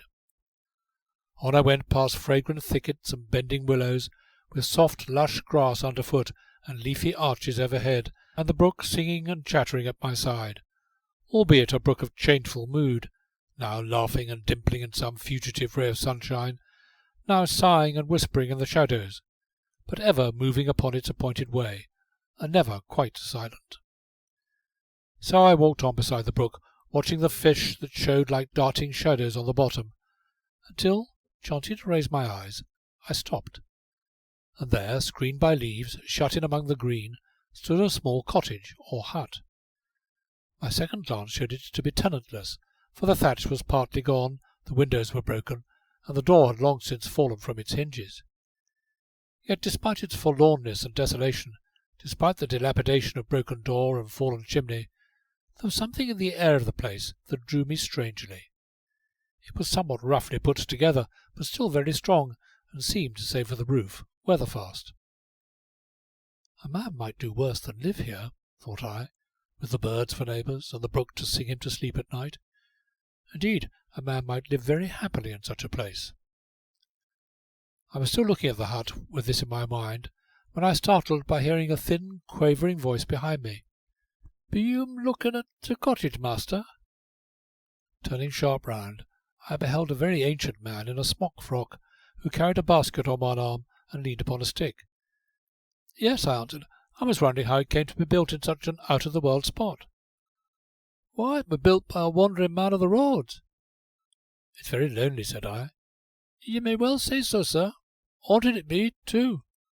"Haunted?" said I. "Haunted as ever was," answered the old man, with a sprightly nod strangely contrasting with his wrinkled face and tremulous limbs. "No one ventures nigh the place after dark, and few enough in the daytime, for that matter." "On account of the ghost?" "Ah," nodded the ancient. "Moans he do, and likewise groans. There's some as says he twitters too, and shakes chains." "Then nobody has lived here of late?" "Bless ye, no, nor wouldn't, no, not if ye paid 'em to. Nobody comes a-nigh the place, ye may say, since it were built by the wandering man. Lived here all alone, he did. Killed hisself here likewise." "Killed himself?" said I. "Ah, hung himself, behind the door yonder, 66 year ago come August, and 'twere me as found him. You see," said the old man, setting down his basket, and seating himself with great nicety on the moss-grown doorstep, "you see, 'twere a terrible storm that night, rain and wind, with every now and then a girt, crackling flame of lightning. I might have been up to the farm a-courting old Nancy Brent. She am dead now, poor lass, years and years ago, but she were a fine buxom maid in those days, d'ye see. Well, I were a-coming home, and what with one thing and another, I lost my way. And presently, as I was stumbling along in the dark, comes another crackle of lightning, and looking up, what should I see but this here cottage? 'Twere no use looking then, with a door and windows, but the door was shut and the windows was dark. So there I stood in the rain, not liking to disturb the stranger, for he were a girt, fierce, unfriendly kind of chap, and uncommon fond of being left alone. Howsoever, after a while, up I goes to the door, and knocks, for I was a girt, strong, strapping, well-looking figure of a man myself in those days, d'ye see, and could give a good buffet and take one too. So up I goes to the door and knocks with my fist clenched, all ready, and a tidy sizable fist it were in those days. But Lord, nobody answered. So at last I lifted the latch. Here the ancient paused to draw a snuff-box from his pocket, with great deliberation, noticing my awakened interest with a twinkling eye. "Well?" I inquired. "Well," he continued slowly, "I lifted the latch and gave a push to the door, but it only opened a little way, 1 inch perhaps, and stuck." Here he tapped and opened his snuff-box. "Well?" I inquired again. "Well," he went on, "I give it a big push with my shoulder. I was a fine strong chap in those days, and just as it flew open comes another flash of lightning, and the first thing I see was a boot." "A boot!" I exclaimed. "A boot as ever was," nodded the ancient, and took a pinch of snuff with great apparent gusto. "Go on," said I. "Go on." "Oh, it's a fine story, he chuckled. "There have been many men of my age as have found a hung man in a thunderstorm. Well, I tell ye, I seen a boot, likewise a leg, and there were this wandering man of the roads a-dangling behind the door from a staple. Look ye," he exclaimed, rising with some little difficulty and hobbling into the hut. "There be the very staple, so it be." And he pointed up to a rusty iron staple that had been driven deep into the beam above the door. "And why," said I, "why did he hang himself?" "Seeing he had no friends, and never told nobody, nobody never knowed," answered the old man, shaking his head. "But on that there staple he hung himself, and on that there staple I found him on a stormy night 66 year ago come August." "You have a wonderful memory," said I. "Aye, to be sure, wonderful memory, wonderful memory." 66 years is an age," said I. "So it be," nodded the ancient. "I were a fine young chap in those days, tall I were, and straight as an arrow. I'll be a bit different now." "Why, you're getting old," said I. "So's staple yonder, but staple looks nigh as good as ever." "Iron generally wears better than flesh and blood," said I. "It's only natural." "Aye, but he can't last for ever," said the ancient, frowning and shaking his head at the rusty staple.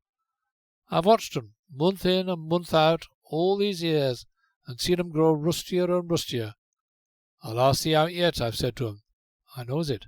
I've heard thee many a time. 'I'll last thee out yet,' I've said.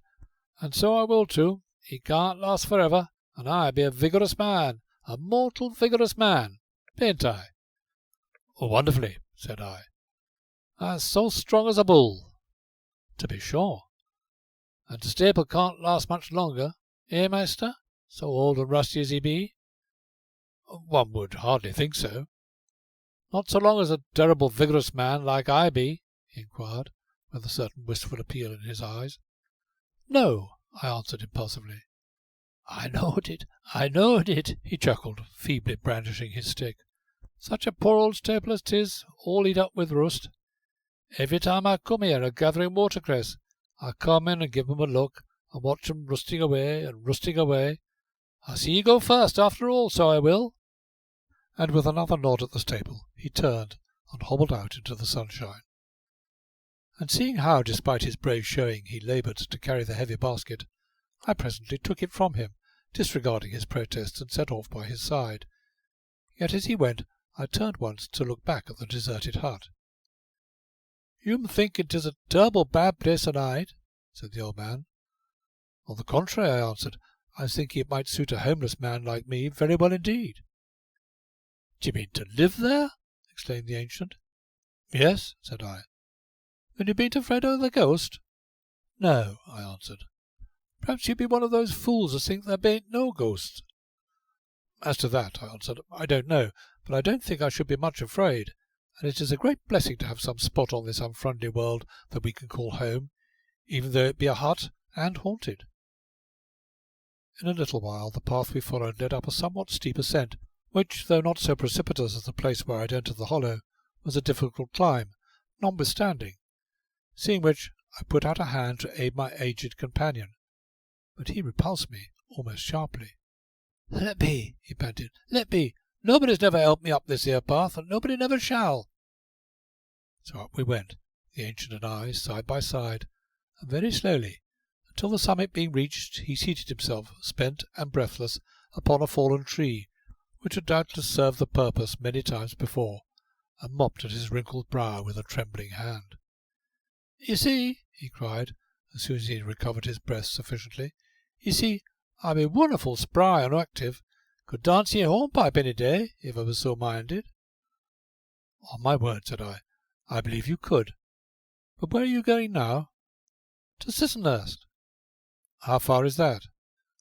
"About a mile across the fields. You can see the point of Joel Amos's oast house above the trees yonder." "Is there a good inn at Sissinghurst?"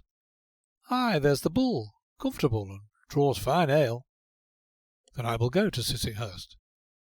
"Aye, aye," nodded the old man. "If it be good ale and a comfortable inn you want, you need seek no further nor Sissinghurst.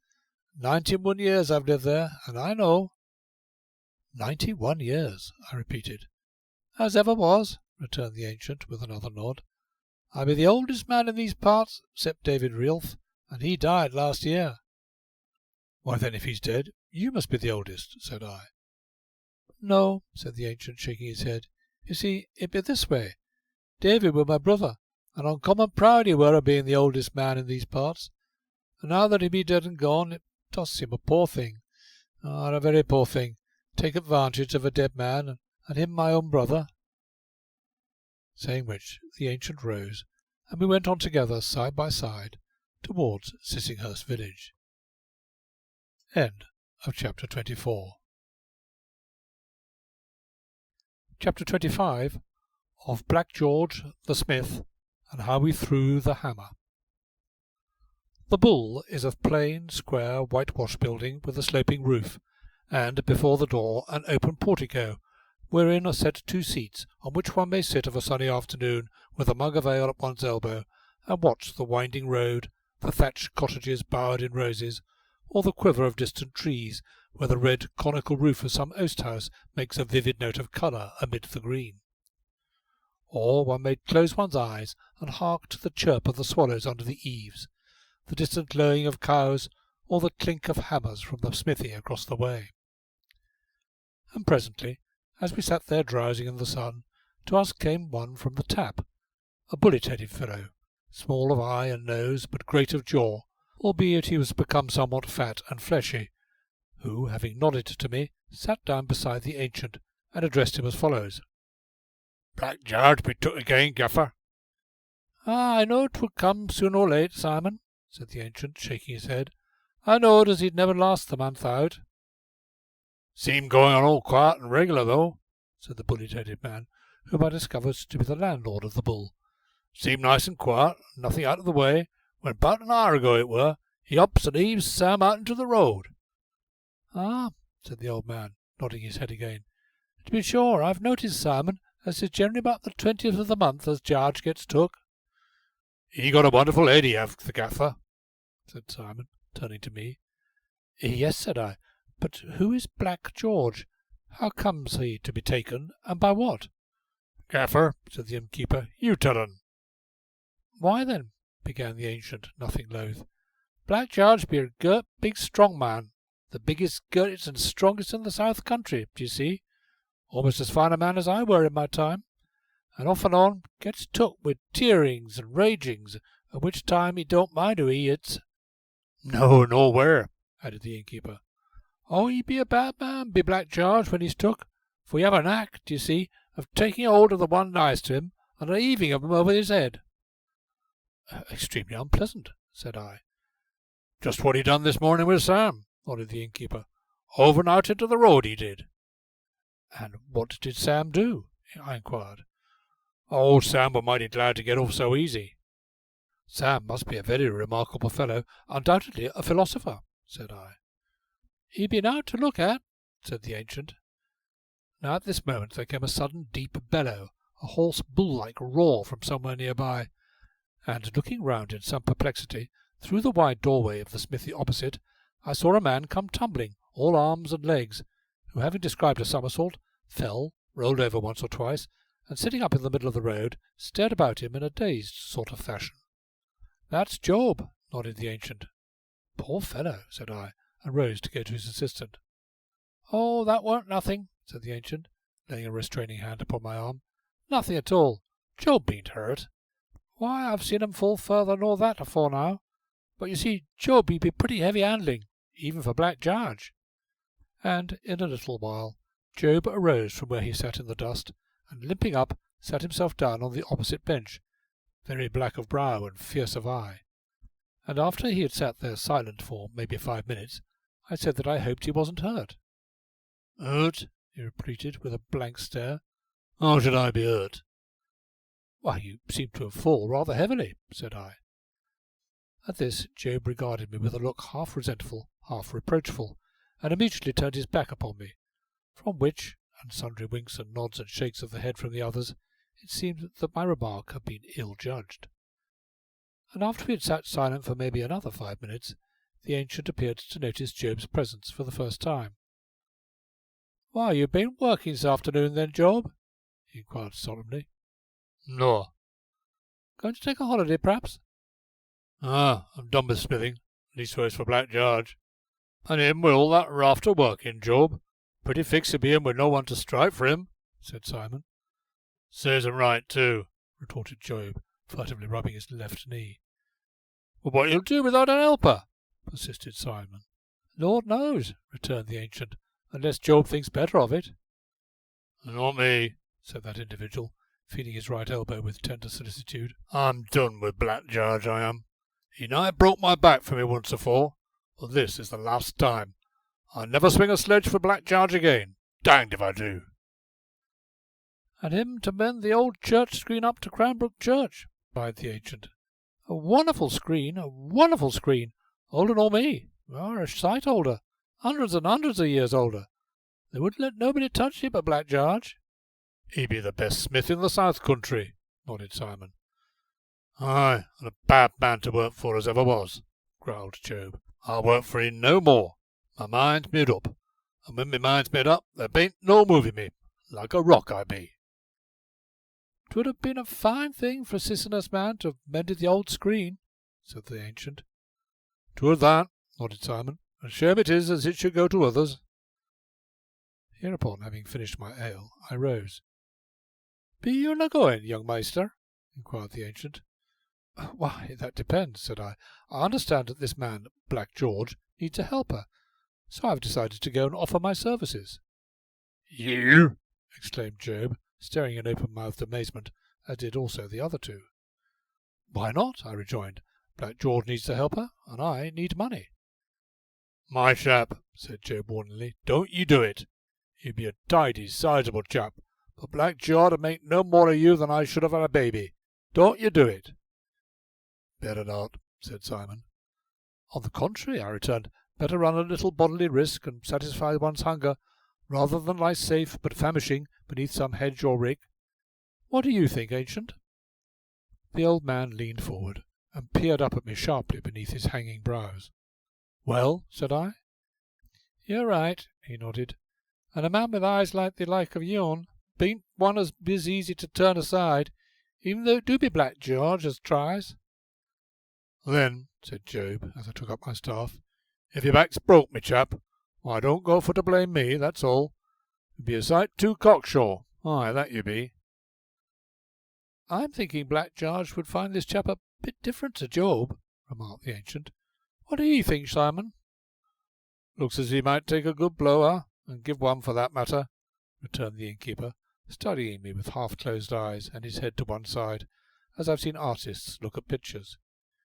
"He be pretty wide in the shoulders and full in the chest, and by the look of him quick on his pins." "You've been a fighting man, Simon, and you ought to know, but he's got somewhat better still." "And what might that be, Gaffer?" inquired the innkeeper. "A good, straight, bright eye, Simon, with a look in it as says, 'I will.'" "Aye, but what of George?" cried Job. "Black George don't mind a man's eyes, except a black frequent.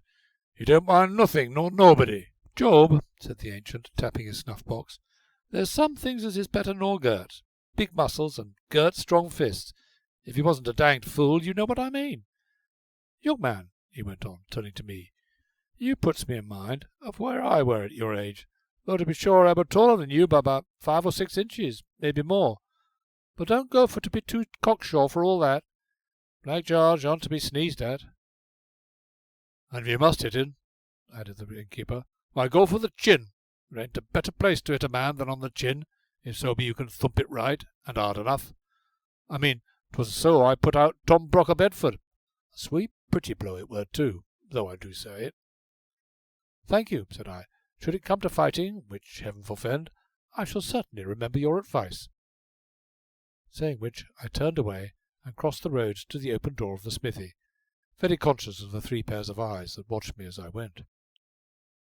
Upon the threshold of the forge I paused to look about me, and there, sure enough, was the smith. Indeed, a fine big fellow he was, with great shoulders and a mighty chest, and arms whose bulging muscles showed to advantage in the red glow of the fire. In his left hand he grasped a pair of tongs, wherein was set a glowing iron scroll, upon which he beat with the hammer in his right. I stood watching until, having beaten out the glow from the iron, he plunged the scroll back into the fire, and fell to blowing with the bellows. But now, as I looked more closely at him, I almost doubted if this could be Black George after all, for this man's hair was of a bright gold, and curled in tight rings upon his brow, while instead of the black, scowling visage I had expected, I beheld a ruddy, open, well-featured face, out of which looked a pair of eyes of a blue you may sometimes see in a summer sky at evening. And yet again, his massive size would seem to proclaim him the famous Black George, and no other. It was with something of doubt in my mind, nevertheless, that I presently stepped into the smithy and accosted him. "Are you Black George?" I inquired. At the sound of my voice he let go the handle of the bellows and turned as I watched. I saw the brows draw suddenly together, while the golden hairs of his beard seemed to curl upward. "Suppose I be?" "Then I wish to speak with you." "Be that what you come for?" "Yes." "You come far?" "Yes." "That's a pity." "Why?" "'Cause you'll have a good way to go back again." "What do you mean?" "Well, for one thing, I means as I don't like your looks, my chap." "And why don't you like my looks?" "Lord!" exclaimed the smith. "How should I know? But I don't. Of that I'm certain sure." "Which reminds me," said I, "of a certain unpopular gentleman of the name of Fell, or Pell, or Snell." "Eh?" said the smith, staring. "There is a verse I remember which runs, I think, in this wise: I do not love thee, Dr. Fell, or Pell, or Snell, for reasons which I cannot tell, but this I know, and know full well, I do not love thee, Dr. Fell, or Pell, or Smell." "So you're a poet, eh?" "No," said I, shaking my head. "Then I'm sorry for it. A man don't meet with poets every day." Saying which, he withdrew the scroll from the fire and laid it glowing upon the anvil. "You was wishing to speak with me, I think?" he inquired. "Yes," I answered. "Ah," nodded the smith, "to be sure," and forthwith began to sing most lustily, marking the time very cleverly with his ponderous hand-hammer. "If," I began, a little put out at this, "if you will listen to what I have to say—" But he only hammered away harder than ever, and roared his song the louder, and though it sounded ill enough at the time, it was a song I came to know well later, the words of which are these: "Strike, ding, ding, strike, ding, ding, the iron glows and loveth good blows as fire doth bellows, strike, ding, ding." Now, seeing he was determined to give me no chance to speak, I presently seated myself close by, and fell to singing likewise. Oddly enough, the only thing I could recall on the moment was the tinker's song, and that but very imperfectly, yet it served my purpose well enough. Thus we fell to it with a will, the different notes clashing and filling the air with the most vile discord, and the words all jumbled up together, something in this wise: "Strike, ding, ding, a tinker I am, oh, strike, ding, ding, a tinker am I, the iron it glows, a tinker I'll live, and loveth good blows, and a tinker I'll die, as fire doth bellows. If the king and his crown, strike, ding, ding, would change places with me, strike, ding, ding," and so forth. The louder he roared, the louder roared I, until the place fairly rang with the din, insomuch that, chancing to look through the open doorway, I saw the ancient, with Simon, Job, and several others, on the opposite side of the way, staring open-mouthed as well they might. But still the smith and I continued to howl at each other with unabated vigour until he stopped all at once and threw down his hammer with a clang. "Dang me if I like that voice of yourn," he exclaimed. "Why, to be sure, I don't sing very often," I answered. "Which I mean to say is a very good thing. Ah, a very good thing." Nor do I pretend to sing." "Then why do ye try now?" "For company's sake." "Well, I don't like it. I've had enough of it." "Then," said I, "suppose you listen to what I have to say." "Not by no manner of means." "Then what do you propose to do?" "Why," said the smith, rising and stretching himself, "since you ask me, I'm a-going to pitch ye out of yon door." "You may try, of course," said I, measuring the distance between us with my eye. "But if you do, seeing you are so much the bigger and stronger man, I shall certainly fetch you a knock with this staff of mine, which I think you will remember for many a day." So saying, I rose and stepped out into the middle of the floor. Black George eyed me slowly, up from the soles of my boots to the crown of my hat and down again, picked up his hammer in an undecided fashion, looked it over as if he had never seen such a thing before, tossed it into a corner, and seating himself on the anvil, folded his arms.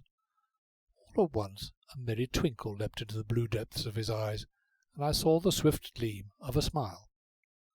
"What do ye want, man?" said he. Now hereupon, with a sudden gesture, I pitched my staff out through the open doorway into the road, and folded my arms across my chest, even as he. "Why did you do that?" he inquired, staring. "Because I don't think I shall need it after all." "But suppose I was to come for you now?" "But you won't." "You be a strange sort of chap," said he, shaking his head. "So they tell me."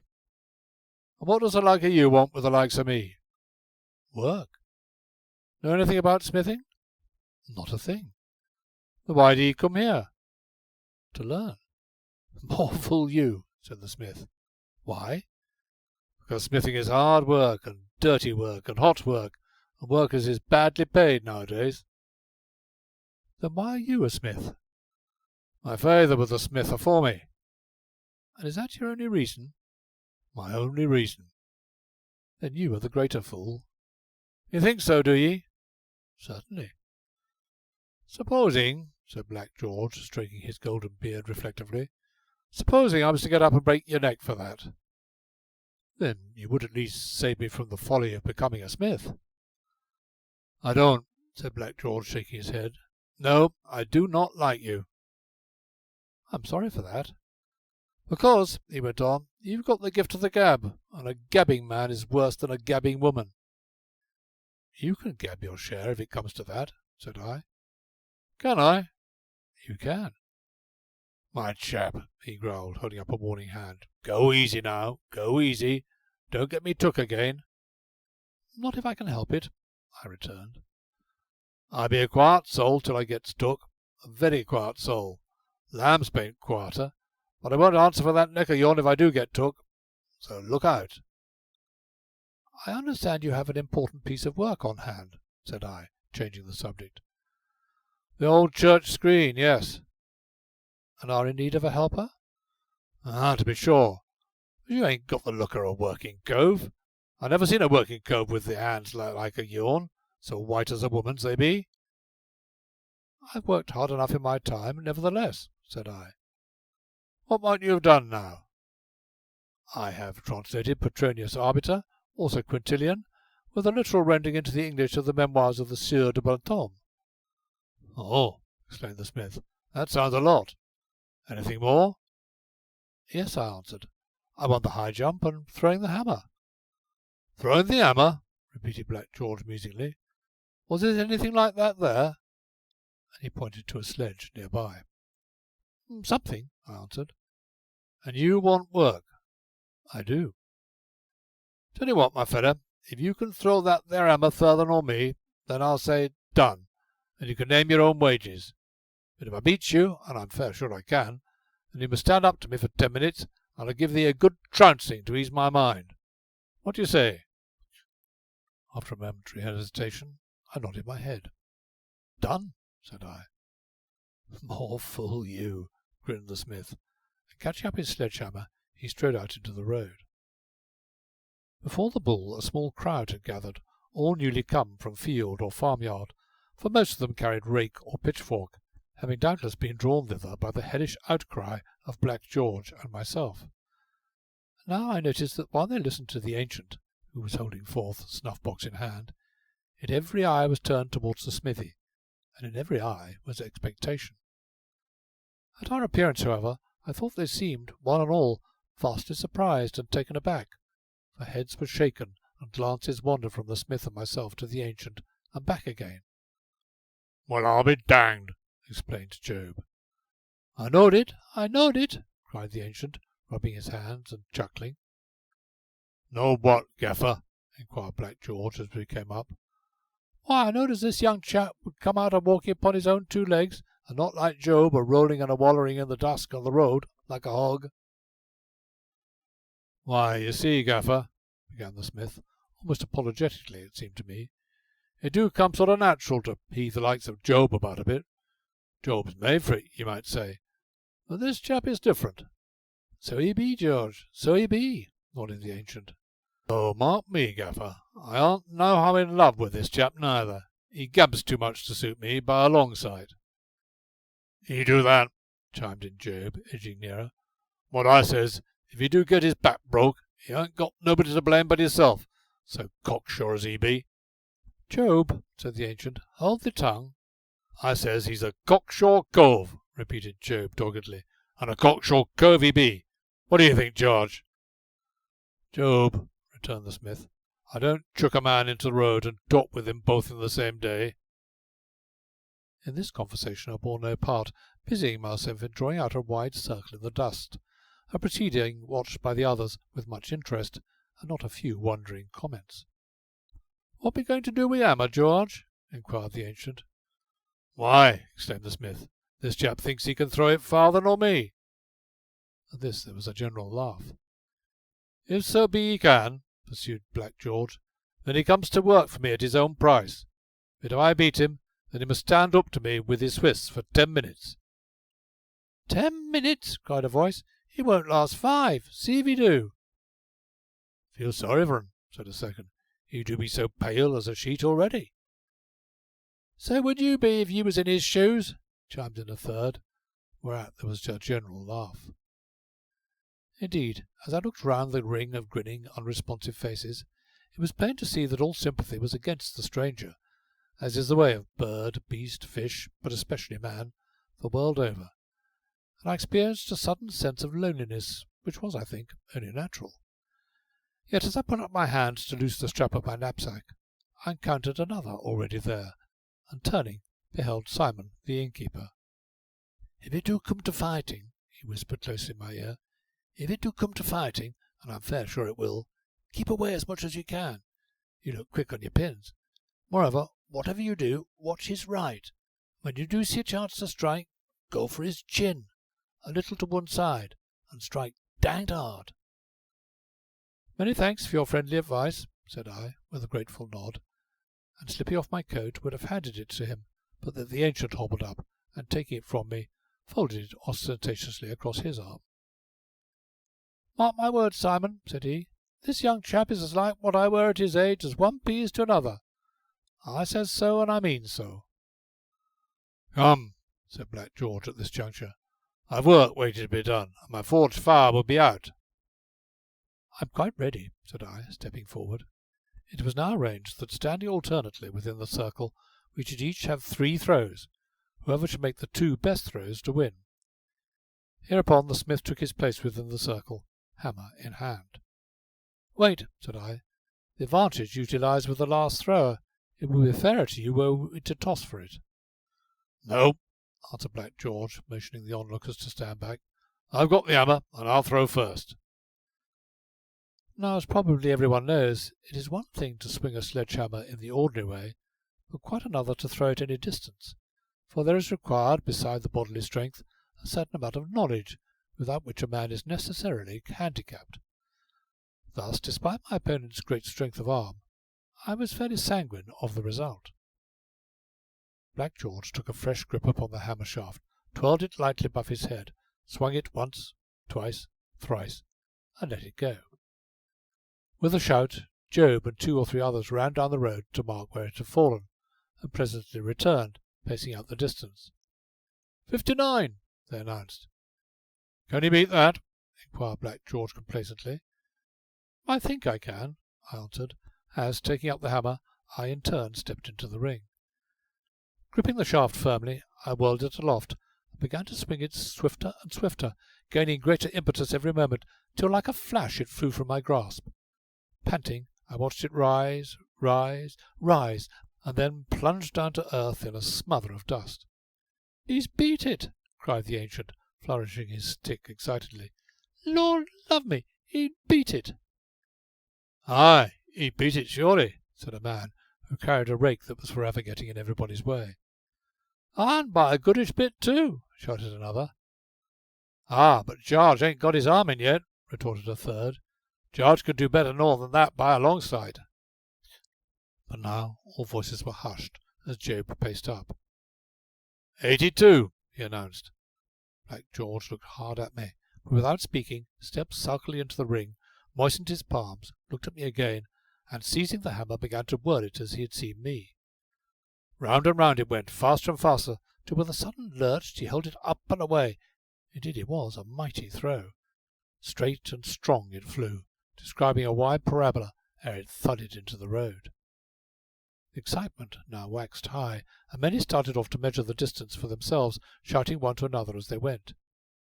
As for the smith, he stood beside me, whistling, and I saw that the twinkle was back in his eyes again. 120, cried half a dozen voices. And a half, corrected Job, thrusting the hammer into my hand and grinning.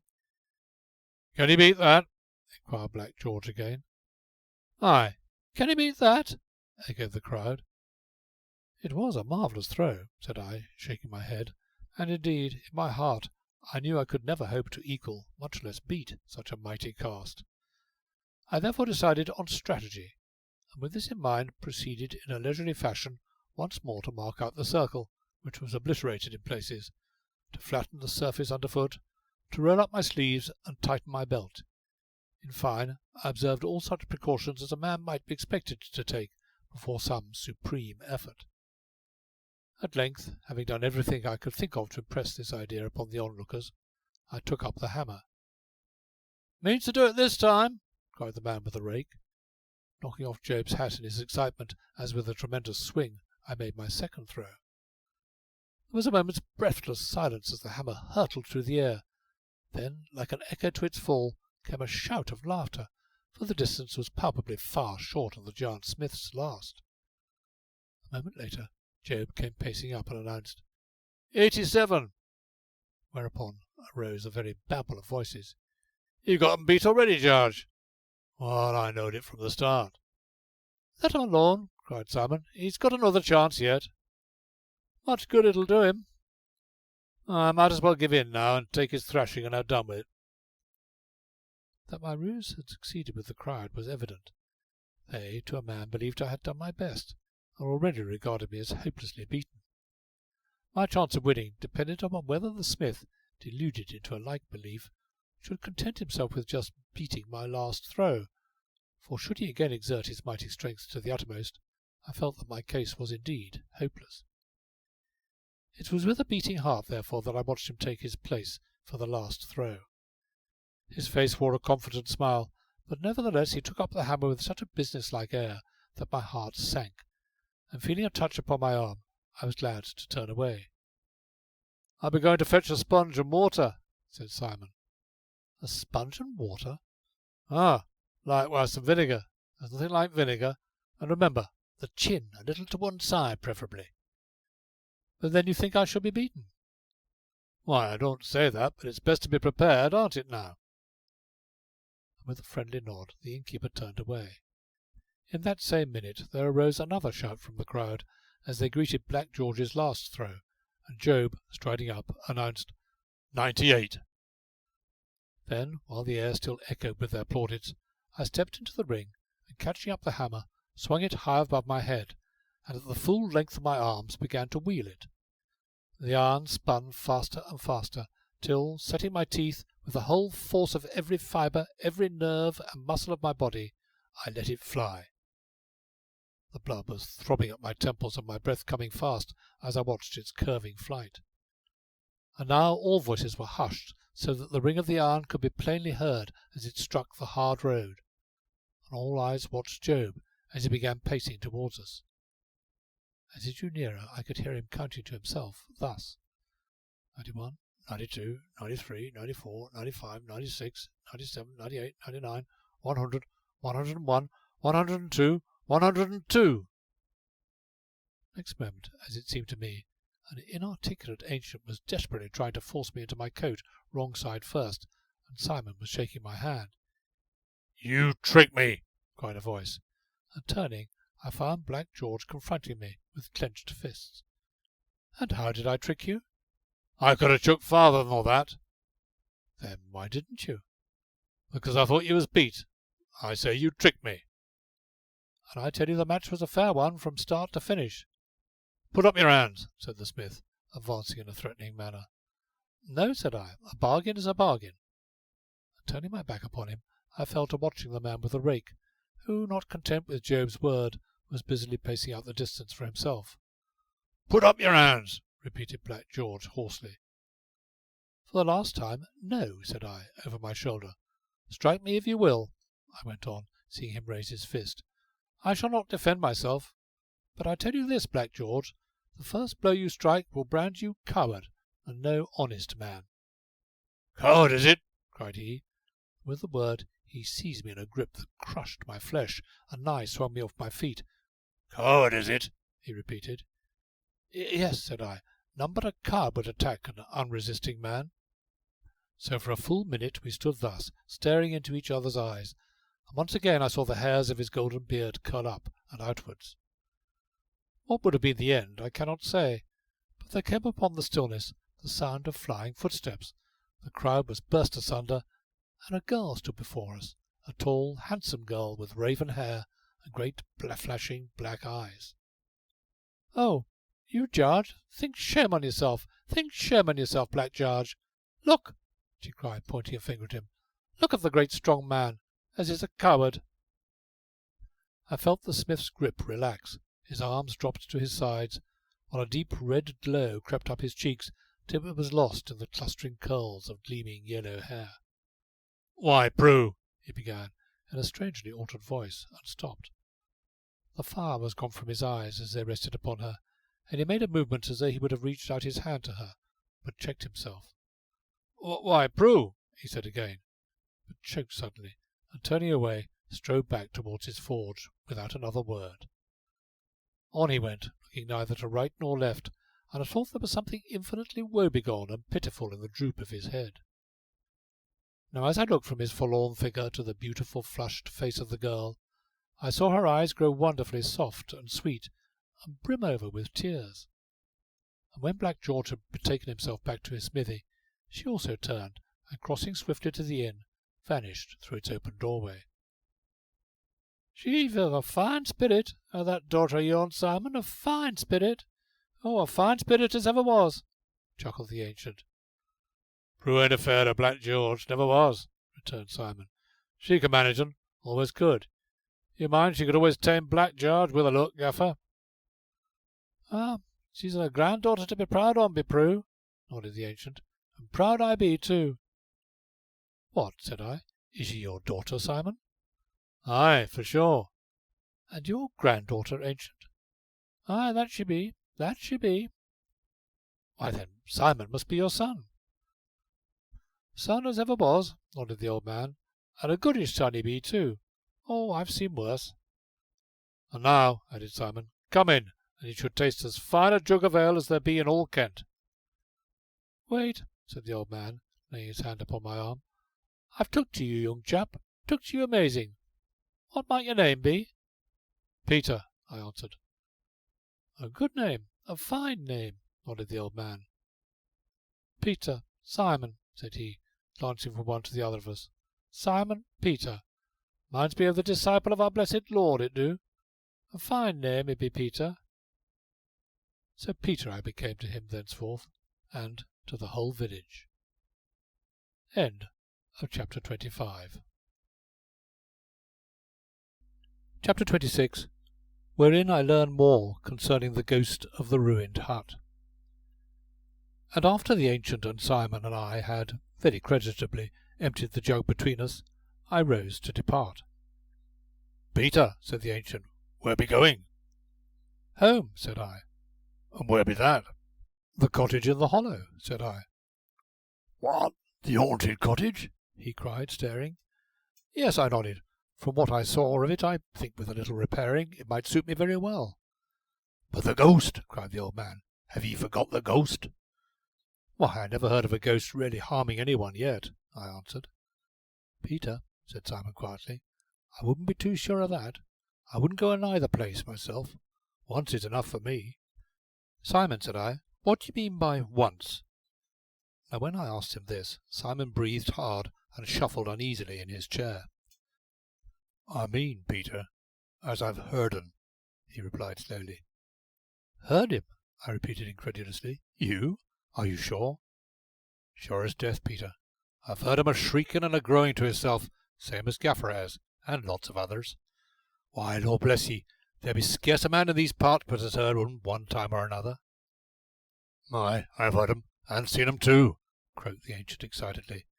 "A girt tall think he be, with a horn on his head, and likewise a tail. Some might have thought he was the wandering man of the roads, as I found hanging on the staple. Some of 'em do, but I know better. I know 'twere old Nick hisself, all flame and brimstone, and he were a baby under his arm." "A baby?" I repeated.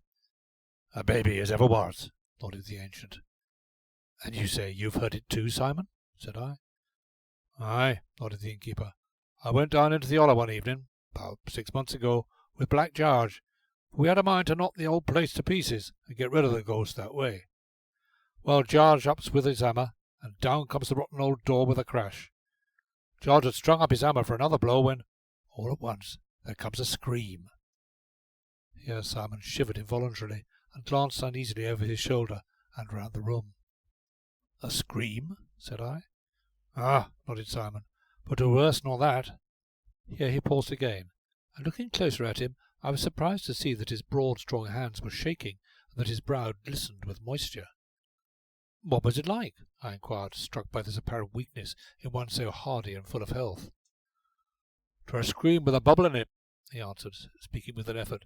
"'Twere like somebody shrieking out with his throat choked up with blood. Jarge and me didn't wait for no more. We run. And as we run, it followed, groaning after us, till we was out upon the road. And then it shrieked at us through the bushes. Ecod, it do make me cold to talk of it, even now. Jarge left his best sledge behind him, and I my crowbar, and we never went back for them, nor never shall, no." Here Simon paused to mop the grizzled hair at his temples. "I tell you, Peter, that place ain't fit for no man at night. If so be you're looking for a bed, my chap, there's one you can have at the Bull, ready and willing." "And gratis," added the ancient, tapping his snuff-box. "Thank you," said I, "both of you, for the offer, but I've a strange fancy to peer and, if possible, see this ghost for myself." "Don't 'ee do it," admonished the ancient. "So dark and lonesome as it be, don't 'ee do it, Peter." "Why, ancient," said I, "it isn't that I doubt your word, but my mind is set on the adventure. So if Simon would let me have threepenny worth of candles and some bread and meat, no matter what, I'll be off, for I should like to get there before dusk."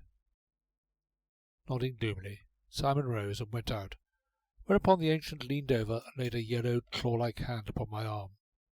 "Peter," said he, "Peter, I've took to you amazing. Just a few inches taller, say a couple, and you be the very spit of what I were at your age. The very spit." "Thank you, ancient," said I, laying my hand on his. "Now, Peter, 'twould be a hideous thing, a very hideous thing, if when I come a-gathering watercress in the morning, I should find you a-dangling on the staple, cold and stiff, like the other, or lying a corp with your throat cut. 'Twould be a hideous, hideous thing, Peter, but oh, to make a fine story in the telling." In a little while Simon returned with the candles, a tinder-box, and a parcel of bread and meat, for which he gloomily but persistently refused payment. Last of all he produced a small brass-bound pistol, which he insisted on my taking. "Not as it be much use against a ghost," said he, with a gloomy shake of the head, "but a pistol's a comfortable thing to have in a lonely place, especially if that place be very dark. which last, if something illogical, may be none the less true. So, having shaken each by the hand, I bade them good night, and set off along the darkening road. End of chapter 26. Chapter 27, which tells how and in what manner I saw the ghost. Now, as I went, my mind was greatly exercised as to a feasible explanation of what I had just heard. That a man so old as the ancient should see things I could readily believe, by reason of his years, for great age is often subject to such hallucinations. But with Simon, a man in the prime of his life, it was a different matter altogether. That he had been absolutely sincere in his story I had read in his dilating eye, and the involuntary shiver that had passed over him while he spoke. Here indeed, though I scouted all idea of supernatural agency, there lay a mystery that piqued my curiosity not a little. Ghosts? Pshaw! What being endowed with a reasoning mind could allow himself to think, let alone believe, in such folly? Ghosts? Fiddle-de-dee, sir! Yet here, and all at once, like an enemy from the dark, old stories leaped at and seized me by the throat. Old tales of spectres grim and bloody, of goblins and haunted houses from whose dim desolation strange sounds would come, tales long since heard and forgot, till now. Ghosts? Why, the road was full of them. They crowded upon my heels, they peered over my shoulders. I felt them brush my elbows, and heard them gibbering at me from the shadows. And the sun was setting already. Ghosts? Oh, why not? There are more things in heaven and earth than are dreamed of in your philosophy. Involuntarily I hastened my steps, but the sun had set ere I reached the hollow. Yes, the sun had set, and the great basin below me was already brimful of shadows, which as I watched seemed to assume shapes, vast and nebulous and constantly changing, down there amid the purple gloom of the trees. Indeed, it looked an unholy place in the half-light, a pit framed for murders, and the safe hiding of telltale corpses, the very haunt of horrid goblins and spectres, grim and ghastly. So evilly did the place impress me that it needed an effort of will ere I could bring myself to descend the precipitous slope. Bats flitted to and fro across my path, now and then, emitting their sharp, needle-like note, while from somewhere in the dimness beyond an owl hooted. By the time I reached the cottage it had fallen quite dark here in the hollow, though the light still lingered in the world above. So I took up my tinder-box and one of the candles, which after several failures I succeeded in lighting, and stepping into the cottage, began to look about me. The place was small, as I think I have before said, and comprised 2 rooms shut off from each other by a strong partition with a door midway. Lifting the candle, I glanced at the staple on which the builder of the cottage had choked out his life so many years ago, and calling to mind the ancient's fierce desire to outlast it, I even reached up my hand and gave it a shake. But, despite the rust of years, the arm felt as strong and rigid as ever, so that it seemed the old man's innocent wish must go unsatisfied after all. The second room appeared much the same for size as the first, and like it in all respects, till looking upwards I noticed a square trap-door in a corner, while underneath, against the wall, hung a rough ladder. This I proceeded to lift down, and mounting, cautiously lifted the trap. Holding the candle above my head to survey this chamber, or rather garret, the first object my eye encountered was a small tin pannikin, and beyond that a stone jar or demijohn. Upon closer inspection I found this last to be nearly full of water, quite sweet and fresh to the taste, which of itself was sufficient evidence that someone had been here very lately. I now observed a bundle of hay in one corner, which had clearly served for a bed, beside which were a cracked mug, a tin plate, and pair of shoes, and an object I took to be part of a flute or wind instrument of some kind. But what particularly excited my interest were the shoes, which had evidently seen long and hard service, for they were much worn and had been roughly patched here and there. Very big they were, and somewhat clumsy, thick-soled, and square of toe, and with a pair of enormous silver buckles. These evidences led me to believe that whoever had been here before was likely to return, and not doubting that this must be he who had played the part of ghost so well, I determined to be ready for him. So, leaving all things as I found them, I descended, and having closed the trap, hung up the ladder as I had found it. In the first of the rooms there was a rough fireplace built into one corner, and as the air struck somewhat damp and chill, I went out and gathered a quantity of twigs and dry wood, and had soon built a cheerful, crackling fire. I now set about collecting armfuls of dry leaves, which I piled against the wall for a bed. By the time this was completed to my satisfaction, the moon was peeping above the tree-tops, filling the hollow with far-flung shadows. I now lay down upon my leafy couch, and fell to watching the fire and listening to the small, soft song of the brook outside. In the opposite wall was a window, the glass of which was long since gone, through which I could see a square of sky, and the glittering belt of Orion. My eyes wandered from this to the glow of the fire many times, but gradually my head grew heavier and heavier, until at length the stars became confused with the winking sparks upon the hearth, and the last that I remember was that the crackle of the fire sounded strangely like the voice of the ancient croaking. "A hideous thing, Peter, a hideous thing." I must have slept for an hour, or nearer 2, for the room was dark, save for a few glowing embers on the hearth and the faint light of the stars at the window, when I suddenly sat bolt upright, with every tingling nerve straining, as if to catch something which had but that very moment eluded me. I was yet wondering what this could be, when from somewhere close outside the cottage there rose a sudden cry, hideous and appalling, a long drawn-out bubbling scream, no other word could describe it, that died slowly down to a wail, only to rise again higher and higher, till it seemed to pierce my very brain. Then all at once it was gone, and silence rushed in upon me, a silence fraught with fear and horror unimaginable. I lay rigid, the blood in my veins jumping with every throb of my heart, till it seemed to shake me from head to foot. And then the cry began again, deep and hoarse at first, but rising, until the air thrilled with a scream such as no earthly lips could utter. Now the light at the window grew stronger and stronger, and all at once a feeble shaft of moonlight crept across the floor. I was watching this most welcome beam, when it was again obscured by a something, indefinable at first, but which I gradually made out to be very like a human head peering in at me. But if this was so, it seemed a head hideously misshapen, and there, sure enough, rising from the brow, was a long, pointed horn.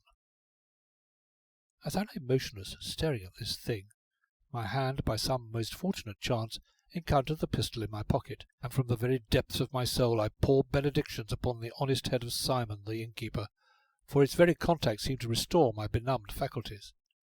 With a single bound I was upon my feet, and had the weapon levelled at the window. "Speak," said I, "speak, or I'll shoot." There was a moment of tingling suspense, and then, "Oh, man, dinna do that," said a voice. "Then come in and show yourself." Herewith the head incontinently disappeared. There was the sound of a heavy step, and a tall figure loomed in the doorway. "Wait," said I, as, fumbling about, I presently found tinder-box and candle, having lighted which I turned and beheld a man, an exceedingly tall man, clad in the full habit of a Scottish Highlander. By his side hung a long, straight, basket-hilted sword. Beneath one arm he carried a bagpipe, while upon his head was, not a horn, but a Scots bonnet with a long eagle's feather. "Och, man," said he, eyeing me with a somewhat dry smile, "I'm just thinking you're nor feared of bogies, whatever." End of chapter 27. Chapter 28. The Highland Piper. "Who are you?" said I, in no very gentle tone. "Donald's my name, sir, and if ye had an eye for the tartan, you'd ken I was a Stuart." "And what do you want here, Donald Stewart?" "The very question you be asking yourself. What caused you to come gawking and spirring about here at such an hour?" "It's my intention to live here for the future," said I. "Hoot toot, you be no meaning it." "But I do mean it," said I. "Eh, man, but ye maun ken the place is no canny, what with pixies and warlocks and kelpies forby." Indeed, they told me it was haunted, but I determined to see for myself. "Well?" "Well, I'm glad to find it haunted by nothing worse than a wandering Scots piper." The Highlander smiled his wry smile, and taking out a snuff-box, inhaled a pinch, regarding me the while. "You're the first as ever stayed, after they'd heard the first big squeaky, to find out if it were a real bogie or no." "But how in the world did you make such awful sounds?" "I'm thinking it's a bit squeaky you'll be meaning," he inquired. "Yes, how did you do it?" "Oh, it's just the pipes," he answered, patting them affectionately. "Well, I'll show you noo." "Pray do," said I. Hereupon he set the mouthpiece to his lips, inflated the bag, stopped the vents with his fingers, and immediately the air vibrated with the bubbling scream I had already attempted to describe. "Oh, man," he exclaimed, laying the still groaning instrument gently aside. "Oh, man, is it no just wonderful?" "But what has been your object in terrifying people out of their wits in this manner?" "Sir, it's on account of the snuff." "Snuff?" I repeated. "Just that," he nodded. "Snuff," said I again. "What do you mean?" The piper smiled again, a slow smile that seemingly dawned only to vanish again. It was indeed, if I may so express it, a grave and solemn smile, and his nearest approach to mirth, for not once in the days which followed did I ever see him give vent to a laugh. I here also take the opportunity to say that I have greatly modified his speech in the writing, for it was so broad that I had much ado to grasp his meaning at times. The piper smiled then, and unwinding the plaid from his shoulder, spread it upon the floor, and sat down. "You men ken," he began, "that I have muckle love for the snuff, and snuff is unco expensive in these parts." "Well," said I. "You mun ken, in the second place, that my brother Alan cannot abide the snuff." "Your brother Alan?" said I, wondering. "My brother Alan," he nodded gravely. "But what of him? What has he to do with—" "Man, bide a wee, I'm coming to that." "Go on then," said I. "I'm listening." "Well, I had ye to ken I'm a braw bonny piper, and my brother Alan, he's a bonny piper too. No such a fair grand piper as me, being somewhat uncertain with his warblers, ye ken, but a bonny piper whatever. Aweel, maybe a year sin I fell in love with a lassie. It had been a' right if my brother Alan hadn't fallen in love with her too, so that she, poor lassie, didn't ken which to take. 'Donal,' says Alan, 'can ye no love another lassie? She could no marry the two of us, that's sure.' Then, Alan, says I, 'we'll just play for her,' which I think you'll own was a grand idea, only the lassie couldn't just make up her mind which of us piped the best. So the end of it was we agreed, my brother Alan and I, to pipe our way through England for a year, and the man who came back with the most silver should wed the lassie." "And a very fair proposal," said I, "but, wasteman, just here's when we come to the snuff. For look ye, every time I bought a paper of snuff, I reminded me that my brother Alan, not taking it himself, was so much silver to the good. And, oh man, it used to grieve me sore, till one day I lighted on this bit hoosie." "Well," said I. "What, do you no see it?" "No, indeed," I answered. "Eh, man, my brother Alan doesn't buy the snuff, but he must have a roof to shelter him and a bed to lie in o' nights, and pay for it too, ye ken, 4pence or a bawbee or a shilling, as the case may be. Whereas here I have both for the taking.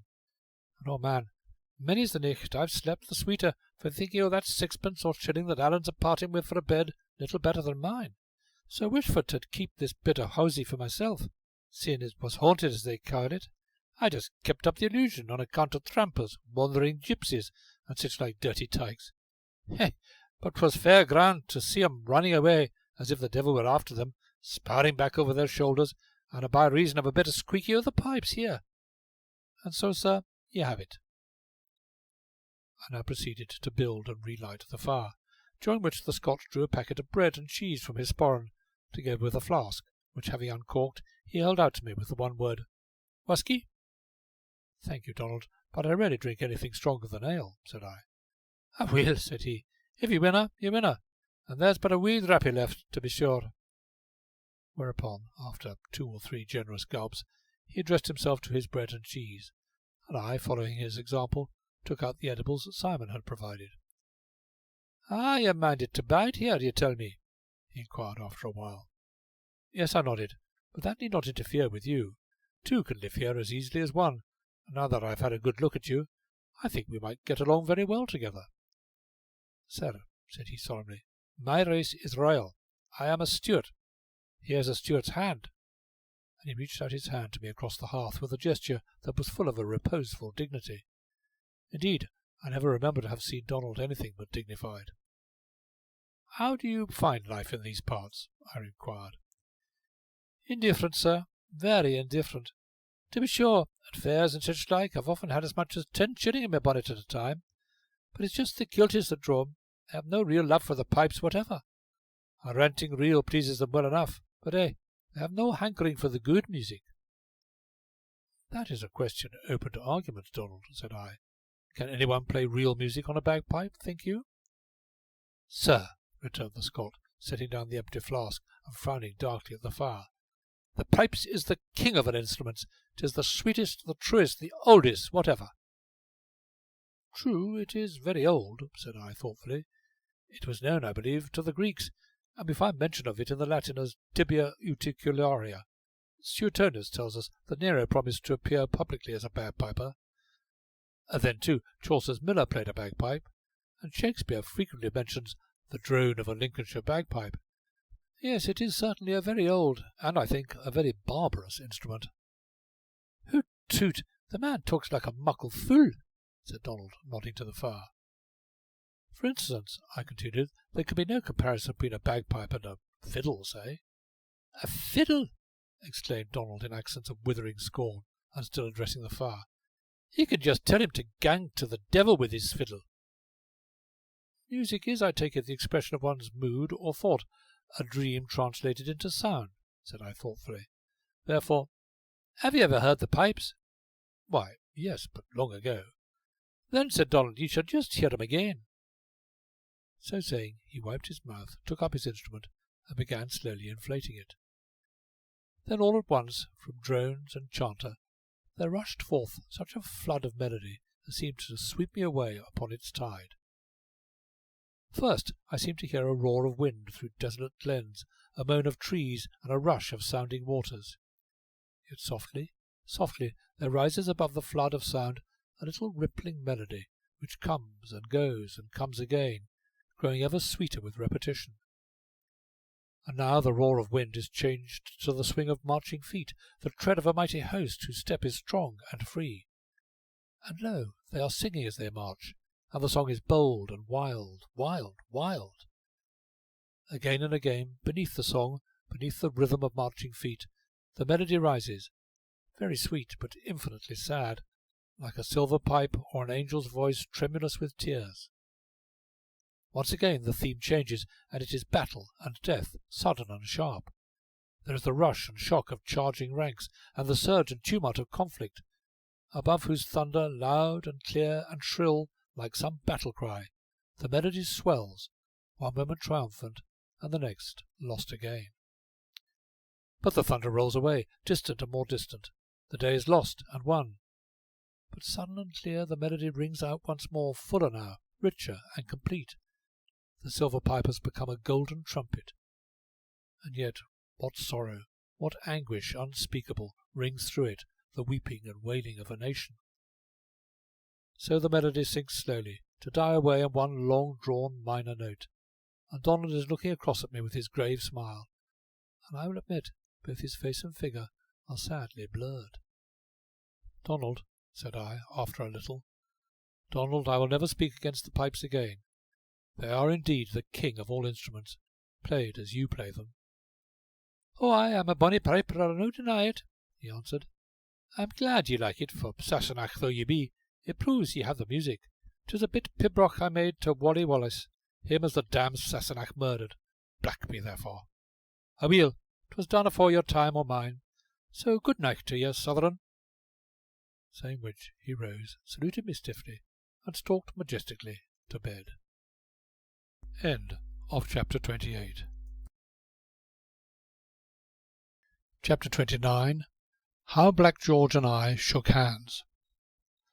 The world was full of sunshine, the blithe song of birds, and the sweet pure breath of waking flowers, as I rose next morning, and coming to the stream threw myself down beside it, and plunged my hands and arms and head into the limpid water, whose contact seemed to fill me with a wondrous gladness, in keeping with the world about me. In a little while I rose, with the water dripping from me, and having made shift to dry myself upon my neckcloth, nothing else being available, returned to the cottage. Above my head I could hear a gentle sound rising and falling with a rhythmic measure, that told me Donald still slept. So, clapping on my hat and coat, I started out to my first day's work at the forge, breakfastless, for the good and sufficient reading that there was none to be had, but full of the glad pure beauty of the morning. And I bethought me of the old psalmist's deathless words, "Though sorrow endure for a night, yet joy cometh in the morning. Brave, true words which shall go ringing down the ages to bear hope and consolation to many a wearied, troubled soul. For now, as I climbed the steep path where bats had hovered last night, and turned to look back at the pit which had seemed a place of horror, behold, it was become a very paradise of quivering green, spangled with myriad jewels where the dew yet clung. Indeed, if any man would experience the full ecstasy of being alive, the joie de vivre, as the French have it, let him go out into the early morning, when the sun is young, and look about him with a seeing eye. So, in a little while, with the golden song of a blackbird in my ears, I turned villagewards, very hungry, yet nevertheless content. Long before I reached the smithy, I could hear the ring of Black George's hammer, though the village was not yet astir, and it was with some trepidation as to my reception that I approached the open doorway. There he stood, busy at his anvil, goodly to look upon in his bare-armed might, and with the sun shining in his yellow hair, a veritable son of Anak. He might have been some hero or demigod come back from that dim age when angels wooed the daughters of men, rather than a village blacksmith, and a very sulky one at that. For though he must have been aware of my presence, he never glanced up or gave the slightest sign of welcome, or the reverse. Now, as I watched, I noticed a certain slowness, a heaviness in all his movements, together with a listless, slipshod air, which I judged was very foreign to him. Moreover, as he worked, I thought he hung his head lower than was quite necessary. "George," George went on hammering. "George," said I again. He raised the hammer for another stroke, hesitated, then lifted his head with a jerk, and immediately I knew why he had avoided my eye. "What do ye want with me?" "I've come for two reasons," said I. "One is to begin work." "Then you'd best go away again," he broke in. "You'll get no work here." "And the second," I went on, "is to offer you my hand. Would you take it, George, and let bygones be bygones?" "No," he burst out vehemently. "No, I tell ye.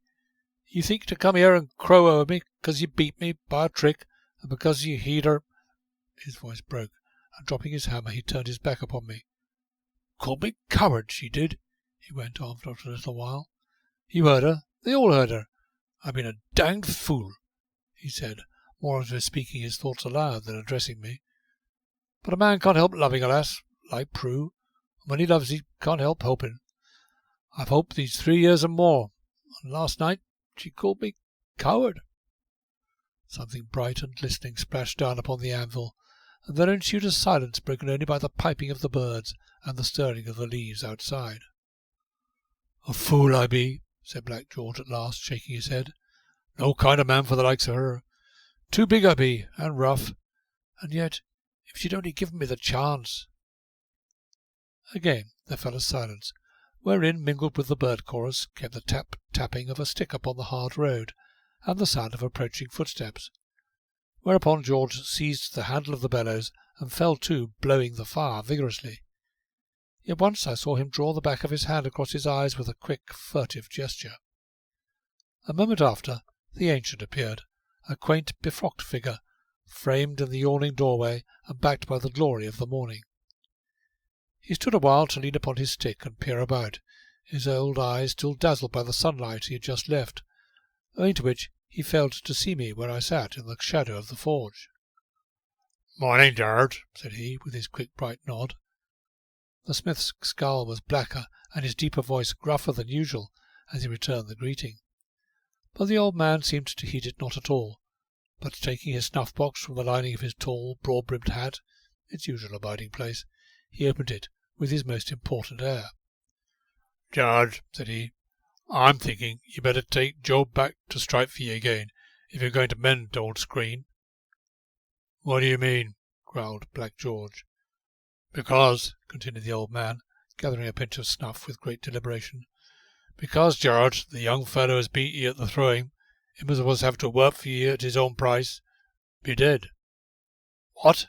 cried Black George, starting. "Dead," nodded the old man. "A corp he be, such a fine, promising young man, and now a corp." Here the ancient nodded solemnly again 3 times, and inhaled his pinch of snuff with great apparent zest and enjoyment. "Why?" began the amazed George. "What?" I broke off to stare, open-mouthed. "Last night as ever was," continued the old man, "he went down to the haunted cottage. 'Tweren't no manner o' use trying to turn him, no, not if I'd gone down to him on my manor bones. He were that set on it. So off he goes, 'bout sundown, to sleep in the haunted cottage. I knows George, 'cause I've followed her, and seen him for myself. So now I'm going down to find his corp." He had reached thus far when his eye, accustomed to the shadows, chancing to meet mine, he uttered a gasp and stood staring at me with dropped jaw. "Peter," he stammered at last. "Peter, be that you, Peter?" "To be sure it is," said I. "Ain't ye dead, then?" "I never felt more full of life." "Why, ye slept in the haunted cottage last night?" "Yes." But the ghost, Peter?" "Is a wandering Scotsman." "Why, then I can't go down and find your corp after all?" "I fear not, ancient." The old man slowly closed his snuff-box, shaking his head as he did so. "Ah, well, I won't blame ye, Peter," said he magnanimously. "It bain't your fault, lad, no. But what's come to the ghost?" "The ghost," I answered, "is nothing more dreadful than a wandering Scotsman." "Scotsman?" exclaimed the ancient sharply. "Scotsman?" "Yes, ancient." "You're amazed, Peter. Ah, amazed ye be. What, haven't I heard him moaning and groaning to himself? Ah, and twittering too." "As to that," said I, "those shrieks and howls he made with his bagpipe. Very easy for a skilled player such as he." Someone was drawing water from a well across the road, for I heard the rattle of the bucket and the creak of the winch in the pause which now ensued, during which the ancient, propped upon his stick, surveyed me with an expression that was not exactly anger, nor contempt, nor sorrow, yet something of all three. At length he sighed and shook his head at me mournfully. "Peter," said he, "Peter, I didn't think as you'd try to take vantage of an old man with a tale, the like of that, such a very, very old man, Peter, such an old man." "But I assure you it's the truth," said I earnestly. "Peter, I seen Scotchmen afore now," said he, with a reproachful look. "Ah, that I have, many's the time. And Scotchmen don't go about with tails, nor yet with horns on their heads. Leastways, I've never seen one as did. And, Peter, I know what a bagpipe is. I've heard 'em often and often. Squeak they do, yes, but a squeak bain't a scream, Peter, nor yet a groan, no." Having delivered himself of which, the ancient shook his head at me again, and turning his back, hobbled away. When I turned to look at George, it was to find him regarding me with a very strange expression. "Sir," said he ponderously, "did you sleep in the haunted cottage last night?" "Yes, though as I've tried to explain, and unsuccessfully it seems, it is haunted by nothing more alarming than a Scots piper." "Sir," said George in the same slow, heavy way, "I couldn't go anigh the place myself, especially after dark. I'd be afeard to. I did go once, and then not alone, and I ran away, sir. You being a better man nor me, you done what I durstn't do, sir. If so, be as you'm in the same mind about it, I should like to shake your hand." So there, across the anvil which was to link our lives together thenceforth, Black George and I clasped hands, looking into each other's eyes. "George," said I at last, "I've had no breakfast." "Nor I," said George. "And I'm mightily hungry." "So am I," said George. "Then come and let us eat." And I turned to the door. "Why, so we will, but not the Bill. She be there. Come to my cottage. It be close by. That is, if you care to, sir." "With all my heart," said I, "and my name is Peter." "What do you say to ham and eggs, Peter?" "Ham and eggs will be most excellent," said I.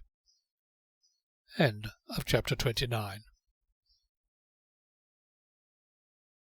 Chapter 30, in which I forswear myself and am accused of possessing the evil eye. Smithing is a sturdy, albeit a very black art. Yet its black is a good honest black, very easily washed off, which is more than can be said for many other trades, arts, and professions. Yes, a fine, free, manly art is smithing, and those who labour at the forge would seem necessarily to reflect these virtues. Since old Tubal Cain first taught men how to work in brass and iron, who ever heard of a sneaking, mean-spirited, cowardly blacksmith? To find such a one were as hard a matter as to discover the fourth dimension, methinks, or the carcass of a dead donkey. Your true blacksmith is usually a strong man, something bowed of shoulder perhaps, a man slow of speech, bold of eye, kindly of thought, and lastly, simple-hearted. Riches, genius, power, all are fair things, yet riches is never satisfied, power is ever upon the wing, and when was genius ever happy? But as for this divine gift of simpleness of heart, who shall say it is not the best of all? Black George himself was no exception to his kind.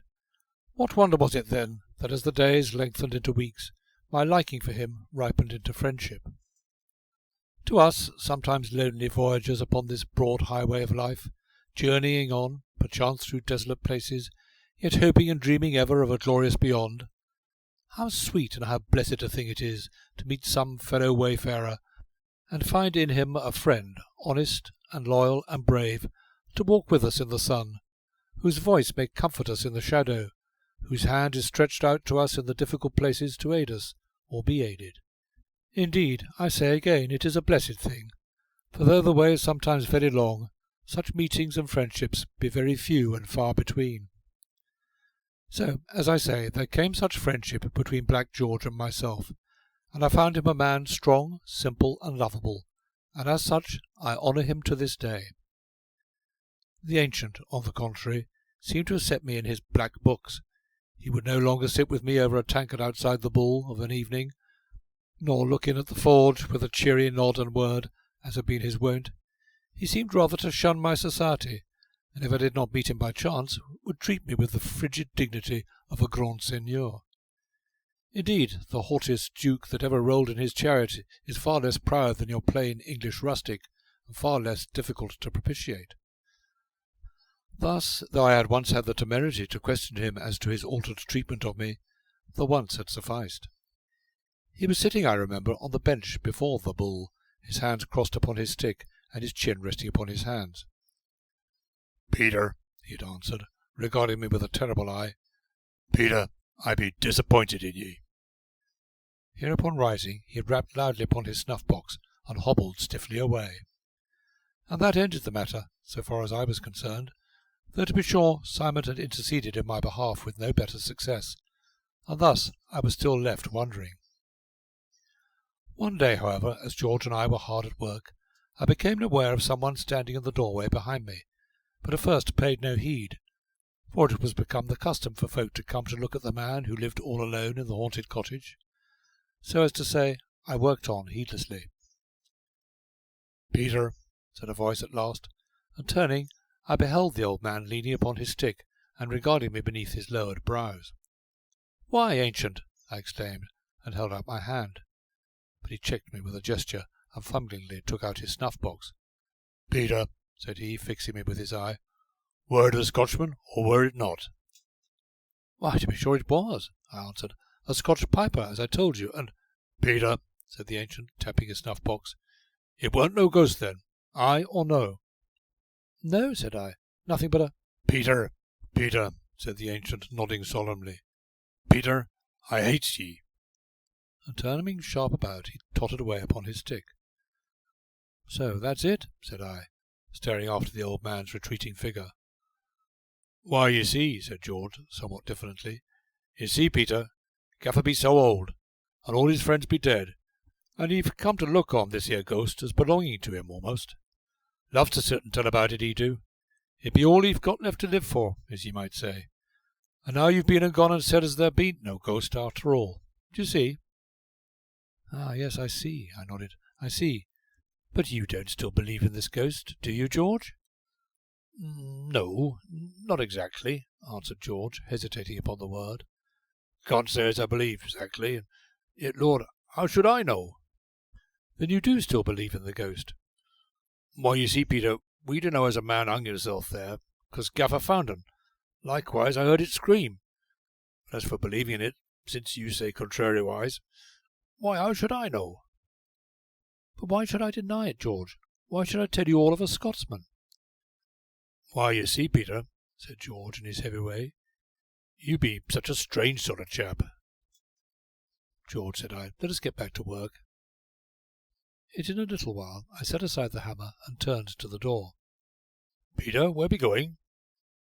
"To try and make my peace with the ancient," I answered, and forthwith crossed the road to the Bull. But with my foot on the step I paused, arrested by the sound of voices and laughter within the tap, and loudest of all was the voice of the pseudo-blacksmith, Job. "If I were only a bit younger," the ancient was saying. Now peeping in through the casement, a glance at his dejected attitude and the blatant bearing of the others explained to me the situation then and there. "But you ain't," reported old Amos. "You'm an old man, and getting older with every tick of the clock. You be, and getting amazed like me with years." "Ha, ha," laughed Job and the 5 or 6 others. "Oh, you, Job, if my boy Simon was here, he'd pitch ye out into the road, so he would, same as Black George done," quavered the ancient. "Perhaps, Gaffer, perhaps," returned Job. "But I says again, I believe what Peter says, and I don't believe there never was no ghost at all."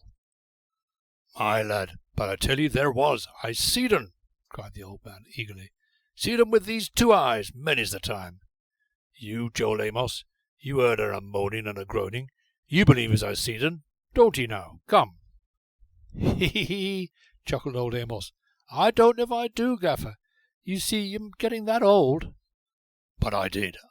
Oh, you chaps, I tell ye I did." "You be getting old, Gaffer," repeated Amos, dwelling upon the theme with great unction. "Very, very old." "But so strong as a bull I be," added the ancient, trying manfully to steady the quaver in his voice. "Ho, ho, ho!" laughed Job and the others, while old Amos chuckled shrilly again. "But I tell ye I did see 'un. I seed 'un plain as plain," quavered the ancient in sudden distress. "Old Nick it were, with horns and a tail."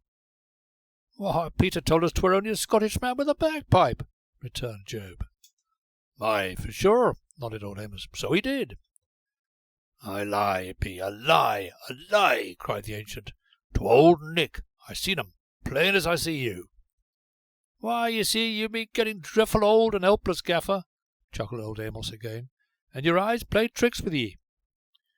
"Ah, to be sure they do," added Job, whereupon old Amos chuckled so much that he was taken by a violent fit of coughing. "Oh, you chaps, you as I've seen grown up from babbies, ain't there one of you to take the old man's word and believe as I've seen 'un?" The cracked old voice sounded more broken than usual, and I saw a tear crawling slowly down the ancient's furrowed cheek. Nobody answered, and there fell a silence broken only by the shuffle and scrape of heavy boots and the setting down of tankards. "Why, you see, Gaffer," said Job at last, "there's been a lot of talk of this here ghost, and some has even said as they heard it. But come to think of it, nobody never laid eyes on it but you, so—" "There you are wrong, my fellow," said I, stepping into the room. "I also have seen it." "You?" exclaimed Job, while 6 pairs of eyes stared at me in slow wonderment. "Certainly I have." "But you said as he were a Scotchman, with a bagpipe. I heard ye. We all did." "And believed it, like fools." "Peter!" cried the ancient, rising up out of his chair. "Peter, do ye mean it?" "To be sure I do." "Do ye mean it were a ghost, Peter? Do ye?" "Why, of course it was," I nodded. "A ghost, or the devil himself, hoof, horns, tail, and all, to say nothing of the fire and brimstone." "Peter," said the ancient, straightening his bent old back proudly. "Oh, Peter, tell 'em I'm a man of truth and no liar. Tell 'em, Peter." "They know that," said I. "They know it without my telling them, ancient." "Bart," said Job, staring at me aghast, "do ye mean to say as you live in a place as is haunted by the devil hisself?" "Oh, Lord bless ye," cried the old man, laying his hand upon my arm. "Peter don't mind old Nick no more'n I do. Peter aren't afeard of him. 'Cause why? 'Cause he have a clean heart, have Peter. You don't mind old Nick, do ye, lad?" "Not in the least," said I, whereupon those nearest instinctively shrank farther from me, while old Amos rose and shuffled towards the door. "I've heard of folks selling themselves to the devil afore now," said he. "You be a danged fool, Joel, Amos," exclaimed the ancient angrily. "Fool or no, I never see a chap with such a terrible dark-looking face afore, and with such eyes, so black and sharp and piercing as needles they be. Ah, it goes through a man like two gimlets, they do." Now as he spoke, old Amos stretched out one arm towards me with his fist and second fingers crossed, which fingers he now opened wide apart, making what I believe is called the horns, and an infallible safeguard against this particular form of evil. "It's the evil eye," said he in a half-whisper. "The evil eye." And turning about, betook himself away. One by one the others followed, and as they passed me, each man averted his eyes, and I saw that each had his fingers crossed. So it came to pass that I was thenceforward regarded askance, if not openly avoided, by the whole village, with the exception of Simon and the ancient, as one in league with the devil and possessed of the evil eye. End of chapter 30. Chapter 31, in which Donald bids me farewell. Halcyon days, my masters, happy, carefree, halcyon days. To waken to the glory of a summer's morning, and shaking off dull sleep like a mantle, to stride out into a world all green and gold, breathing a fragrant air laden with sweet, earthy smells. To plunge within the clear, cool waters of the brook, whose magic seemed to fill one's blood with added life and lust of living. Anon with gargantuan appetite, to sit and eat until even Donald would fall a-marvelling, and so through shady coppice and sunny meadow betimes to work. Halcyon days, my masters, happy, carefree, halcyon days, with the ringing hammers, the dancing sparks mounting upon the smoke, the sweat, the toil, yet all lightened with laugh and song and good fellowship. And then, the labour done, the fire dead, Black George to his lonely cottage, and I to the Bull, there to sit between Simon and the ancient, waited upon by the dexterous hands of sweet-eyed Prudence. What mighty rounds of juicy beef, washed down by draughts of good brown ale! What pies and puddings prepared by those same slender, dexterous hands! And later, pipe in mouth, what grave discussions upon men and things, peace and war, the dead and the living, the rise and fall of nations, and Simon's new litter of pigs. At last, the good nights being said, homeward through the twilit lanes, often pausing to look upon the shadowy woods, to watch some star, or hearken to the mournful note of a night-jar, soft with distance. What wonder if, at this time, my earlier dreams and ambitions faded from my ken? What wonder that Petronius Arbiter and the jolly Sieur de Brantôme lay neglected in my dusty knapsack? Go to, Petronius, go to. How stale, flat, and unprofitable were all thy vaunted pleasures, compared with mine. Alas, for thy noble intellect draggled in the mire, to pander to an imperial swine, and for all thy power and wise statecraft, which yet could not save thee from untimely death.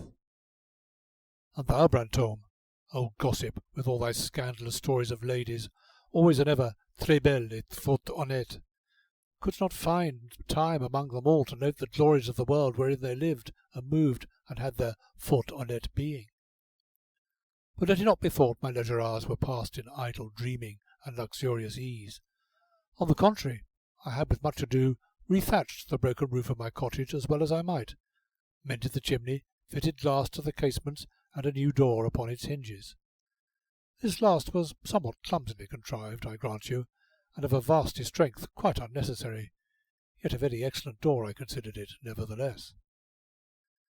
Having thus rendered my cottage weatherproof, I next turned my attention to furnishing it, to which end I, in turn and with infinite labour, constructed a bedstead, 2 elbow-chairs, and a table, all to the profound disgust of Donald, who could by no means abide the rasp of my saw, so that, reaching for the pipes, he would fill the air with eldritch shrieks and groans, or drown me in a torrent of martial melody.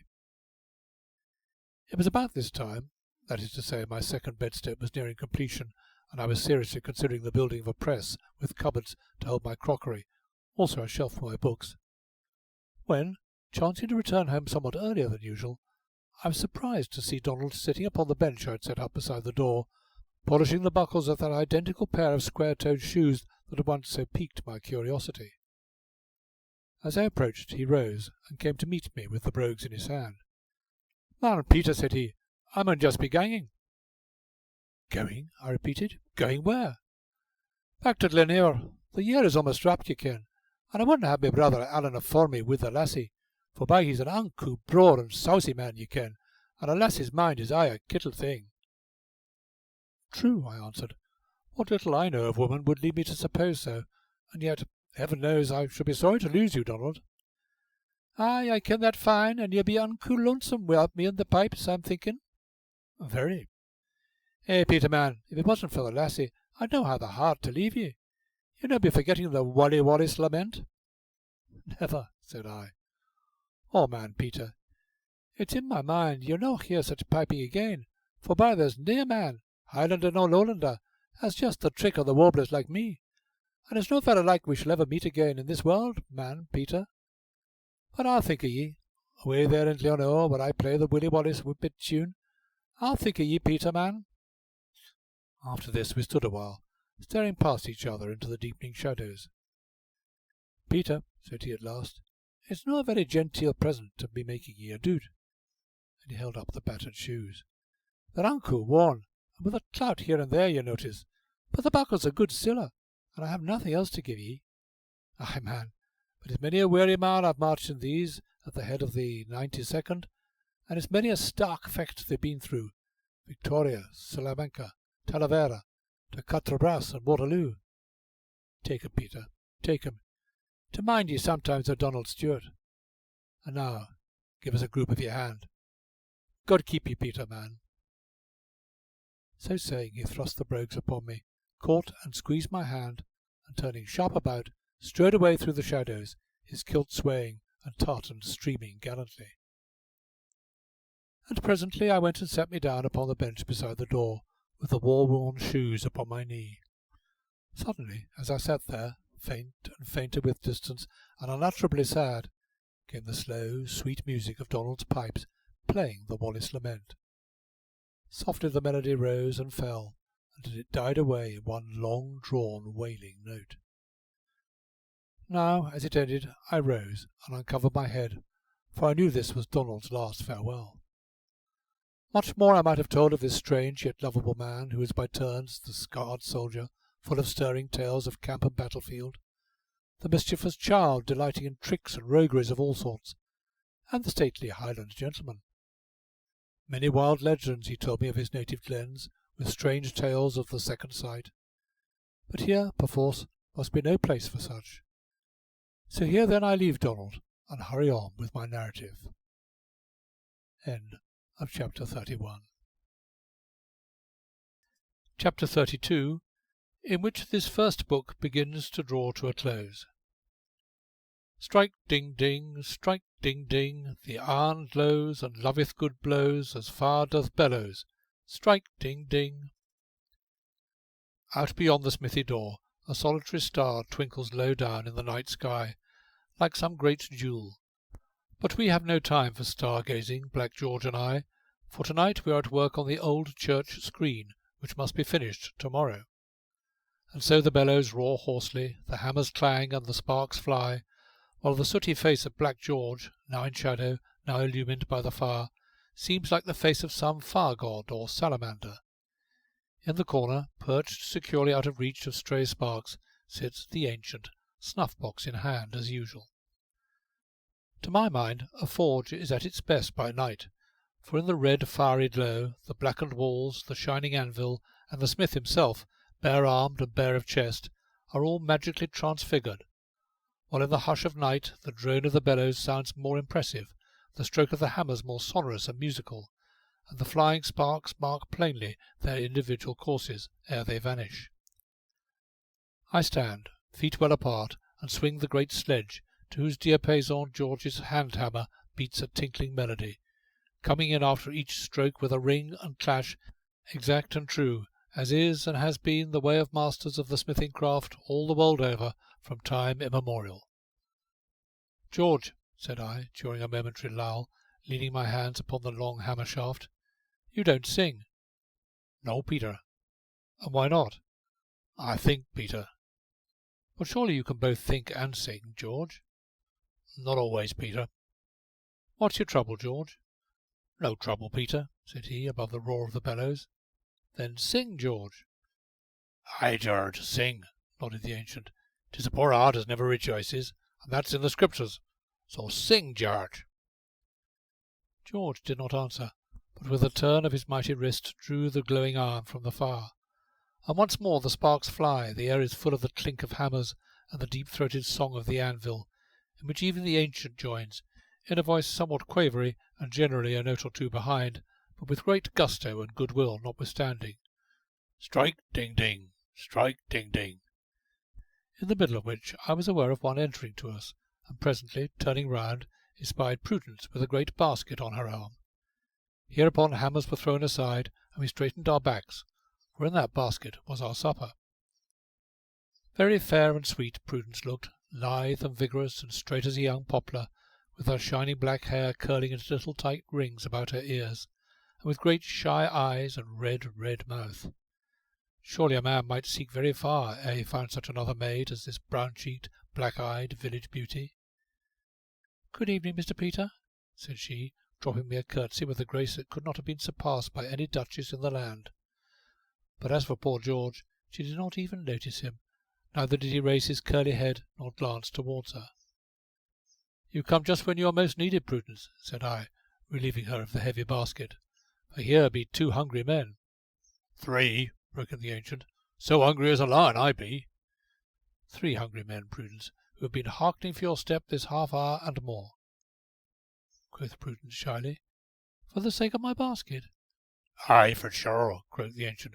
"So ravenous as a tiger I be." "No," said I, shaking my head. "Basket or no basket, you are equally welcome, Prudence. How say you, George?" But George only mumbled in his beard.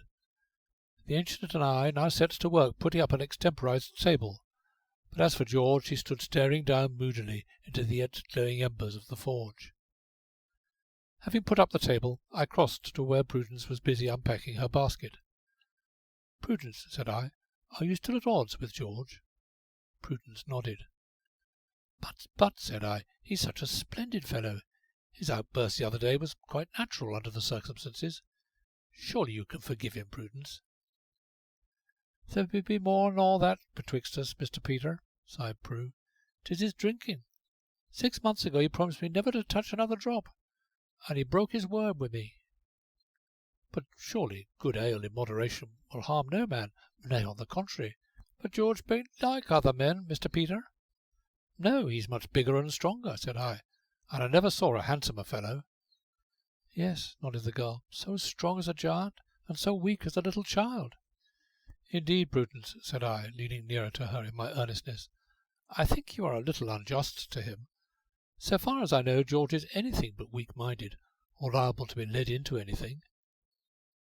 Hearing the ancient chuckle gleefully, I glanced up to find him nodding and winking to Black George, who stood with folded arms and bent head, watching us from beneath his brows. And as his eyes met mine, I thought they gleamed strangely in the firelight. "Come, Prue," said the ancient, bustling forward. "Table's ready. Let's sit down and eat. Fainting and famishing away I be." So we presently sat down, all 3 of us, while Prudence carved and supplied our wants, as only Prudence could. And after a while, our hunger being appeased, I took out my pipe, as did the ancient and George theirs likewise, and together we filled them, slowly and carefully, as pipes should be filled, while Prudence folded a long paper spill wherewith to light them, the which she proceeded to do, beginning at her grandfather's churchwarden. Now while she was lighting mine, Black George suddenly rose, and crossing to the forge, took thence a glowing coal with the tongs, thus doing the office for himself. All at once I saw Prue's hand was trembling, or ever my tobacco was alight. Then she turned swiftly away, and began replacing the plates and knives and forks in her basket. "Be yer a-going, Prue?" inquired the ancient mumblingly, for his pipe was in full blast. "Yes, grandfer." "Then tell Simon as I'll be along in half an hour or so, will ye, lass?" "Yes, grandfer," always with her back to us. "Then kiss ye old grandfather as loves ye, and means for ye to see thee well bestowed and wed one of these fine days." Prudence stooped and pressed her fresh red lips to his wrinkled old cheek, and catching up her basket, turned to the door, yet not so quickly but that I had caught the gleam of tears beneath her lashes. Black George half rose from his seat and stretched out his hand towards her burden, then sat down again as, with a hasty good night, she vanished through the yawning doorway. And sitting there we listened to her quick light footstep cross the road to the Bull. "She'll make some man a fine wife some day," exclaimed the ancient, blowing out a cloud of smoke. "I shall make some man as fine a wife as ever was some day." "You speak my very thought, ancient," said I. "She will indeed. What do you think, George?" But George's answer was to choke suddenly, and thereafter to fall a coughing. "Smoke go wrong way, George?" inquired the ancient, fixing him with his bright eye. "Aye," nodded George. "Ha!" said the old man, and we smoked for a time in silence. "So handsome as a picture she be," said the ancient suddenly. "She is fairer than any picture," said I impulsively, "and what is better still, her nature is as sweet and beautiful as her face." "How do you know that?" said George, turning sharply upon me. "My eyes and ears tell me so, as yours surely must have done long ago," I answered. "You do think as she be a purty lass, then, Peter?" inquired the ancient. "I think," said I, "that she is the prettiest lass I ever saw. Don't you think so, George?" But again George's only answer was to choke. "Smoke again, George?" inquired the ancient. "Aye," said George, as before. "'Tis a fine thing to be young," said the ancient, after a somewhat lengthy pause, and with a wave of his long pipe stem. "A very fine thing." "It is," said I, "though we generally realise it all too late." As for George, he went on smoking. "When you are young," pursued the ancient, "you eats well and enjoys it. You sleeps well and enjoys it. Your legs is strong, your arms is strong, and you bate a fare of nothing nor nobody. Oh, life's a very fine thing when you're young. But you's terrible quick a going. The years roll slow at first, but gets quicker and quicker, till one day you wakes to find you're an old man, and when you're old, the way gets very hard and toilsome and lonely." "But there is always memory," said I. "You're right there, Peter. So there be, so there be. Why, I be an old man, with more years than hairs on me head, and yet it seems but yesterday as if I were holding on to my mother's skirt and wondering how the moon got lighted. Life be very short, Peter, and while we have it, 'tis well to get all the happiness out of it we can." "The wisest men of all ages preached the same," said I, "only they all disagreed as to how happiness was to be gained." "More fools they," said the ancient. "Eh?" I exclaimed, sitting up. "More fools they," repeated the old man, with a solemn nod. "Why, then, do you know how true happiness may be found?" "To be sure I do, Peter." "How?" "By marriage, Peter, and hard work, and they always go together." "Marriage?" said I. "Marriage as ever was, Peter." "There I don't agree with you," said I. "That," retorted the ancient, stabbing at me with his pipe stem, "that's because you never was married, Peter." "Marriage," said I. "Marriage brings care and great responsibility, and trouble for oneself means trouble for others." "What of that?" exclaimed the ancient. "'Tis care and responsibility as makes the man, and if you marry a good wife, she'll share the burden with ye, and you'll find what seemed your troubles is a blessing arter all. When sorrow comes, 'tis a sweet thing, a very sweet thing, to have a woman to comfort ye and you hold your hand into the dark hour, and there's no sympathy so tender as a woman's, Peter. Then when you be old, like me, and full of years, 'tis a fine thing to have a son of your own, like Simon, and a granddaughter, like my Prue. 'Tis worth having lived for, Peter. Aye, well worth it. It's a man's duty to marry, Peter, his duty to himself and the world. Don't the Bible say something about it not being good for a man to live alone? Every man as is a man should marry, the sooner the better." "But," said I, "to every happy marriage there are scores of miserable ones." "'Cause why, Peter? 'Cause people is in too much of a hurry to marry, as a rule. If a man marries a lass arter knowing her a week, how is he going to know if she'll suit him all his days? Nohow, Peter. It aren't natural. Women takes a lot of knowing. Marry in haste and repent in leisure. That aren't in the Bible, but it ought to be." "And your own marriage was a truly happy one, ancient?" "Ah, that it were, Peter. Happy as ever was. But then you see there was a providence in it. I were a fine young chap in them days, somewhat of your figure only bigger, or a sight bigger, and I was sweet on several lasses, and won't say as they weren't sweet on me. 3 on 'em, must especially so. One was a tall bouncing wench with blue eyes and golden hair, like sunshine it were, but it weren't meant as I should buckle up with her. Why not? Because it so happened as she married someone else. And the second? The second were a fine pretty maid too, but I couldn't marry she. Why? 'Cause, Peter, she went and took and died afore I could ask her. And the third you married? No, Peter, though it came to the same thing in the end, she married I. You see, though I were always at her beck and call, I could never pluck the courage to up and ask her right out. So things went on for a year or so, maybe, till one day she were making apple dumplings, Peter. Martin, says she, looking at me sideways out of her black eyes, just like Prue's they were. Martin, says she, you been common fond o' apple dumplings. Well, sure, says I, which I were, Peter. Martin, says she, shouldn't you like to eat of them whenever you wanted to, at your very own table, in a cottage o' your own? And if you make 'em, said I, sharp-like. I would if you'd asked me, Martin, says she. And so we were married, Peter, and as you see, there was a providence in it.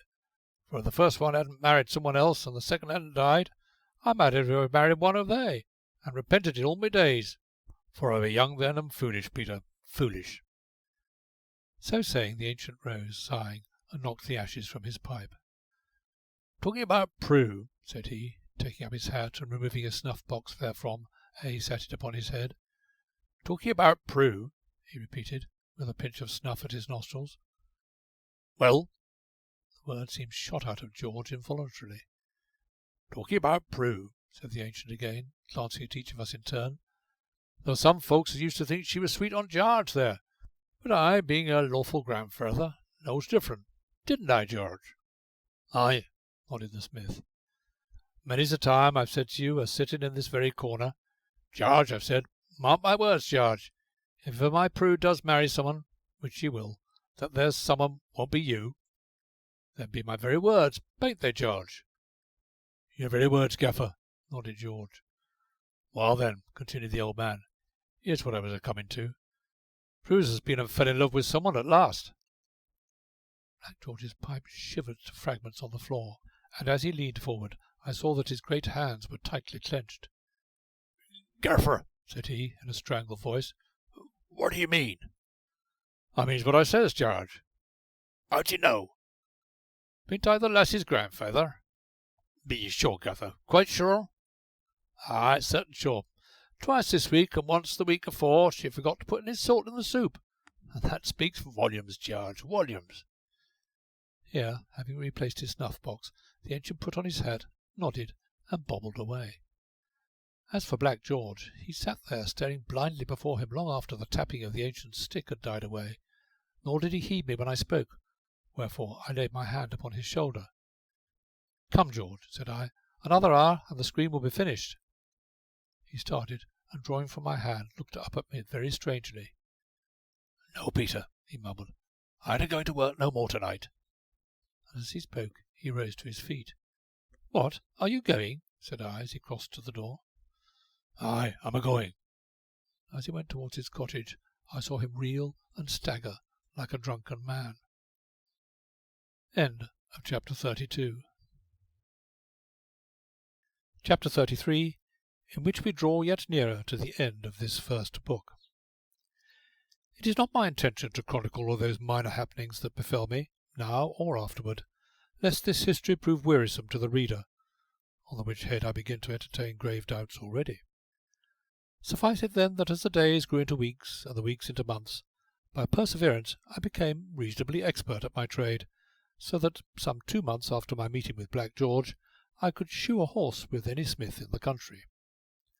But more than this, the people with whom I associated day by day, honest, loyal, and simple-hearted as they were, contented with their lot, and receiving all things so unquestioningly and thankfully, filled my life, and brought a great calm to a mind that had hitherto been somewhat self-centred, and troubled by pessimistic doubts and fantastic dreams culled from musty pages.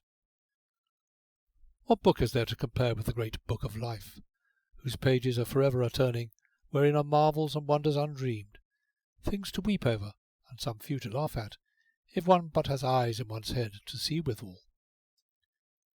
to walk through the whispering cornfields or the long green alleys of the hop gardens with Simon, who combines innkeeping with farming. To hear him tell of fruit and flower, of bird and beast, is better than to read the Georgics of Virgil. To sit in the sunshine and watch the ancient, pipe in mouth, to hearken to his animadversions upon life and death and humanity, is better than the cynical wit of Rochefoucauld or a page out of honest old Montaigne. To see the proud poise of sweet Prue's averted head, and the tender look in her eyes when George is near, and the surge of the mighty chest and the tremble of the strong man's hand at the sound of her light footfall, is more enthralling than any written romance, old or new. In regards to these latter, I began at this time to contrive schemes and to plot plots for bringing them together, to bridge over the difficulty which separated them. For being happy, I would fain see them happy also.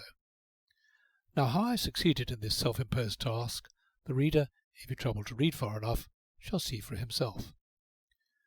"George," said I on a certain Saturday morning, as I washed the grime from my face and hands, "are you going to the fair this afternoon?" "No, Peter, I aren't." "But Prudence is going," said I, drying myself vigorously upon the towel. "And how," inquired the smith, bending in turn above the bucket in which we performed our ablutions, "and how might you know that, Peter?" "Because she told me so." "Told you so, did she?" said George, and immediately plunged his head into the bucket. "She did," I answered. "And supposing," said George, coming up very red in the face, and with the water streaming from his sodden curls, "supposing she is going to the fair, what's that to me? I don't care where she comes, no, nor where she goes, neither." And he shook the water from him as a dog might. "Are you quite sure, George?" "Ah, certain sure. I've been sure of it now ever since she called me—" "Pah, nonsense, man. She didn't mean it. Women, especially young ones, often say things they do not mean. At least, so I'm given to understand." "Aye, but she did mean it," said George, frowning and nodding his head. "But it ain't that, Peter. No, it aren't that. It's the knowing as she spoke truth when she called me coward, and despising me for it in her heart. That's where it is, Peter." "Nevertheless, I'm sure she never meant it, George." "Then let her come and tell me so." "I don't think she'll do that," said I. "No more do I, Peter." Saying which, he fell to work with the towel even as I had done. "George," said I, after a silence. "Well, Peter, has it ever struck you that Prudence is an uncommonly handsome girl?" "Oh, to be sure it has, Peter. I'm a blind else." "And that other men may see this too?" "Well, Peter?" "And someone even tell her so?" His answer was a long time coming, but come it did at last. "Well, Peter?" "And ask her to marry him, George?" This time he was silent so long that I had tied my neckerchief and drawn on my coat ere he spoke, very heavily and slowly, and without looking at me. "Why, then, Peter, let him. I've told you afore, I don't care where she comes nor where she goes. She bain't nothing to me no more, nor I to she. If so he be some man has a mind to ask her for hisself, all open and above board, I say again, let him. And now let's talk of somewhat else." "Willingly.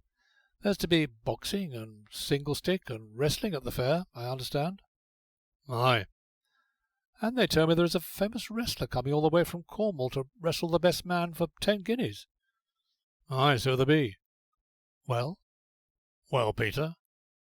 "They were talking about it at the Bull last night." "The Bull, to be sure. He was at the Bull last night. Well?" "They were saying that you were a mighty wrestler, George, that you were the only man in these parts who could stand up to this Cornishman."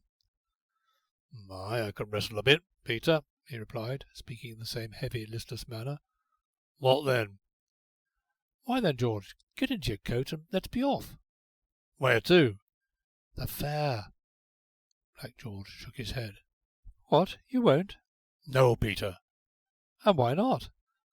"Because I ain't got the mind to. Because I ain't never going to wrestle no more, Peter. So there's an end on it." Yet in the doorway I paused and looked back. "George." "Peter?" "Won't you come for friendship's sake?" Black George picked up his coat, looked at it, and put it down again. "No, Peter." End of chapter 33. Chapter 34, which describes sundry happenings at the fair and ends this first book. "I say, young cove, where you pushing off?" The speaker was a very tall individual whose sharp-pointed elbow had more than once obtruded itself into my ribs.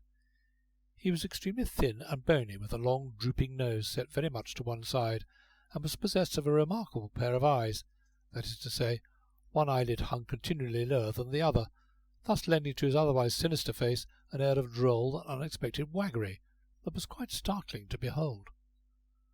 All about us were jostling throngs of men and women in snowy smock frocks and holiday gowns, who pushed or were pushed, laughed or frowned, according to their several natures, while above the merry hubbub rose the blare of trumpets, the braying of horns, and the crash and rattle of drums. In a word, I was in the middle of an English country fair. "Now then, young cove," repeated the man I have alluded to, "where you pushing off? Don't do it again, and mind your eye." And, saying that, he glared balefully at me with one eye, and leered jocosely with the other, and into my ribs came his elbow again. "You seem to be able to do something in that way yourself," I retorted. "Oh, do I?" "Yes," said I. "Suppose you take your elbow out of my waistcoat." "Elbow?" repeated the man. "What do you mean by elbow?" "This," said I, catching his arm in no very gentle grip. "If it's a fight you're wanting," began the man. "It isn't," said I. "Then let go my arm." "Then keep your elbow to yourself." God, I never see such a hot-headed cove. Nor I a more bad-tempered one.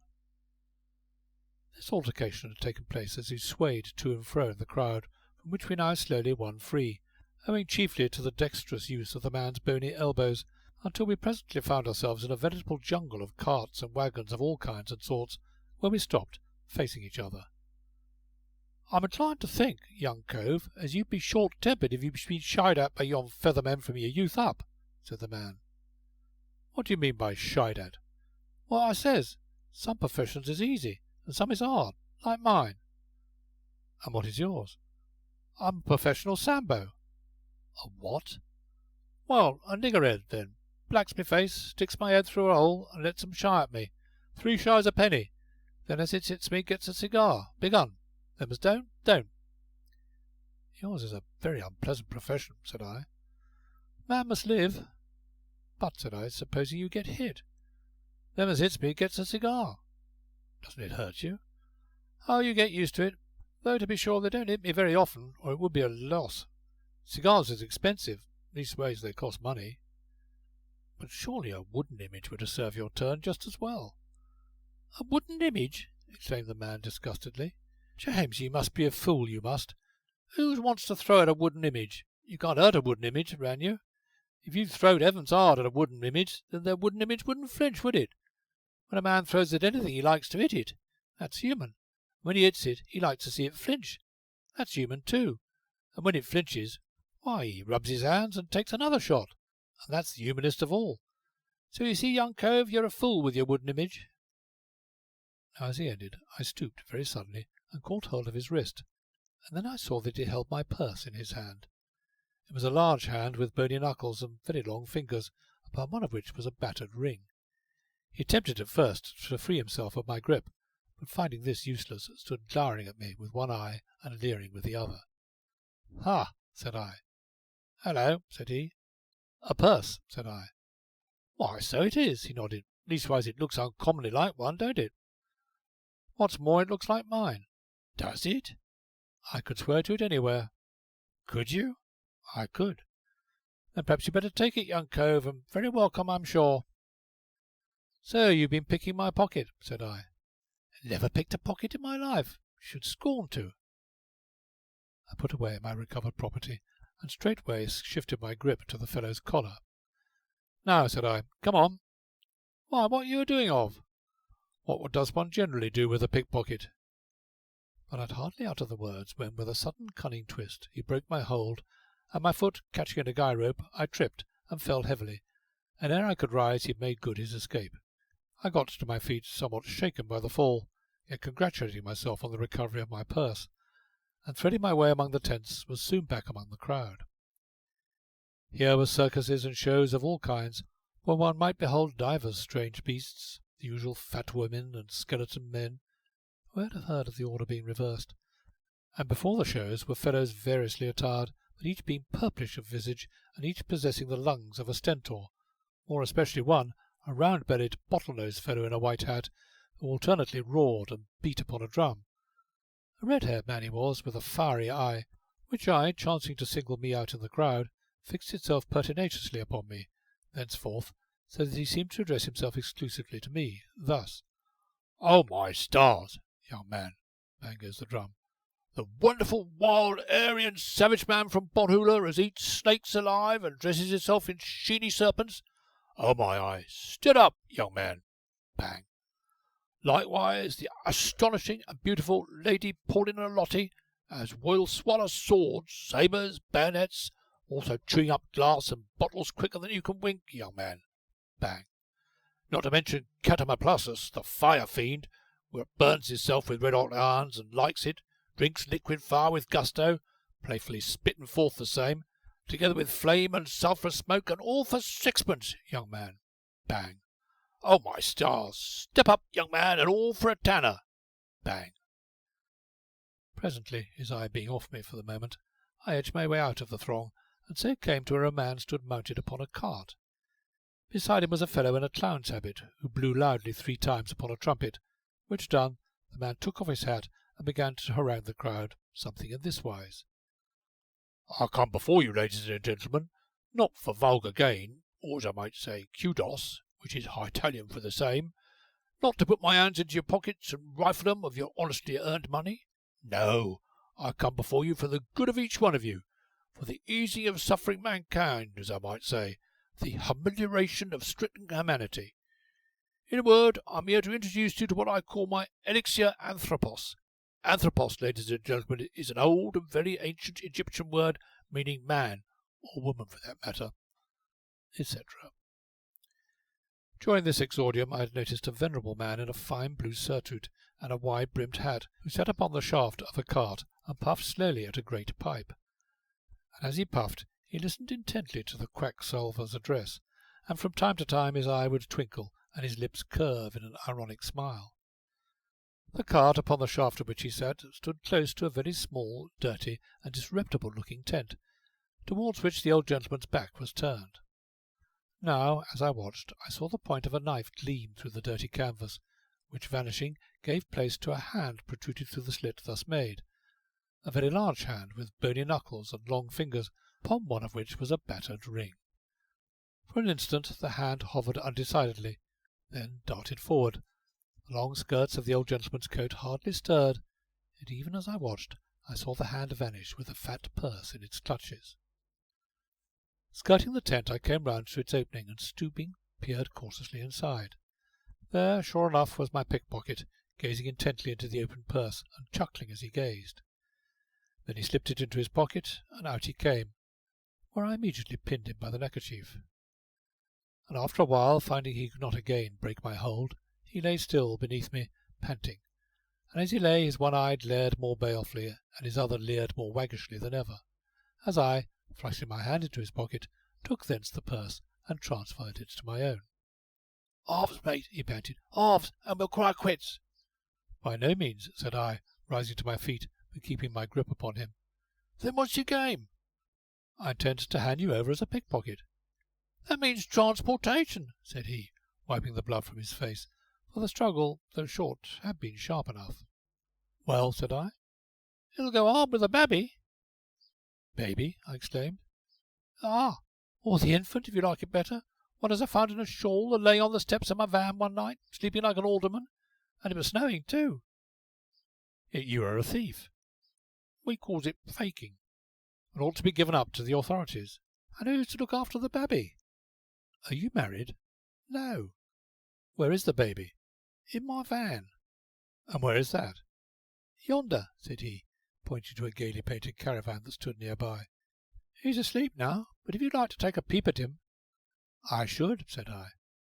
Whereupon the fellow led me to his van, and following him up the steps, I entered a place which, though confined, was wonderfully neat and clean, with curtains at the open windows, a rug upon the floor, and an ornamental brass lamp pendant from the roof. At the far end was a bed, or rather berth, curtained with chintz, and upon this bed, his chubby face pillowed upon a dimpled fist, lay a very small man indeed, and looking up from him to the very large bony man bending over him, I surprised a look upon the hardened face, a tenderness that seemed very much out of place. "Nice and fat, ain't he?" said the man, touching the baby's apple-like cheek with a grimy finger. "Yes." "Aye, and so he should be, James. But you should see him eat, and Alderman's nothing to Lewis. I calls him Lewis, but 'twere at Lewisham I found him, on a Christmas Eve. Snowing it was, but by James it didn't bother him, not a bit." "And why did you keep him?" "There was the parish." "Parish?" repeated the man bitterly. "I was brought up by the parish myself, and a nice job they made of me." "Don't you find him a great trouble?" "Trouble!" exclaimed the man. "Lewis ain't no trouble, not a bit, never was, and he's great company when I'm on the move from one town to another. Learning to talk already." "Now," said I, when we had descended from the van, "I propose to return this purse to the owner, if he is to be found. If not, I shall hand it to the proper authorities." "Walker!" exclaimed the man. You shall yourself witness the restitution," said I, unheeding his remark, after which, "Well," said he, glancing back towards the caravan and moistening his lips as I tightened my grip upon his arm, "what about me?" "You can go, for Lewis's sake, if you will give me your word to live honestly henceforth." "You have it, sir, I swear it, on the Bible, if you like." "Then let us seek the owner of the purse." So, coming in a while to where the quack doctor was still holding forth, there, yet seated upon the shaft of the cart, puffing at his great pipe, was the venerable man. At sight of him, the pickpocket stopped and caught my arm. "Come, master," said he, "come, you never mean to give up all that good money. There's 50 guineas and more in that purse."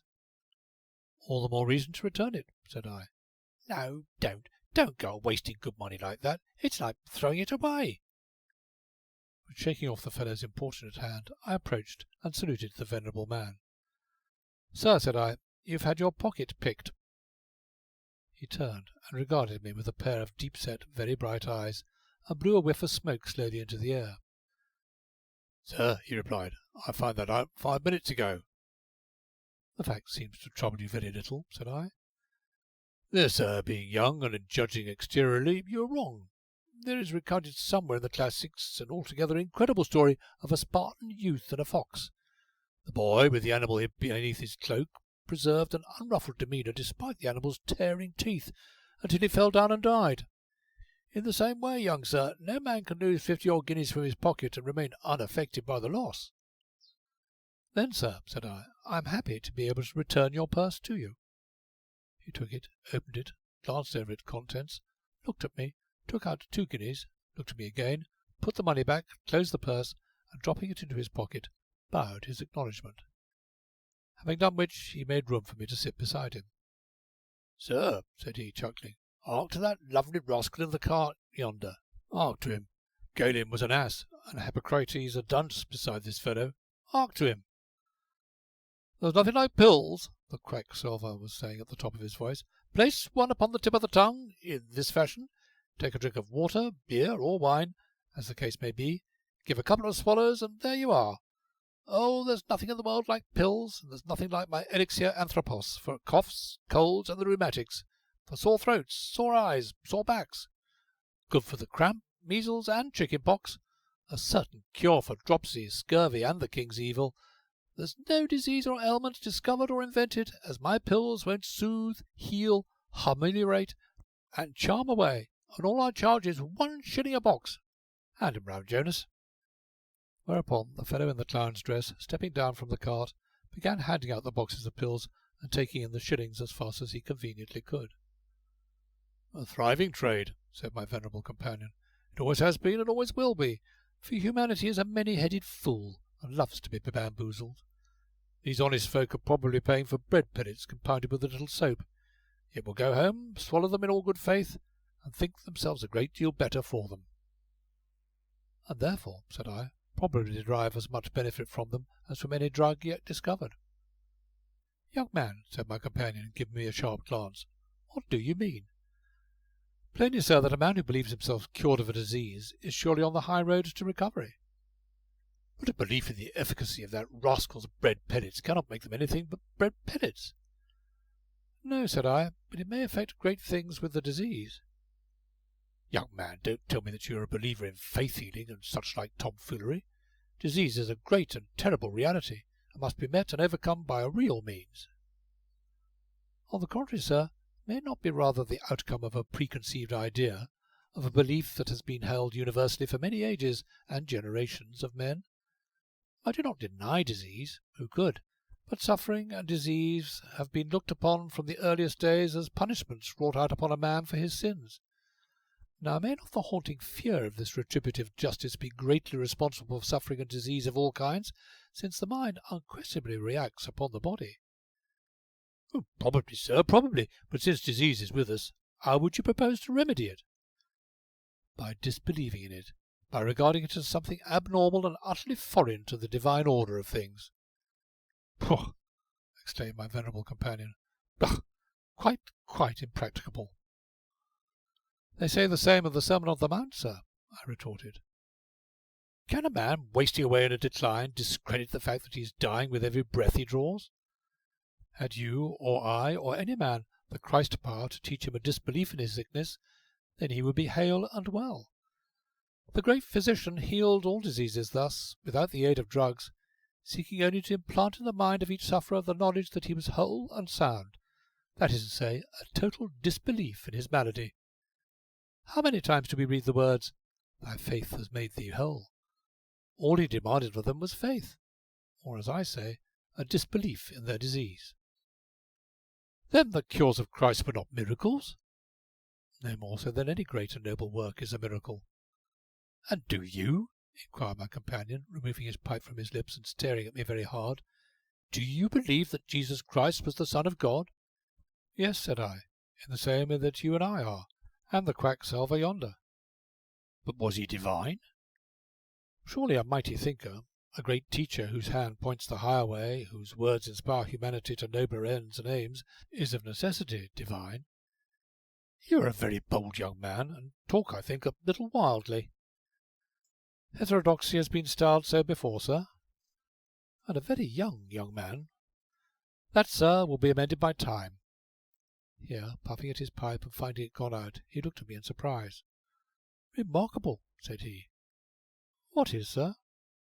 "While I listened to you, I have actually let my pipe go out, a thing which rarely happens with me." As he spoke, he thrust one hand into his pocket, when he glanced slowly all round, and back once more to me. "Remarkable," said he again. "What now, sir?" "My purse has gone again." "What? Gone?" I ejaculated. "Vanished," said he, and, to prove his words, turned inside out first one pocket and then the other. "Come with me," said I, springing up. "There is yet a chance that we may possibly recover it." Forthwith I led him to where had stood a certain gaily painted caravan, but it was gone, vanished as utterly as my companion's purse. "Most annoying," said he, shaking his venerable head. "Really most exasperating. I particularly wished to secure a sample of that fellow's pills. The collection of quack remedies is a fad of mine, as it is." "My purse is entirely at your disposal, sir," said I, "though to be sure a very—" Then I stopped, staring in my turn blankly at him. "Ah?" he exclaimed, his eyes twinkling. "Yes," I nodded. "The rascal made off with my purse also. We are companions in misfortune." "Then as such, young sir, come and dine with me. My habitation is but a little way off." "Thank you, sir, but I am half expected to meet with certain good friends of mine, though I am none the less honoured by your offer." "So be it, young sir. Then permit me to wish you a very good day." And touching the brim of his hat with the long stem of his pipe, the venerable man turned and left me. Howbeit, though I looked diligently on all hands, I saw nothing of Simon or the ancient. Thus evening was falling, as, bending my steps homeward, I came to a part of the fair where drinking booths had been set up, and where they were preparing to roast an ox whole, as is the immemorial custom. Drinking was going on with its usual accompaniment of boisterous merriment and rough horseplay, the vulgarity of which ever annoys me. 2 or 3 times I was rudely jostled as I made my way along, so that my temper was already something the worse, when, turning aside to avoid all this, I came full upon 2 fellows, well-to-do farmers by their look, who held a struggling girl between them, to each of whom I reached out a hand, and gripping them firmly by their collars, brought their 2 heads together with a sounding crack, and then I saw that the girl was Prudence. Next moment we were running, hand in hand, with the two fellows roaring in pursuit. But Prudence was wonderfully fleet and light of foot, wherefore, doubling and turning among the carts and tents and booths, we had soon outstripped our pursuers, and rid ourselves of them altogether. In spite of which, Prudence still ran on, till, catching her foot in some obstacle, she tripped, and would have fallen but for my arm. And looking down into her flushed face, glowing through the sweet disorder of her glossy curls, I could not but think how lovely she was. But as I watched, the colour fled from her cheeks, her eyes dilated, and she started away from me. Now, turning hastily, I saw that we were standing close by a certain small, dirty, and disreputable-looking tent, the canvas of which had been slit with a knife, and my movement had been quick enough to enable me to see a face vanish through the canvas. And, fleeting though the glimpse had been, yet in the lowering brow, the baleful glare of the eye, and the set of the great jaw, I had seen death. And after we had walked on a while together, looking at Prue, I noticed that she trembled. "Oh, Mr. Peter," she whispered, glancing back over her shoulder. "Did you see?" "Yes, Prudence, I saw." And speaking, I also glanced back towards the villainous little tent, and though the face appeared no more, I was aware, nevertheless, of a sudden misgiving that was almost like a foreboding of evil to come. For in those features, disfigured though they were with black rage and passion, I recognized the face of Black George. A word to the reader. Remembering the very excellent advice of my friend the tinker as to the writing of a good novel, I am perturbed, not a little discouraged, upon looking over these pages, to find that I have as yet described no desperate hand-to-hand encounters, no hairbreadth escapes, unless a bullet through one's hat may be justly so regarded, and above all, not one word of love. You, sir, who have expectantly borne with me thus far, may be tempted to close the book in a huff, and hurling it from you with a deep-voiced anathema, clap on your hat and sally forth into the sunshine. Or you, madam, breathing a sigh o'er hopes deferred, may take up needle and silk and turn you once again to that embroidery which has engaged your dainty fingers this 12-month and more, yet which, like Penelope's web, would seem no nearer completion. Ah, well, sir, exercise, especially walking, is highly beneficial to the liver, they tell me, and nothing, madam, believe me, unless it be playing the harp, can show off a pretty hand or the delicate curves of a shapely wrist and arm to such advantage as that self-same embroidery. But since needlework, like books and all sublunary things, is apt to grow monotonous, you may perchance, for lack of better occupation, be driven to address yourself once more to this my narrative. And since you, sir, no matter how far you walk, must of necessity return to your chair and chimney-corner, it is possible that, having dined adequately and lighted your pipe, and being therefore in a more charitable and temperate frame of mind, you may lift my volume from the dusty corner where it has lain all the while, and though probably with sundry grunts and snorts indicative that the thing is done at a protest, as it were, reopen these pages. In which hope, dear madam, and you, noble sir, I here commence this, my second book, which, as you see, is headed thus, The Woman. End of chapter 34.